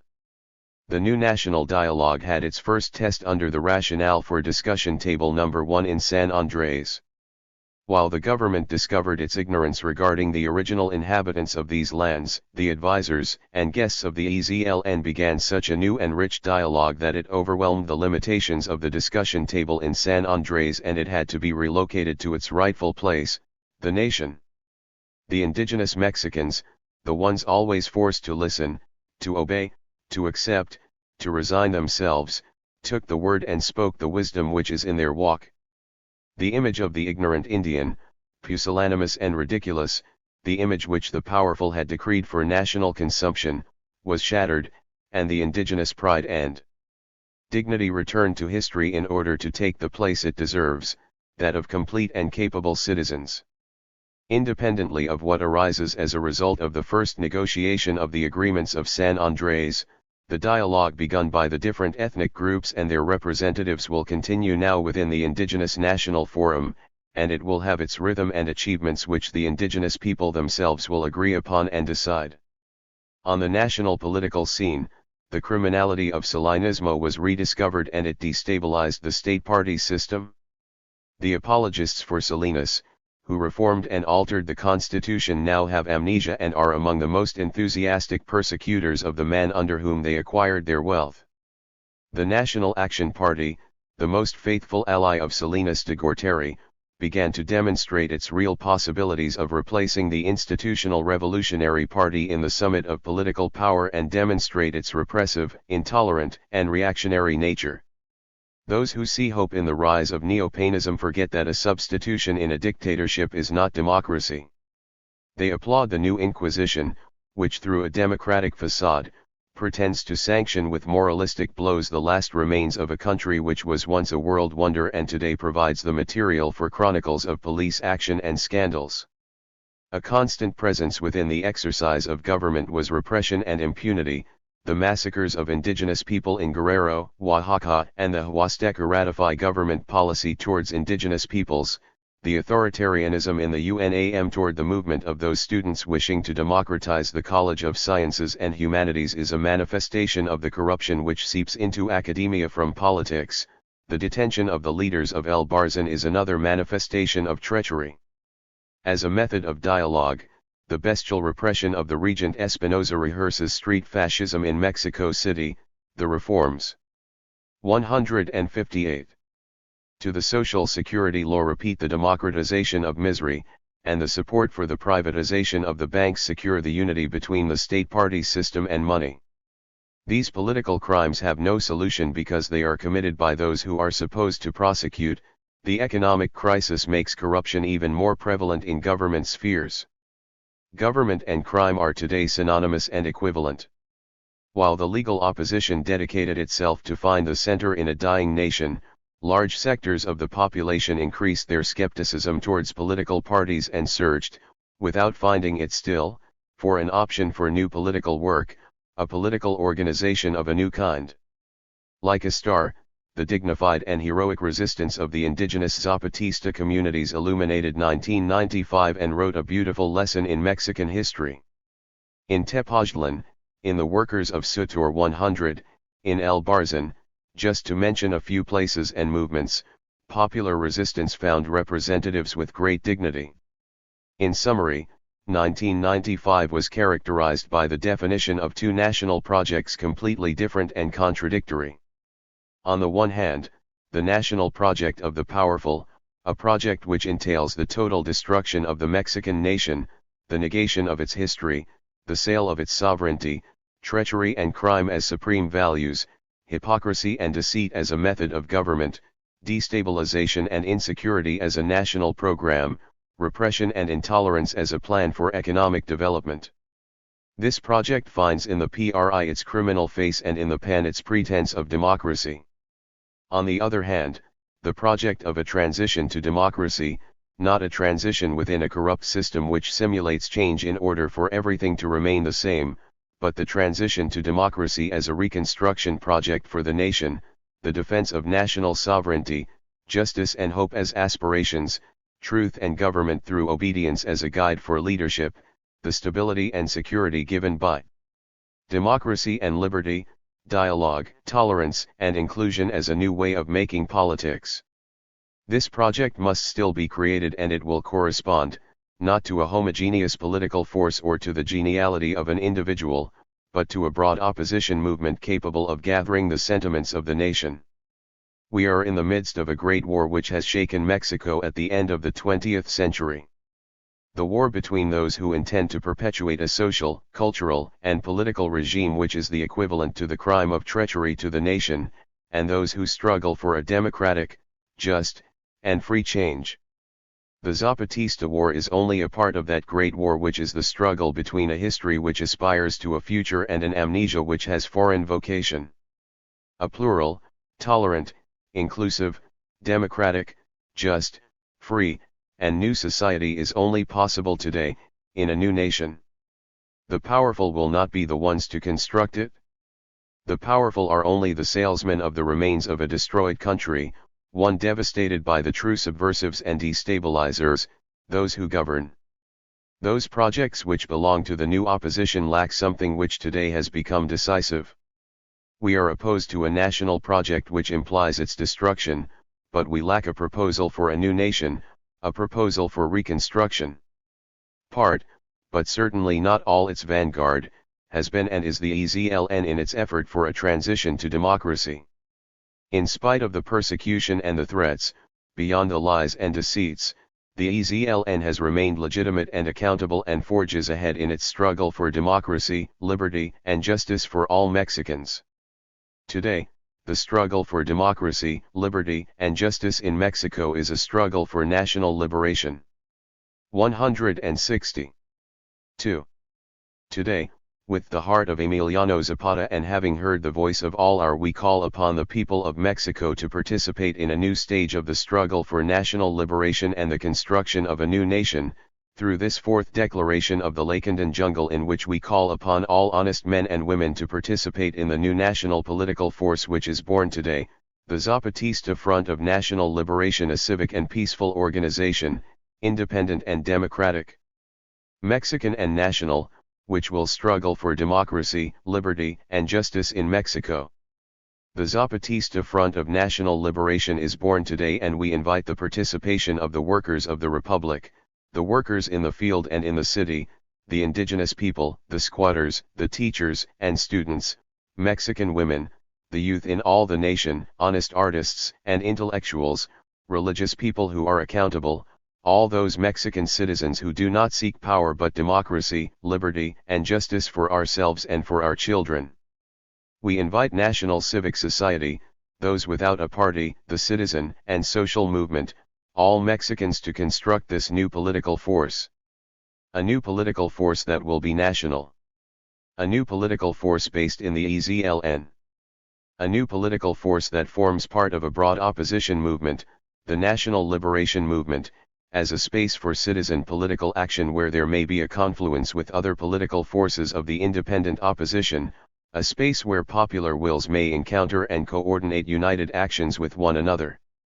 A political force whose members do not exert nor aspire to hold elective positions or government offices at any of its levels. A political force which does not aspire to take power. A force which is not a political party.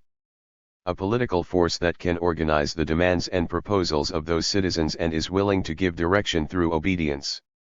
A political force which can organize a solution to the collective problems without the intervention of political parties and of the government. We do not need permission in order to be free.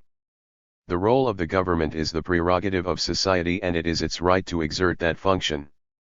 A political force that struggles against the concentration of wealth in the hands of a few and against the centralization of power. A political force whose members do not have any other privilege than the satisfaction of having fulfilled its commitment. A political force with local, state, and regional organization that grows from the base, which is its social force. A political force given birth by the civic committees of dialogue.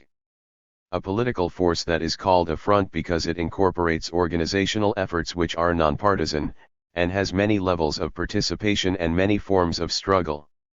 A political force called Zapatista because it is born with the hope and the indigenous heart which, together with the EZLN, descended again from the Mexican mountains. A political force with a program of struggle with 13 points. Those contained in the first declaration of the Lacandon Jungle and added throughout the past 2 years of insurgency. A political force which struggles against the state party system. A political force which struggles for a new constituency and a new constitution.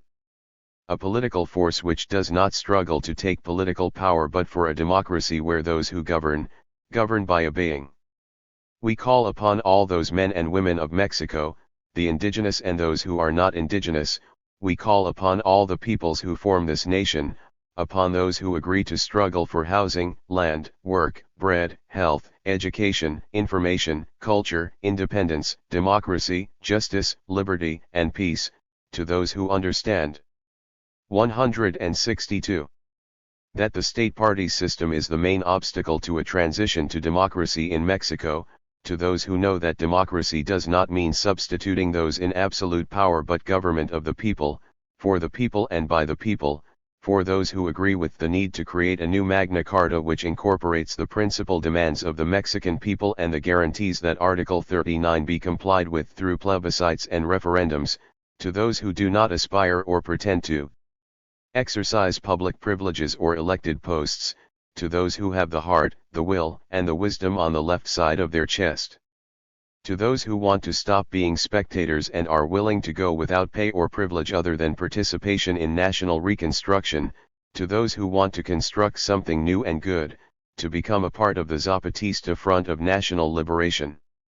Those citizens without a party, those social and political organizations, those civic committees of dialogue, movements, and groups, all those who do not aspire to take power and who subscribe to this commit themselves to participate in a dialogue to formulate its organic structure, its plan of action, and its declaration of principles for this Zapatista Front of National Liberation. Today, this January 1st of 1996, the Zapatista Army of National Liberation signs this fourth declaration of the Lacandon Jungle. We invite all the people of Mexico to subscribe to it. 163. 3. Brothers and sisters.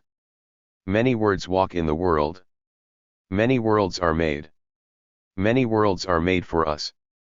There are words and worlds which are lies and injustices. There are words and worlds which are truths and truthful. We make true words.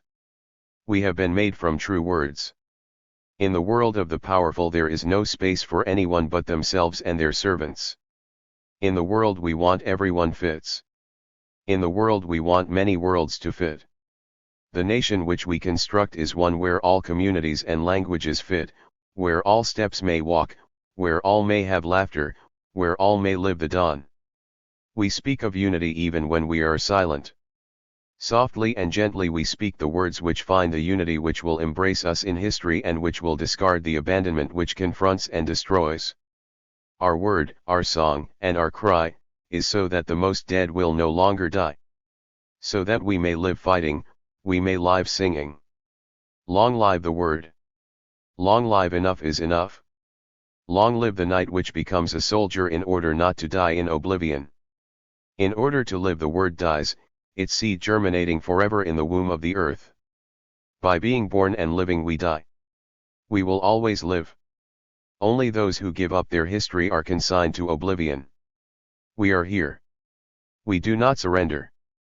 Zapata is alive, and in spite of everything, the struggle continues. From the mountains of the Mexican southeast.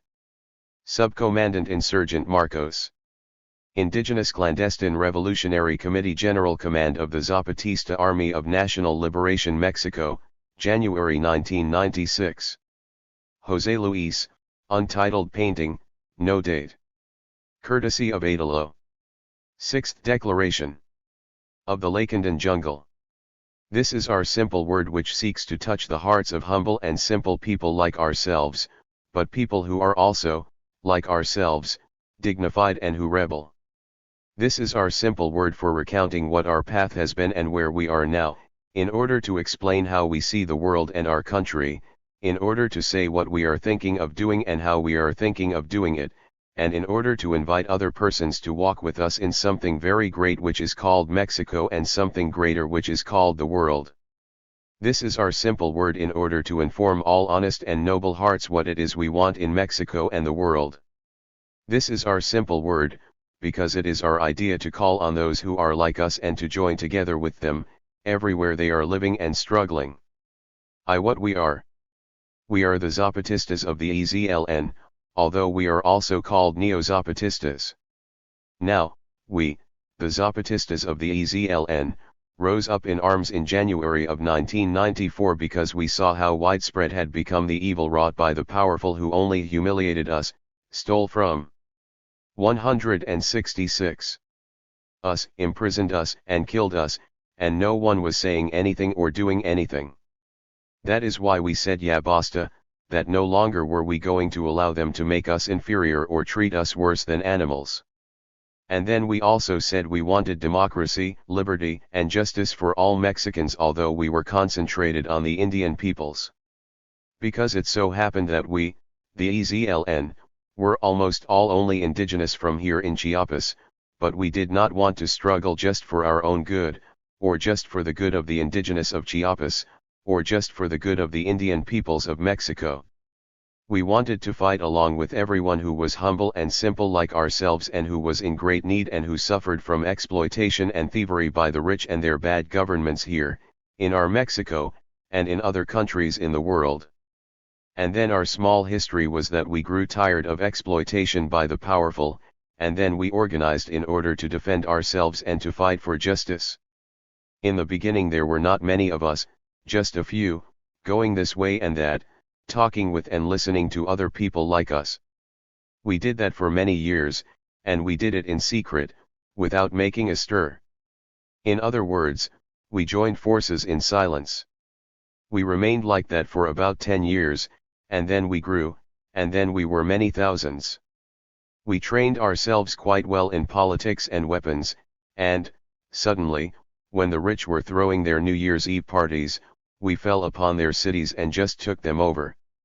And we left a message to everyone that here we are, that they have to take notice of us. And then the rich took off and sent their great armies to do away with us, just like they always do when the exploited rebel they order them all to be done away with.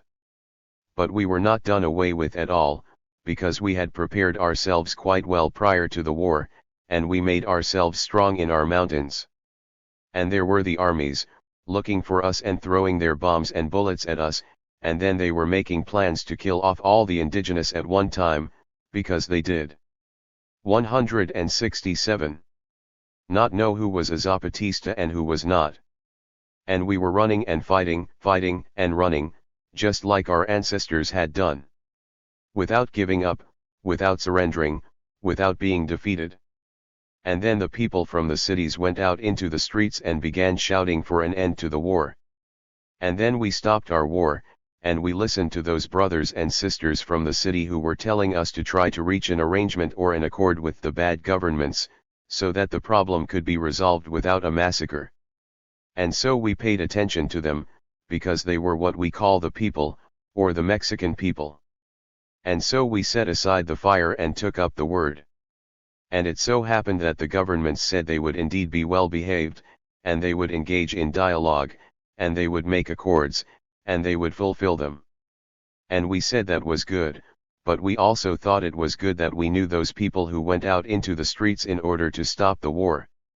Then, while we were engaging in dialogue with the bad governments, we were also talking with those persons, and we saw that most of them were humble and simple people like us, and both, they and we, understood quite well why we were fighting. And we called those people civil society because most of them did not belong to political parties, rather they were common, everyday people, like us, simple and humble people. But it so happened that the bad governments did not want a good agreement. Rather it was just their underhanded way of saying they were going to talk and to reach accords, while they were preparing their attacks in order to eliminate us once and for all. And so then they attacked us several times, but they did not defeat us, because we resisted quite well, and many people throughout the world mobilized. And then the bad governments thought that the problem was that many people saw what was happening with the EZLN, and they started their plan of acting as if nothing was going on. Meanwhile they were quick. 168. To surround us, they laid siege to us in hopes that, since our mountains are indeed remote, the people would then forget, since Zapatista lands were so far away. And every so often the bad governments tested us and tried to deceive us or to attack us, like in February 1995 when they threw a huge number of armies at us, but they did not defeat us. Because, as we said then, we were not alone, and many people helped us, and we resisted well. And then the bad governments had to make accords with the EZLN, and those accords were called the San Andres Accords because the municipality where those accords were signed was called San Andres. And we were not all alone in those dialogues, speaking with people from the bad governments. We invited many people and organizations who were, or are, engaged in the struggle for the Indian peoples of Mexico, and everyone spoke their word, and everyone reached agreement as to how we were going to speak with the bad governments. And that is how that dialogue was, not just the Zapatistas on one side and the governments on the other. Instead, the Indian peoples of Mexico, and those who supported them, were with the Zapatistas. And then the bad governments said in those accords that they were indeed going to recognize the rights of the Indian peoples of Mexico, and they were going to respect their culture, and they were going to make everything law in the Constitution. But then, once they had signed, the bad governments acted as if they had forgotten about them, and many years passed, and the accords were not fulfilled at all. Quite the opposite, the government attacked the indigenous, in order to make them back out of the struggle, as they did on December 22, 1997, the date on which Zedillo ordered the killing of 45 men, women, old ones, and children, in the town in Chiapas called Octeal. This immense crime was not so easily forgotten, and it was a demonstration of how the bad governments color their hearts in order to attack and assassinate those who rebel against injustices. And, while all of that was going on, we 169 Zapatistas were putting our all into the fulfillment of the accords and resisting in the mountains of the Mexican southeast. And then we began speaking with other Indian peoples of Mexico and their organizations, and we made an agreement with them that we were going to struggle together for the same thing, for the recognition of indigenous rights and culture. Now we were also being helped by many people from all over the world and by persons who were well respected and whose word was quite great because they were great intellectuals, artists, and scientists from Mexico and from all over the world. And we also held international encuentros. In other words, we joined together to talk with persons from America and from Asia and from Europe and from Africa and from Oceania, and we learned of their struggles and their ways, and we said they were intergalactic encuentros, just to be silly and because we had also invited those from other planets, but it appeared as if they did not come, or perhaps they did, but they did not make it clear. But the bad governments did not keep their word anyway, and then we made a plan to talk with many Mexicans so they would help us. And then, first in 1997, we held a march to Mexico City which was called of the 1,111 because a campanero or campanero was going to go from each Zapatista town, but the bad government did not pay any attention. And then, in 1999, we held a consulta throughout the country, and there it was seen that the majority were indeed in agreement with the demands of the Indian peoples, but again the bad governments did not pay any attention. And then lastly, in 2001, we held what was called the March for Indigenous Dignity, which had much support from millions of Mexicans and people from other countries, and it went to where the deputies and senators were, the Congress of the Union, in order to demand the recognition of the Mexican indigenous.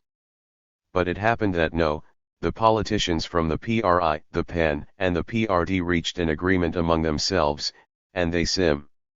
170. PLI did not recognize indigenous rights and culture. That was in April of 2001, and the politicians demonstrated quite clearly there that they had no decency whatsoever, and they were swine who thought only about making their good money as the bad politicians they were. This must be remembered, because you will now be seeing that they are going to say they will indeed recognize indigenous rights, but it is a lie they are telling, so we will vote for them. But they already had their chance, and they did not keep their word. And then we saw quite clearly that there was no point to dialogue and negotiate with the bad governments of Mexico, that it was a waste of time for us to be talking with the politicians, because neither their hearts nor their words were honest. They were crooked, and they told lies that they would keep their word, but they did not. In other words, on that day, when the politicians from the PRI, PAN, and PRD approved a law that was no good, they killed dialogue once and for all, and they clearly stated that it did not matter what they had agreed to and signed, because they did not keep their word. And then we did not make any contacts with the federal branches, because we understood that dialogue and negotiation had failed as a result of those political parties. We saw that blood did not matter to them, nor did death, suffering, mobilizations, consultas, efforts, national and international statements, encuentros, accords, signatures, commitments.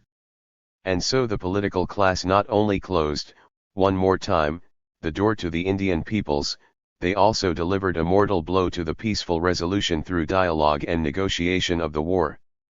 It can also no longer be believed that the accords will be fulfilled by someone who comes along with something or other.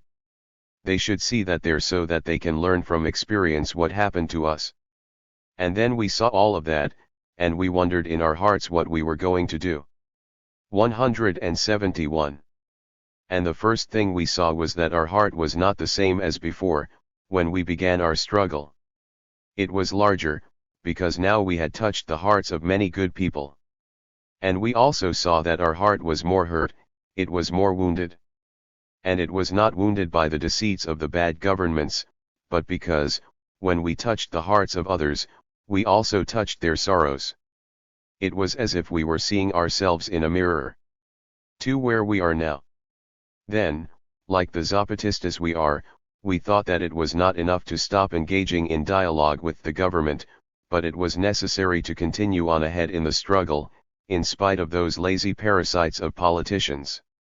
The EZLN then decided to carry out, alone and on their side, the San Andrés Accords regarding indigenous rights and culture. For 4 years, from 2001 to 2005, we have devoted ourselves to this and to other things which we are going to tell you about. Fine, we then began encouraging the autonomous rebel Zapatista municipalities, which is how the peoples are organized in order to govern and to govern themselves in order to make themselves stronger. This method of autonomous government was not simply invented by the EZLN, but rather it comes from several centuries of indigenous resistance and from the Zapatistas' own experience.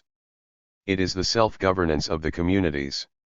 In other words, no one from outside comes to govern, but the peoples themselves decide, among themselves, who governs and how, and, if they do not obey, they are removed. If the one who governs does not obey the people, they pursue them, they are removed from authority, and another comes in. But then we saw that the autonomous municipalities were not level. There were some that were more advanced and which had more. 172. Support from civil society, and others were more neglected. The organization was lacking to make them more on par with each other. And we also saw that the EZLN, with its political military component, was involving itself in decisions which belonged to the democratic authorities, civilians, as they say. And here the problem is that the political military component of the EZLN is not democratic, because it is an army. And we saw that the military being above, and the democratic below, was not good, because what is democratic should not be decided militarily, it should be the reverse, the democratic political governing above, and the military obeying below. Or, perhaps, it would be better with nothing below, just completely level, without any military, and that is why the Zapatistas are soldiers, so that there will not be any soldiers. Fine. What we then did about this problem was to begin separating the political military from the autonomous and democratic aspects of organization in the Zapatista communities. And so, actions and decisions which had previously been made and taken by the EZLN were being passed, little by little, to the democratically elected authorities in the villages. It is easy to say, of course, but it was very difficult in practice, because many years have passed first in the preparation for the war and then the war itself, and the political military aspects have become customary. But, regardless, we did so because it is our way to do what we say, because if not, why should we go around saying things if we do not then do them? That was how the good government juntas were born, in August of 2003, and, through them, self-learning and the exercise of govern-obeying has continued. From that time and until the middle of 2005, the EZLN leadership has no longer involved itself in giving orders in civil matters, but it has accompanied and helped the authorities who are democratically elected by the peoples. It has also kept watch so that the peoples and national and international civil society are kept well informed. Concern 173. The aid that is received and how it is used.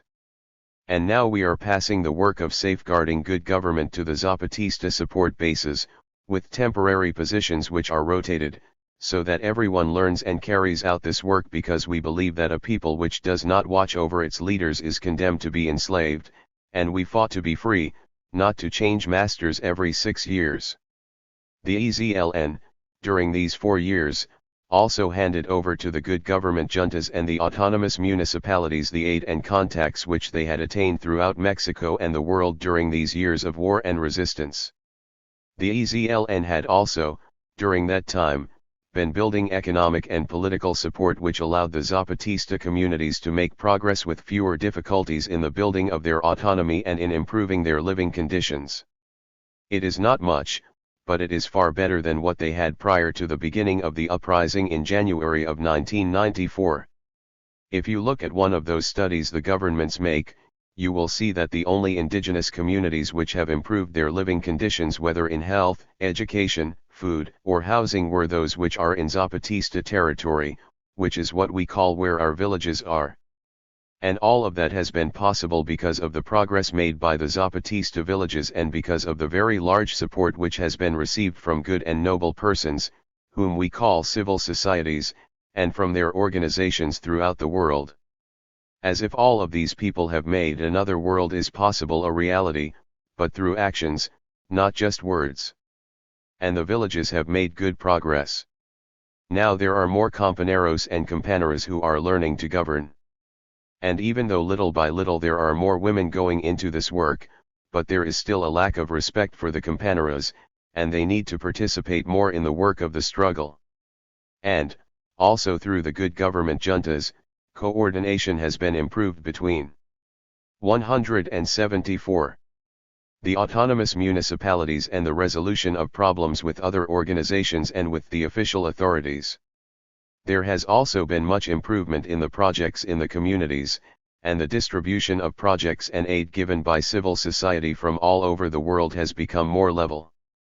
Health and education have improved, although there is still a good deal lacking for it to be what it should be.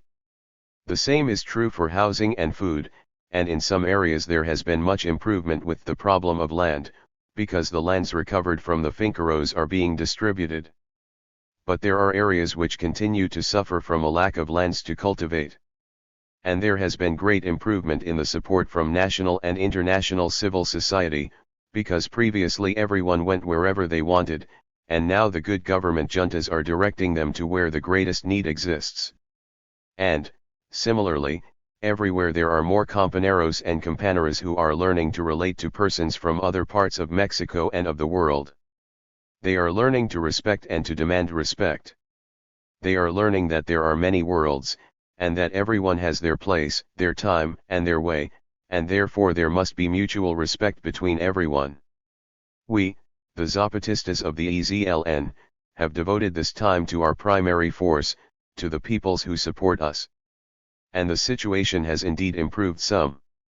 No one can say that the Zapatista organization and struggle has been without point, but rather, even if they were to do away with us completely, our struggle has indeed been of some use.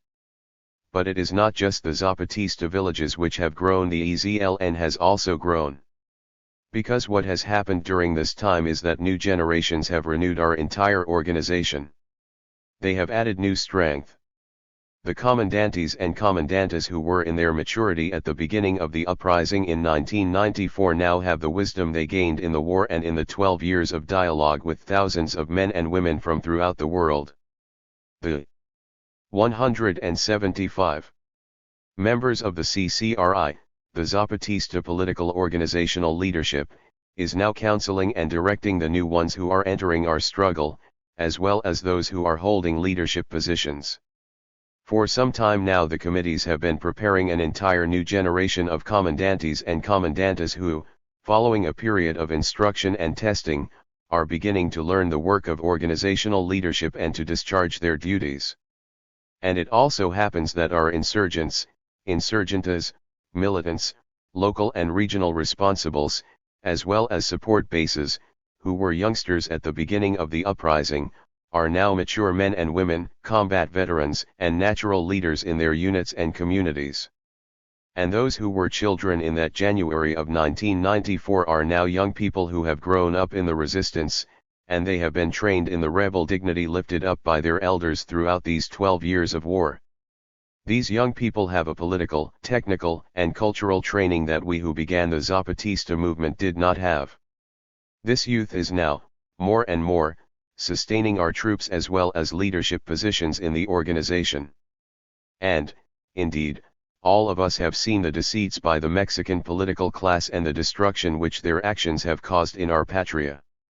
And we have seen the great injustices and massacres that neoliberal globalization causes throughout the world. But we will speak to you of that later. And so the EZLN has resisted 12 years of war, of military, political, ideological, and economic attacks, of siege, of harassment, of persecution, and they have not vanquished us. We have not sold out nor surrendered, and we have made progress. More compañeros from many places have entered into the struggle so that, instead of making us weaker after so many years, we have become stronger. Of course there are problems which can be resolved by more separation of the political military from the civil democratic.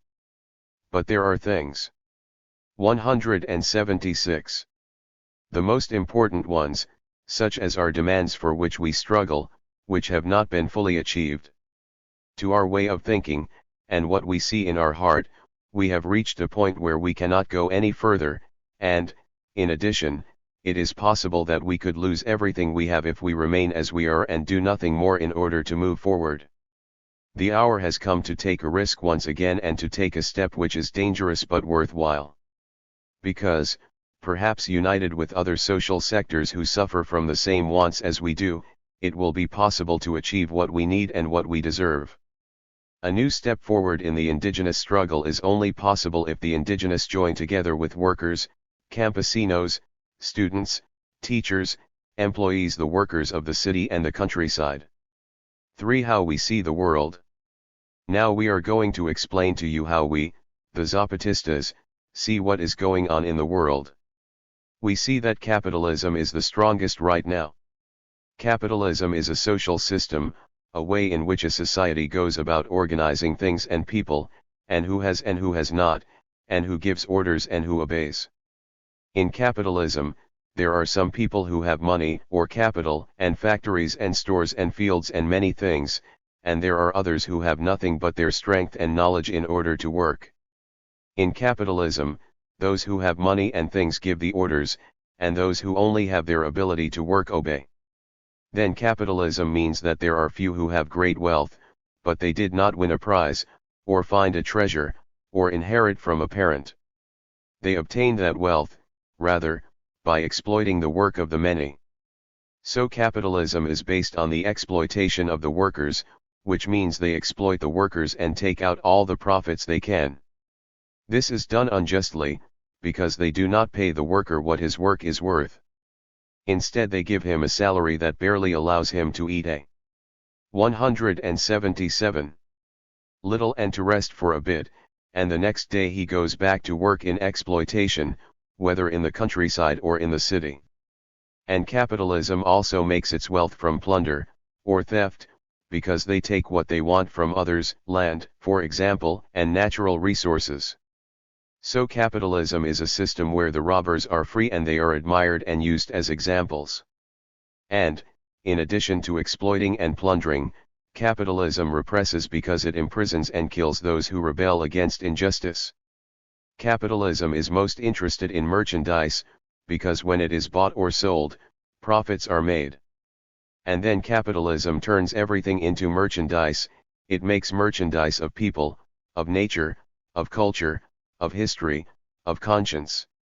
According to capitalism, everything must be able to be bought and sold. And it hides everything behind the merchandise, so we don't see the exploitation that exists. And then the merchandise is bought and sold in a market. And the market, in addition to being used for buying and selling, is also used to hide the exploitation of the workers. In the market, for example, we see coffee in its little package or its pretty little jar, but we do not see the campesino who suffered in order to harvest the coffee, and we do not see the coyote who paid him so cheaply for his work, and we do not see the workers in the large company working their hearts out to package the coffee. Or we see an appliance for listening to music like cumbias, rancheras, or corridos, or whatever, and we see that it is very good because it has a good sound, but we do not see the worker in the maquiladora who struggled for many hours, putting the cables and the parts of the appliance together, and they barely paid her a pittance of money, and she lives far away from work and spends a lot on the trip, and, in addition, she runs the risk of being kidnapped, raped, and killed as happens in Ciudad Juarez in Mexico. 178. So we see merchandise in the market, but we do not see the exploitation with which it was made. And then capitalism needs many markets. Or a very large market, a world market. And so the capitalism of today is not the same as before, when the rich were content with exploiting the workers in their own countries, but now they are on a path which is called neoliberal globalization. This globalization means that they no longer control the workers in one or several countries, but the capitalists are trying to dominate everything all over the world. And the world, or planet Earth, is also called the globe, and that is why they say globalization, or the entire world. And neoliberalism is the idea that capitalism is free to dominate the entire world, and so tough, you have to resign yourself and conform and not make a fuss, in other words, not rebel. So neoliberalism is like the theory, the plan, of capitalist globalization. And neoliberalism has its economic, political, military, and cultural plans. All of those plans have to do with dominating everyone, and they repress or separate anyone who doesn't obey so that his rebellious ideas aren't passed on to others. Then, in neoliberal globalization, the great capitalists who live in the countries which are powerful, like the United States, want the entire world to be made into a big business where merchandise is produced like a great market, a world market for buying and selling the entire world and for hiding all the exploitation from the world. Then the global capitalists insert themselves everywhere, in all the countries, in order to do their big business, their great exploitation. Then they respect nothing, and they meddle wherever they wish, as if they were conquering other countries. That is why we Zapatistas say that neoliberal globalization is a war of conquest of the entire world, a world war, a war being waged by capitalism for global domination. Sometimes that conquest is by armies who invade a country and conquer it by force. But sometimes it is with the economy, in other words, the big capitalists put their money into another country. 179.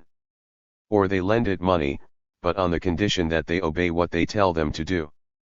And they also insert their ideas, with the capitalist culture, which is the culture of merchandise, of profits, of the market. Then the one which wages the conquest, capitalism, does as it wants, it destroys and changes what it does not like and eliminates what gets in its way. For example, those who do not produce nor buy nor sell modern merchandise get in their way, or those who rebel against that order. And they despise those who are of no use to them.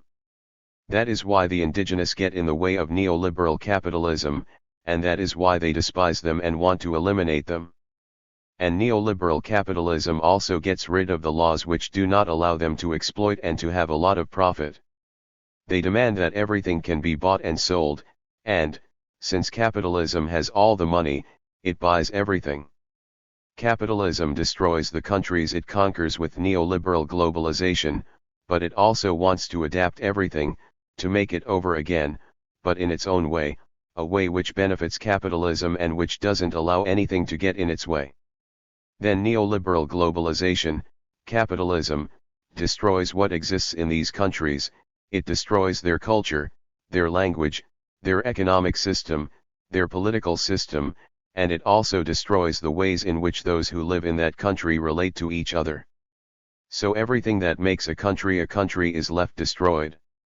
Then neoliberal globalization wants to destroy the nations of the world so that only one nation or country remains, the country of money, of capital. And capitalism wants everything to be as it wants, in its own way, and it doesn't like what is different, and it persecutes it and attacks it, or puts it off in a corner and acts as if it doesn't exist. Then, in short, the capitalism of global neoliberalism is based on exploitation, plunder, contempt, and repression of those who refuse. The same as before, but now globalized, worldwide. But it is not so easy for neoliberal globalization, because the exploited of each country become discontented, and they will not say well, to 180. Bad, and instead they rebel. And those who remain and who are in the way resist, and they don't allow themselves to be eliminated. And that is why we see, all over the world, those who are being screwed over making resistances, not putting up with it, in other words, they rebel, and not just in one country but wherever they abound. And so, as there is a neoliberal globalization, there is a globalization of rebellion. And it is not just the workers of the countryside and of the city who appear in this globalization of rebellion, but others also appear who are much persecuted and despised for the same reason, for not letting themselves be dominated, like women, young people, the indigenous, homosexuals, lesbians, transsexual persons, migrants, and many other groups who exist all over the world but who we do not see until they shout "Ya basta," a being despised, and they rise up, and then we see them, we hear them, and we learn from them. And then we see that all those groups of people are fighting against neoliberalism, against the capitalist globalization plan, and they are struggling for humanity. And we are astonished when we see the stupidity of the neoliberals who want to destroy all humanity with their wars and exploitation, but it also makes us quite happy to see resistances and rebellions appearing everywhere, such as ours, which is a bit small, but here we are. And we see this all over the world, and now our heart learns that we are not alone. For how we see our country, which is Mexico. Now we will talk to you about how we see what is going on in our Mexico. What we see is our country being governed by neoliberals. So, as we already explained, our leaders are destroying our nation, our Mexican patria. And the work of these bad leaders is not to look after the well-being of the people, instead they are only concerned with 181. The well-being of the capitalists. For example, they make laws like the Free Trade Agreement, which end up leaving many Mexicans destitute, like campesinos and small producers, because they are gobbled up by the big agro-industrial companies. It's the same with workers and small business people, because they cannot compete with the large transnationals who come in without anybody saying anything to them and even thanking them, and they set their low salaries and their high prices. So some of the economic foundations of our Mexico, which were the countryside and industry and national commerce, are being quite destroyed, and just a bit of rubble which they are certainly going to sell off remains. And these are great disgraces for our patria.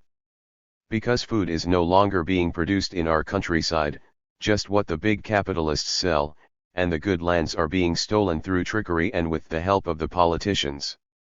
What is happening in the countryside is the same as Porfirismo, but, instead of hacendados, now there are a few foreign businesses which have well and truly screwed the campesino.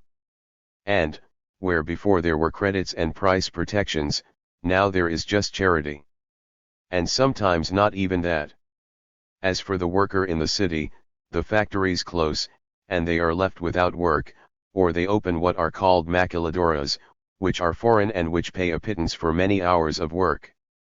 And then the price of the goods the people need doesn't matter, whether they are expensive or cheap, since there is no money. And if someone was working in a small or mid-size business, now they are not, because it was closed, and it was bought by a big transnational. And if someone had a small business, it disappeared as well, or they went to work clandestinely for big businesses which exploit them terribly, and which even put boys and girls to work. And if the worker belonged to his union in order to demand his legal rights, then no, now the same union tells him he will have to put up with his salary being lowered or his hours. 182. Or his benefits being taken away, because, if not, the business will close and move to another country. And then there is the micro-hangaro, which is the government's economic program for putting all the city's workers on street corners selling gum or telephone cards. In other words, absolute economic destruction in the cities as well. And then what happens is that, with the people's economy being totally screwed in the countryside as well as in the city, then many Mexican men and women have to leave their patria, Mexican lands, and go to seek work in another country, the United States. And they do not treat them well there, instead they exploit them, persecute them, treat them with contempt, and even kill them. Under neoliberalism, which is being imposed by the bad governments, the economy has not improved. Quite the opposite, the countryside is in great need, and there is no work in the cities. What is happening is that Mexico is being turned into a place where people are working for the wealth of foreigners, mostly rich gringos, a place you are just born into for a little while, and in another little while you die. That is why we say that Mexico is dominated by the United States. Now, it is not just that. Neoliberalism has also changed the Mexican political class, the politicians, because they made them into something like employees in a store, who have to do everything possible to sell everything and to sell it very cheap. You have already seen that they changed the laws in order to remove Article 27 from the Constitution so that ejido and communal lands could be sold. That was Salinas de Gortari, and he and his gang said that it was for the good of the countryside and the campesino, and that was how they would prosper and live better. Has it been like that? The Mexican countryside is worse than ever and the campesinos more screwed than under Porfirio Diaz. And they also say they are going to sell to foreigners the companies held by the state to help the well-being of the people. Because the companies don't work well and they need to be modern. 183. And it would be better to sell them. But, instead of improving, the social rights which were won in the Revolution of 1910 now make one sad and courageous. And they also said that the borders must be opened so all the foreign capital can enter, that way all the Mexican businesses will be fixed, and things will be made better. But now we see that there are not any national businesses, the foreigners gobbled them all up, and the things that are sold are worse than those that were made in Mexico. And now the Mexican politicians also want to sell Pemex, the oil which belongs to all Mexicans, and the only difference is that some say everything should be sold and others that only a part of it should be sold. And they also want to privatize social security and electricity and water and the forests and everything, until nothing of Mexico is left, and our country will be a wasteland or a place of entertainment for rich people from all over the world, and we Mexican men and women will be their servants, dependent on what they offer, bad housing, without roots, without culture, without even a patria. So the neoliberals want to kill Mexico, our Mexican patria. And the political parties not only do not defend it, they are the first to put themselves at the service of foreigners, especially those from the United States, and they are the ones who are in charge of deceiving us, making us look the other way while everything is sold, and they are left with the money. All the political parties that exist right now, not just some of them. Think about whether anything has been done well, and you will see that no, nothing but theft and scams. And look how all the politicians always have their nice houses and their nice cars and luxuries. And they still want us to thank them and to vote for them again. And it is obvious, as they say, that they are without shame. And they are without it because they do not, in fact, have a patria, they only have bank accounts. 184. And we also see that drug trafficking and crime has been increasing. And sometimes we think that criminals are like they show them in the songs or movies, and maybe some are like that, but not the real chiefs. The real chiefs go around very well dressed, they study outside the country, they are elegant, they do not go around in hiding, they eat in good restaurants and they appear in the papers, very pretty and well dressed at their parties. They are, as they say, good people, and some are even officials, deputies, senators, secretaries of state, prosperous businessmen, police chiefs, generals. Are we saying that politics serves no purpose? No, what we mean is that politics serves no purpose. And it is useless because it does not take the people into account. It does not listen to them, it does not pay any attention to them, it just approaches them when there are elections. And they do not even want votes anymore, the polls are enough to say who wins. And then just promises about what this one is going to do and what the other one is going to do, then it's bye, I'll see you, but you don't see them again, except when they appear in the news when they've just stolen a lot of money and nothing is going to be done to them because the law which those same politicians made protects them. Because that's another problem, the Constitution is all warped and changed now. It's no longer the one that had the rights and liberties of working people. Now there are the rights and liberties of the neoliberals so they can have their huge profits. And the judges exist to serve those neoliberals, because they always rule in favor of them, and those who are not rich get injustice, jails and cemeteries. Well, even with all this mess the neoliberals are making, there are Mexican men and women who are organizing and making a resistance struggle. And so we found out that there are indigenous people, that their lands are far away from us here in Chiapas, and they are making their 185 autonomy and defending their culture and caring for their land, forests, and water. And there are workers in the countryside, campesinos, who are organizing and holding their marches and mobilizations in order to demand credits and aid for the countryside. And there are workers in the city who do not let their rights be taken away or their jobs privatized. They protest and demonstrate so the little they have isn't taken away from them and so they don't take away from the country what is, in fact, its own, like electricity, oil, social security, education. And there are students who don't let education be privatized and who are fighting for it to be free and popular and scientific, so they don't charge, so everyone can learn, and so they don't teach stupid things in schools. And there are women who do not let themselves be treated as an ornament or be humiliated and despised just for being women, but who are organizing and fighting for the respect they deserve as the women they are.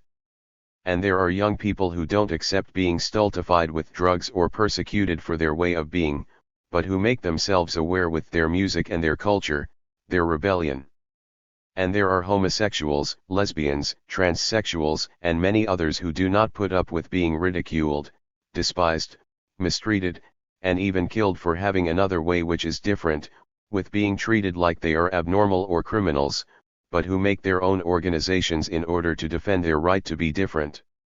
And there are priests and nuns and those they call lay people who are not with the rich and who are not resigned, but who are organizing to accompany the struggles of the people. And there are those who are called social activists, who are men and women who have been fighting all their lives for exploited PEO. 186. PLE, and they are the same ones who participated in the great strikes and workers' actions, in the great citizens' mobilizations, in the great campesino movements, and who suffer great repression, and who, even though some are old now, continue on without surrendering, and they go everywhere, looking for the struggle, seeking justice, and making leftist organizations, non-governmental organizations, human rights organizations, organizations in defense of political prisoners and for the disappeared, leftist publications, organizations of teachers or students, social struggle, and even political military organizations, and they are just not quiet, and they know a lot because they have seen a lot and lived and struggled. And so we see in general that in our country, which is called Mexico, there are many people who do not put up with things, who do not surrender, who do not sell out, who are dignified. And that makes us very pleased and happy, because with all those people it's not going to be so easy for the neoliberals to win, and perhaps it will be possible to save our patria from the great thefts and destruction they are doing. And we think that perhaps we will include all those rebellions. What we want to do.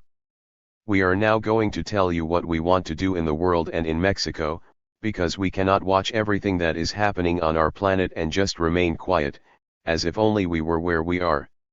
What we want in the world is to tell all of those who are resisting and fighting in their own ways and in their own countries, that you are not alone, that we, the Zapatistas, even though we are very small, are supporting you, and we are going to look at how to help you in your struggles and to speak to you in order to learn, because what we have, in fact, learned is to learn.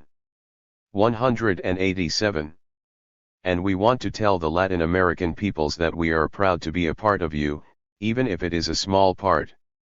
We remember quite well how the continent was also illuminated some years ago, and a light was called Che Guevara, as it had previously been called Bolivar, because sometimes the people take up a name in order to say they are taking up a flag. And we want to tell the people of Cuba, who have now been on their path of resistance for many years, that you are not alone, and we do not agree with the blockade they are imposing, and we are going to see how to send you something, even if it is maize, for your resistance. And we want to tell the North American people that we know that the bad governments which you have and which spread harm throughout the world is one thing, and those North Americans who struggle in their country, and who are in solidarity with the struggles of other countries, are a very different thing. And we want to tell the Mapuche brothers and sisters in Chile that we are watching and learning from your struggles. And to the Venezuelans, we see how well you are defending your sovereignty, your nation's right to decide where it is going. And to the indigenous brothers and sisters of Ecuador and Bolivia, we say you are giving a good lesson in history to all of Latin America, because now you are indeed putting a halt to neoliberal globalization. And to the Pecuaderos and to the young people of Argentina, we want to tell you that we love you. And to those in Uruguay who want a better country, we admire you. And to those who are in Sin Tierra in Brazil, that we respect you. And to all the young people of Latin America, that what you are doing is good, and you give us great hope. And we want to tell the brothers and sisters of social Europe, that which is dignified and rebel, that you are not alone. That your great movements against the neoliberal wars bring us joy. That we are attentively watching your forms of organization and your methods of struggle so that we can perhaps learn something. That we are concede. 188. Airing how we can help you in your struggles, and we are not going to send euros because then they will be devalued because of the European Union mess. But perhaps we will send you crafts and coffee so you can market them and help you some in the tasks of your struggle.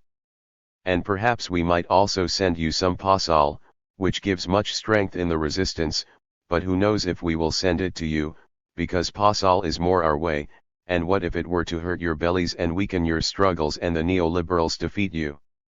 And we want to tell the brothers and sisters of Africa, Asia, and Oceania that we know that you are fighting also, and we want to learn more of your ideas and practices. And we want to tell the world that we want to make you large, so large that all those worlds will fit, those worlds which are resisting because they want to destroy the neoliberals and because they simply cannot stop fighting for humanity. Now then, what we want to do in Mexico is to make an agreement with persons and organizations only of the left, because we believe that it is in the political left where the idea of resisting neoliberal globalization is, and of making a country where there will be justice, democracy, and liberty for everyone. Not as it is right now, where there is justice only for the rich, there is liberty only for their big businesses, and there is democracy only for painting walls with election propaganda. And because we believe that it is only from the left that a plan of struggle can emerge, so that our patria, which is Mexico, does not die. And, then, what we think is that, with these persons and organizations of the left, we will make a plan for going to all those parts of Mexico where there are humble and simple people like ourselves. And we are not going to tell them what they should do or give them orders. Nor are we going to ask them to vote for a candidate, since we already know that the ones who exist are neoliberals. 189. Nor are we going to tell them to be like us, nor to rise up in arms. What we are going to do is to ask them what their lives are like, their struggle, their thoughts about our country and what we should do so they do not defeat us. What we are going to do is to take heed of the thoughts of the simple and humble people, and perhaps we will find there the same love which we feel for our patria. And perhaps we will find agreement between those of us who are simple and humble, and together we will organize all over the country and reach agreement in our struggles, which are alone right now, separated from each other, and we will find something like a program that has what we all want, and a plan for how we are going to achieve the realization of that program, which is called the National Program of Struggle. And, with the agreement of the majority of those people whom we are going to listen to, we will then engage in a struggle with everyone, with indigenous, workers, campesinos, students, teachers, employees, women, children, old ones, men, and with all of those of good heart and who want to struggle so that our patria called Mexico does not end up being destroyed and sold, and which still exists between the Rio Grande and the Rio Suchiate, and which has the Pacific Ocean on one side and the Atlantic on the other. 6. How we are going to do it. And so this is our simple word that goes out to the humble and simple people of Mexico and of the world, and we are calling our word of today. 6th Declaration of the Lacandan Jungle. And we are here to say, with our simple word, that 190. The EZLN maintains its commitment to an offensive ceasefire, and it will not make any attack against government forces or any offensive military movements. The EZLN still maintains its commitment to insisting on the path of political struggle through this peaceful initiative which we are now undertaking. The EZLN continues, therefore, in its resolve to not establish any kind of secret relations with either national political military organizations or those from other countries. The EZLN reaffirms its commitment to defend, support and obey the Zapatista indigenous communities of which it is composed, and which are its supreme command, and without interfering in their internal democratic processes will, to the best of its abilities, contribute to the strengthening of their autonomy, good government and improvement in their living conditions. In other words, what we are going to do in Mexico and in the world, we are going to do without arms, with a civil and peaceful movement, and without neglecting nor ceasing to support our communities. Therefore, in the world, 1. We will forge new relationships of mutual respect and support with persons and organizations who are resisting and struggling against neoliberalism and for humanity. 2. As far as we are able, we will send material aid such as food and handicrafts for those brothers and sisters who are struggling all over the world.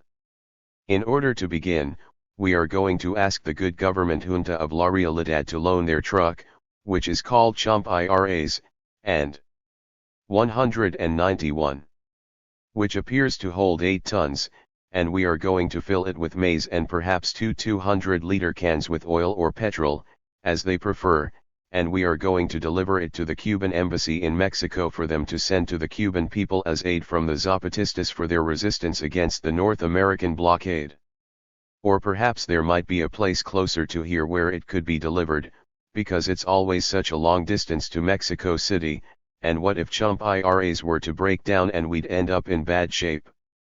And that will happen when the harvest comes in, which is turning green right now in the fields, and if they don't attack us, because if we were to send it during these next few months, it would be nothing but corn cobs, and they don't turn out well even in tamales, better in November or December, it depends. And we are also going to make an agreement with the women's crafts cooperatives in order to send a good number of bordados, embroidered pieces, to the Europes which are perhaps not yet union, and perhaps we'll also send some organic coffee from the Zapatista cooperatives, so that they can sell it and get a little money for their struggle.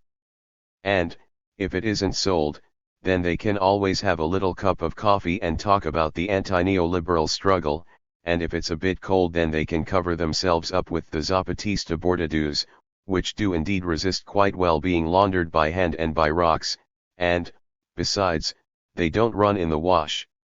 And we are also going to send the indigenous brothers and sisters of Bolivia and Ecuador some non-transgenic maize, and we just don't know where to send them so they arrive complete, but we are indeed willing to give this little bit of aid. 3. And to all of those who are resisting throughout the world, we say there must be other intercontinental encuentros held, even if just one other. Perhaps December of this year or next January, we'll have to think about it. We don't want to say just when, because this is about 192. Are agreeing equally on everything, on where, on when, on how, on who. But not with a stage where just a few speak and all the rest listen, but without a stage, just level and everyone speaking, but orderly, otherwise it will just be a hubbub and the words won't be understood, and with good organization everyone will hear and jot down in their notebooks the words of resistance from others, so then everyone can go and talk with their compañeros and compañeras in their worlds. And we think it might be in a place that has a very large jail, because what if they were to repress us and incarcerate us, and so that way we wouldn't be all piled up, prisoners, yes, but well organized, and there in the jail we could continue the intercontinental encuentros for humanity and against neoliberalism. Later on we'll tell you what we shall do in order to reach agreement as to how we're going to come to agreement. Now that is how we're thinking of doing what we want to do in the world. Now follows. In Mexico. 1. We are going to continue fighting for the Indian peoples of Mexico, but now not just for them and not with only them, but for all the exploited and dispossessed of Mexico, with all of them and all over the country. And when we say all the exploited of Mexico, we are also talking about the brothers and sisters who have had to go to the United States in search of work in order to survive. 2. We are going to go to listen to, and talk directly with, without intermediaries or mediation, the simple and humble of the Mexican people, and, according to what we hear and learn, we are going to go about building, along with those people who, like us, are humble and simple, a national program of struggle, but a program which will be clearly of the left, or anti-capitalist, or anti-neoliberal, or for justice, democracy, and liberty for the Mexican people. 193. 3. We are going to try to build, or rebuild, another way of doing politics, one which once again has the spirit of serving others, without material interests, with sacrifice, with dedication, with honesty, which keeps its word, whose only payment is the satisfaction of duty performed, or like the militants of the left did before, when they were not stopped by blows, jail or death, let alone by dollar bills. 4. We are also going to go about raising a struggle in order to demand that we make a new constitution, new laws which take into account the demands of the Mexican people, which are, housing, land, work, food, health, education, information, culture, independence, democracy, justice, liberty, and peace. A new constitution which recognizes the rights and liberties of the people, and which defends the weak in the face of the powerful. To these ends, The EZLN will send a delegation of its leadership in order to do this work throughout the national territory and for an indefinite period of time. This Zapatista delegation, along with those organizations and persons of the left who join in this sixth declaration of the Lakandan jungle, will go to those places where they are expressly invited. We are also letting you know that the EZLN will establish a policy of alliances with non-electoral organizations and movements which define themselves, in theory and practice, as being of the left, in accordance with the following conditions: not to make agreements from above to be imposed below, but to make accords to go together to listen and to organize outrage. Not to raise movements which are later negotiated behind the backs of those who made them, but to always take into account the opinions of those participating. Not to seek gifts, positions, advantages, public positions, from the power or those who aspire to it, but to go 194 beyond the election calendar. Not to try to resolve from above the problems of our nation, but to build from below and for below an alternative to neoliberal destruction, an alternative of the left for Mexico. Yes, to reciprocal respect for the autonomy and independence of organizations, for their methods of struggle, for their ways of organizing, for their internal decision-making processes, for their legitimate representations. And yes, to a clear commitment for joint and coordinated defense of national sovereignty, with intransigent opposition to attempts to privatize electricity, oil, water, and natural resources. In other words, we are inviting the unregistered political and social organizations of the left, and those persons who lay claim to the left and who do not belong to registered political parties, to meet with us, at the time, place, and manner in which we shall propose at the proper time, to organize a national campaign, visiting all possible corners of our patria, in order to listen to and organize the word of our people. It is like a campaign, then, but very otherly, because it is not electoral. Brothers and sisters, this is our word which we declare. In the world, we are going to join together more with the resistance struggles against neoliberalism and for humanity. And we are going to support, even if it's but little, those struggles. And we are going to exchange, with mutual respect, experiences, histories, ideas, dreams. 195. In Mexico, we are going to travel all over the country, through the ruins left by the neoliberal wars and through those resistances which, entrenched, are flourishing in those ruins. We are going to seek, and to find, those who love these lands and these skies even as much as we do. We are going to seek, from La Realidad to Tijuana, those who want to organize, struggle, and build what may perhaps be the last hope this nation has of not dying, which has been going on at least since the time when an eagle alighted on a nopal in order to devour a snake. We are going for democracy, liberty, and justice for those of us who have been denied it. We are going with another politics, for a program of the left and for a new constitution.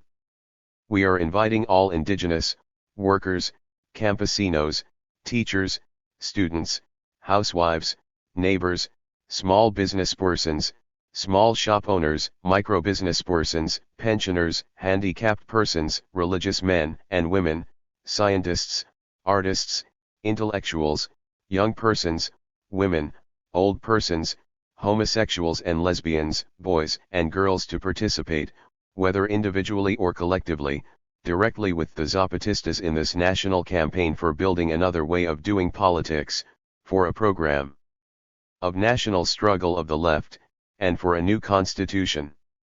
And so this is our word as to what we are going to do and how we are going to do it. You will see whether you want to join. And we are telling those men and women who are of good heart and intent, who are in agreement with this word we are bringing out, and who are not afraid, or who are afraid but who control it, to then state publicly whether they are in agreement with this idea we are presenting, and in that way we will see once and for all who and how and where and when this new step in the struggle is to be made. 196. While you are thinking about it, we say to you that today, in the 6th month of the year 2005, the men, women, children and old ones of the Zapatista Army of National Liberation have now decided, and we have now subscribed to this sixth declaration of the Lakendan jungle, and those who know how to sign, signed, and those who did not left their mark, but there are fewer now who do not know how, because education has advanced here in this territory in rebellion for humanity and against neoliberalism, that is in Zapatista skies and land. And this was our simple word sent out to the noble hearts of those simple and humble people who resist and rebel against injustices all over the world. Democracy, liberty, justice. From the mountains of the Mexican Southeast. Clandestine Revolutionary Indigenous Committee General Command of the Zapatista Army of National Liberation. Mexico, June 2005. José Luis, El Mundown Nave, undated. Courtesy of Adalo. The other player. Subcommandant Insurgent Marcos. A good noontime to all. We'd like to express our appreciation to the National School of Anthropology and History for giving us the opportunity to say our word alongside these people who, in addition to giving light to words, are also human beings accompanying a struggle written solely by humanity's greatest. Starting this talk isn't easy. And it's not just because these luminaries who are with us shine so brightly they leave barely any dark places, favored haunts of the shadows that we are. It's also because an impertinent beetle wouldn't let me prepare anything calm and sensible, interrupting me with all sorts of absurd incomprehensible stuff. Maybe you've heard of him before, the self-styled Don Durito of the Lakendana, with his self-appointed mission, as he puts it, to right wrongs and succor the poor and weak. For some reason beyond my comprehension, Durito has deemed that I too am of the poor and weak and that my whole life is an injustice. 200. You know, what's been keeping me awake all these days isn't the volume of Fox's contradictions or the death threats so generously extended to us by the National Action Party. No, it's Durito, who keeps insisting that the bus is not a bus but a ship, and that the march can't be marching but is sailing because it is buoyed by the sea.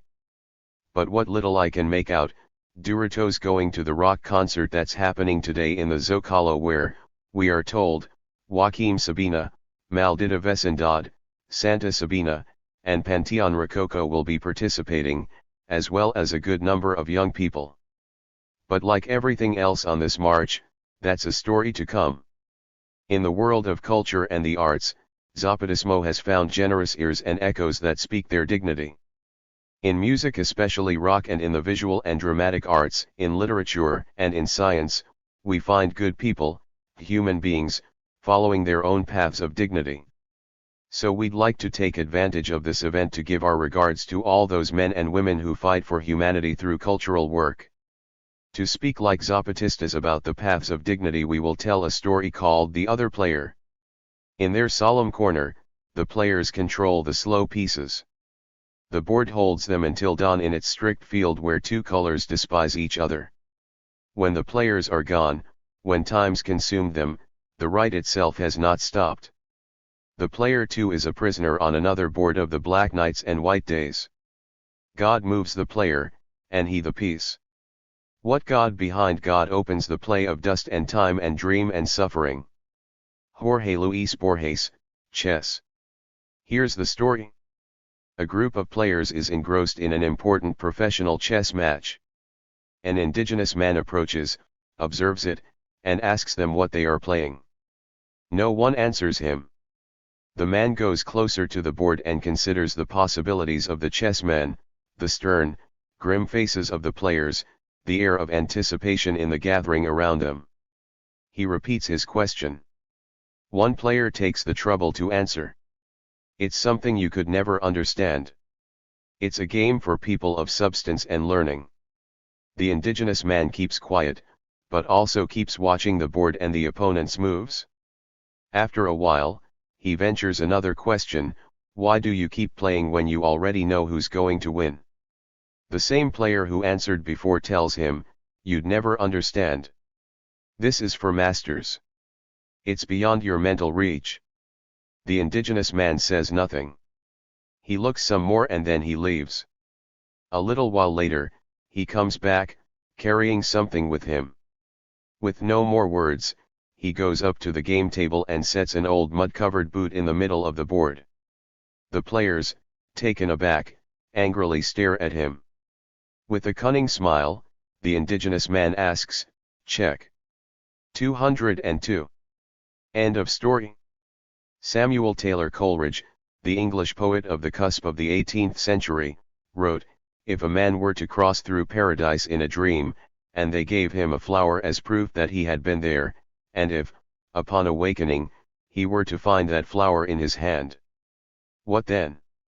In this march of indigenous dignity, we Zapatistas have seen part of the map of the national tragedy that is not broadcast on prime-time radio or television news programs. Any of those present here might argue that what we saw has no merit whatsoever, and that a march wasn't necessary in order to realize that the Mexico of below is the majority in numbers and in poverty. But I did not come to talk about poverty rates, about constant repression, or about deceptions.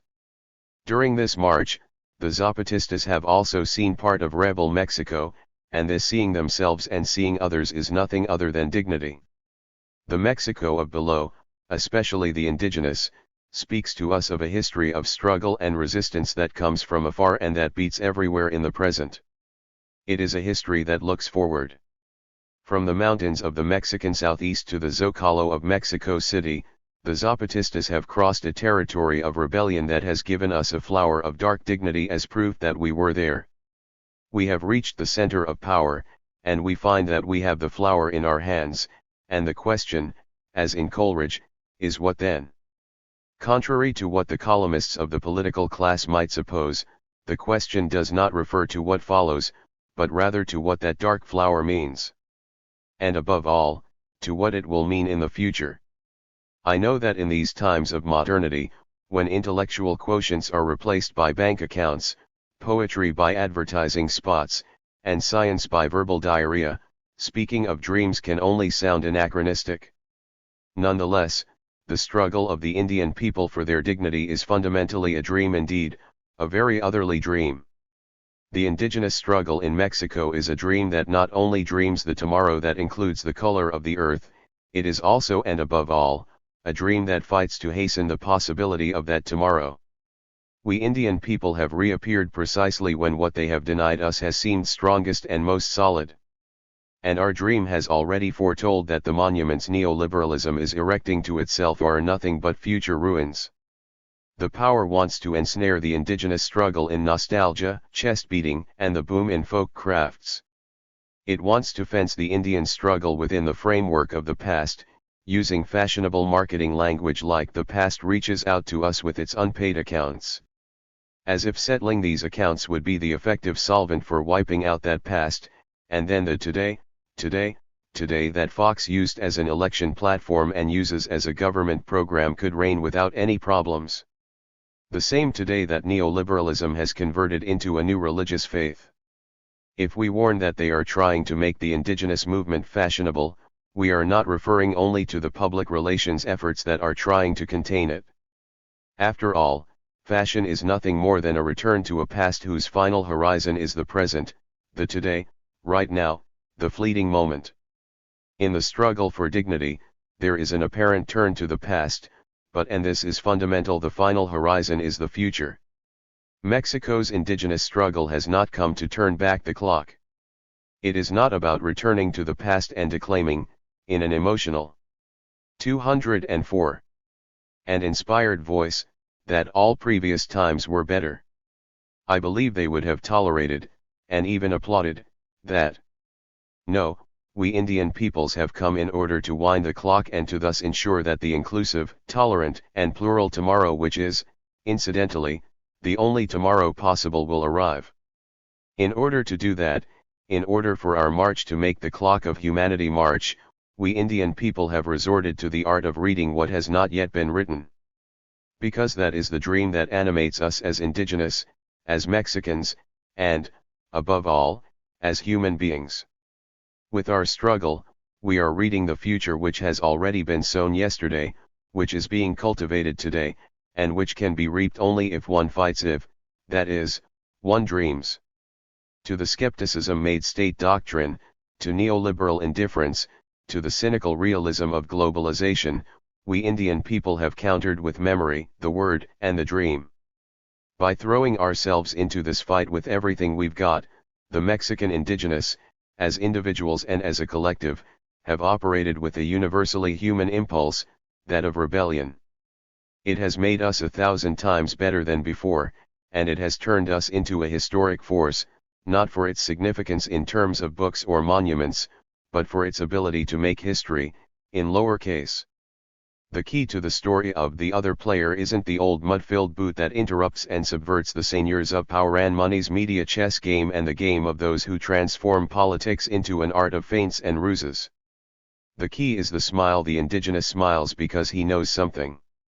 He knows that the other player, which is himself, is missing, and that the other player which is not himself, but is still other, is also missing. But most of all, he knows that the fight is not over and that we haven't lost. He knows that it has barely begun. And he knows not because he knows but because he dreams. In short, we indigenous aren't part of yesterday. We're part of tomorrow. And boots, culture, and tomorrows remind us of something we wrote some time ago, looking back and dreaming ahead. A boot is a boot that has lost its way and that's looking for what all boots long for, a bare foot. And that's why it occurs to me that in the morning that we dream, there'll be no boots or jeans or soldiers, but there will be bare feet, which is how feet should be when morning is just beginning. Thank you. From the National School of Anthropology and History Subcommandant Insurgent Marcos. P.S. I know it might be disconcerting to some that, in speaking of culture from the indigenous point of view, I turn to other voices, in this case Borges and Coleridge, but that is how I remind myself, and remind you, that culture is a bridge for everyone, above calendars and borders, and, as such, must be defended. And so we say, and say to ourselves, no to cultural hegemony, no to cultural homogeneity, and no to any form of hegemony and homogeneity.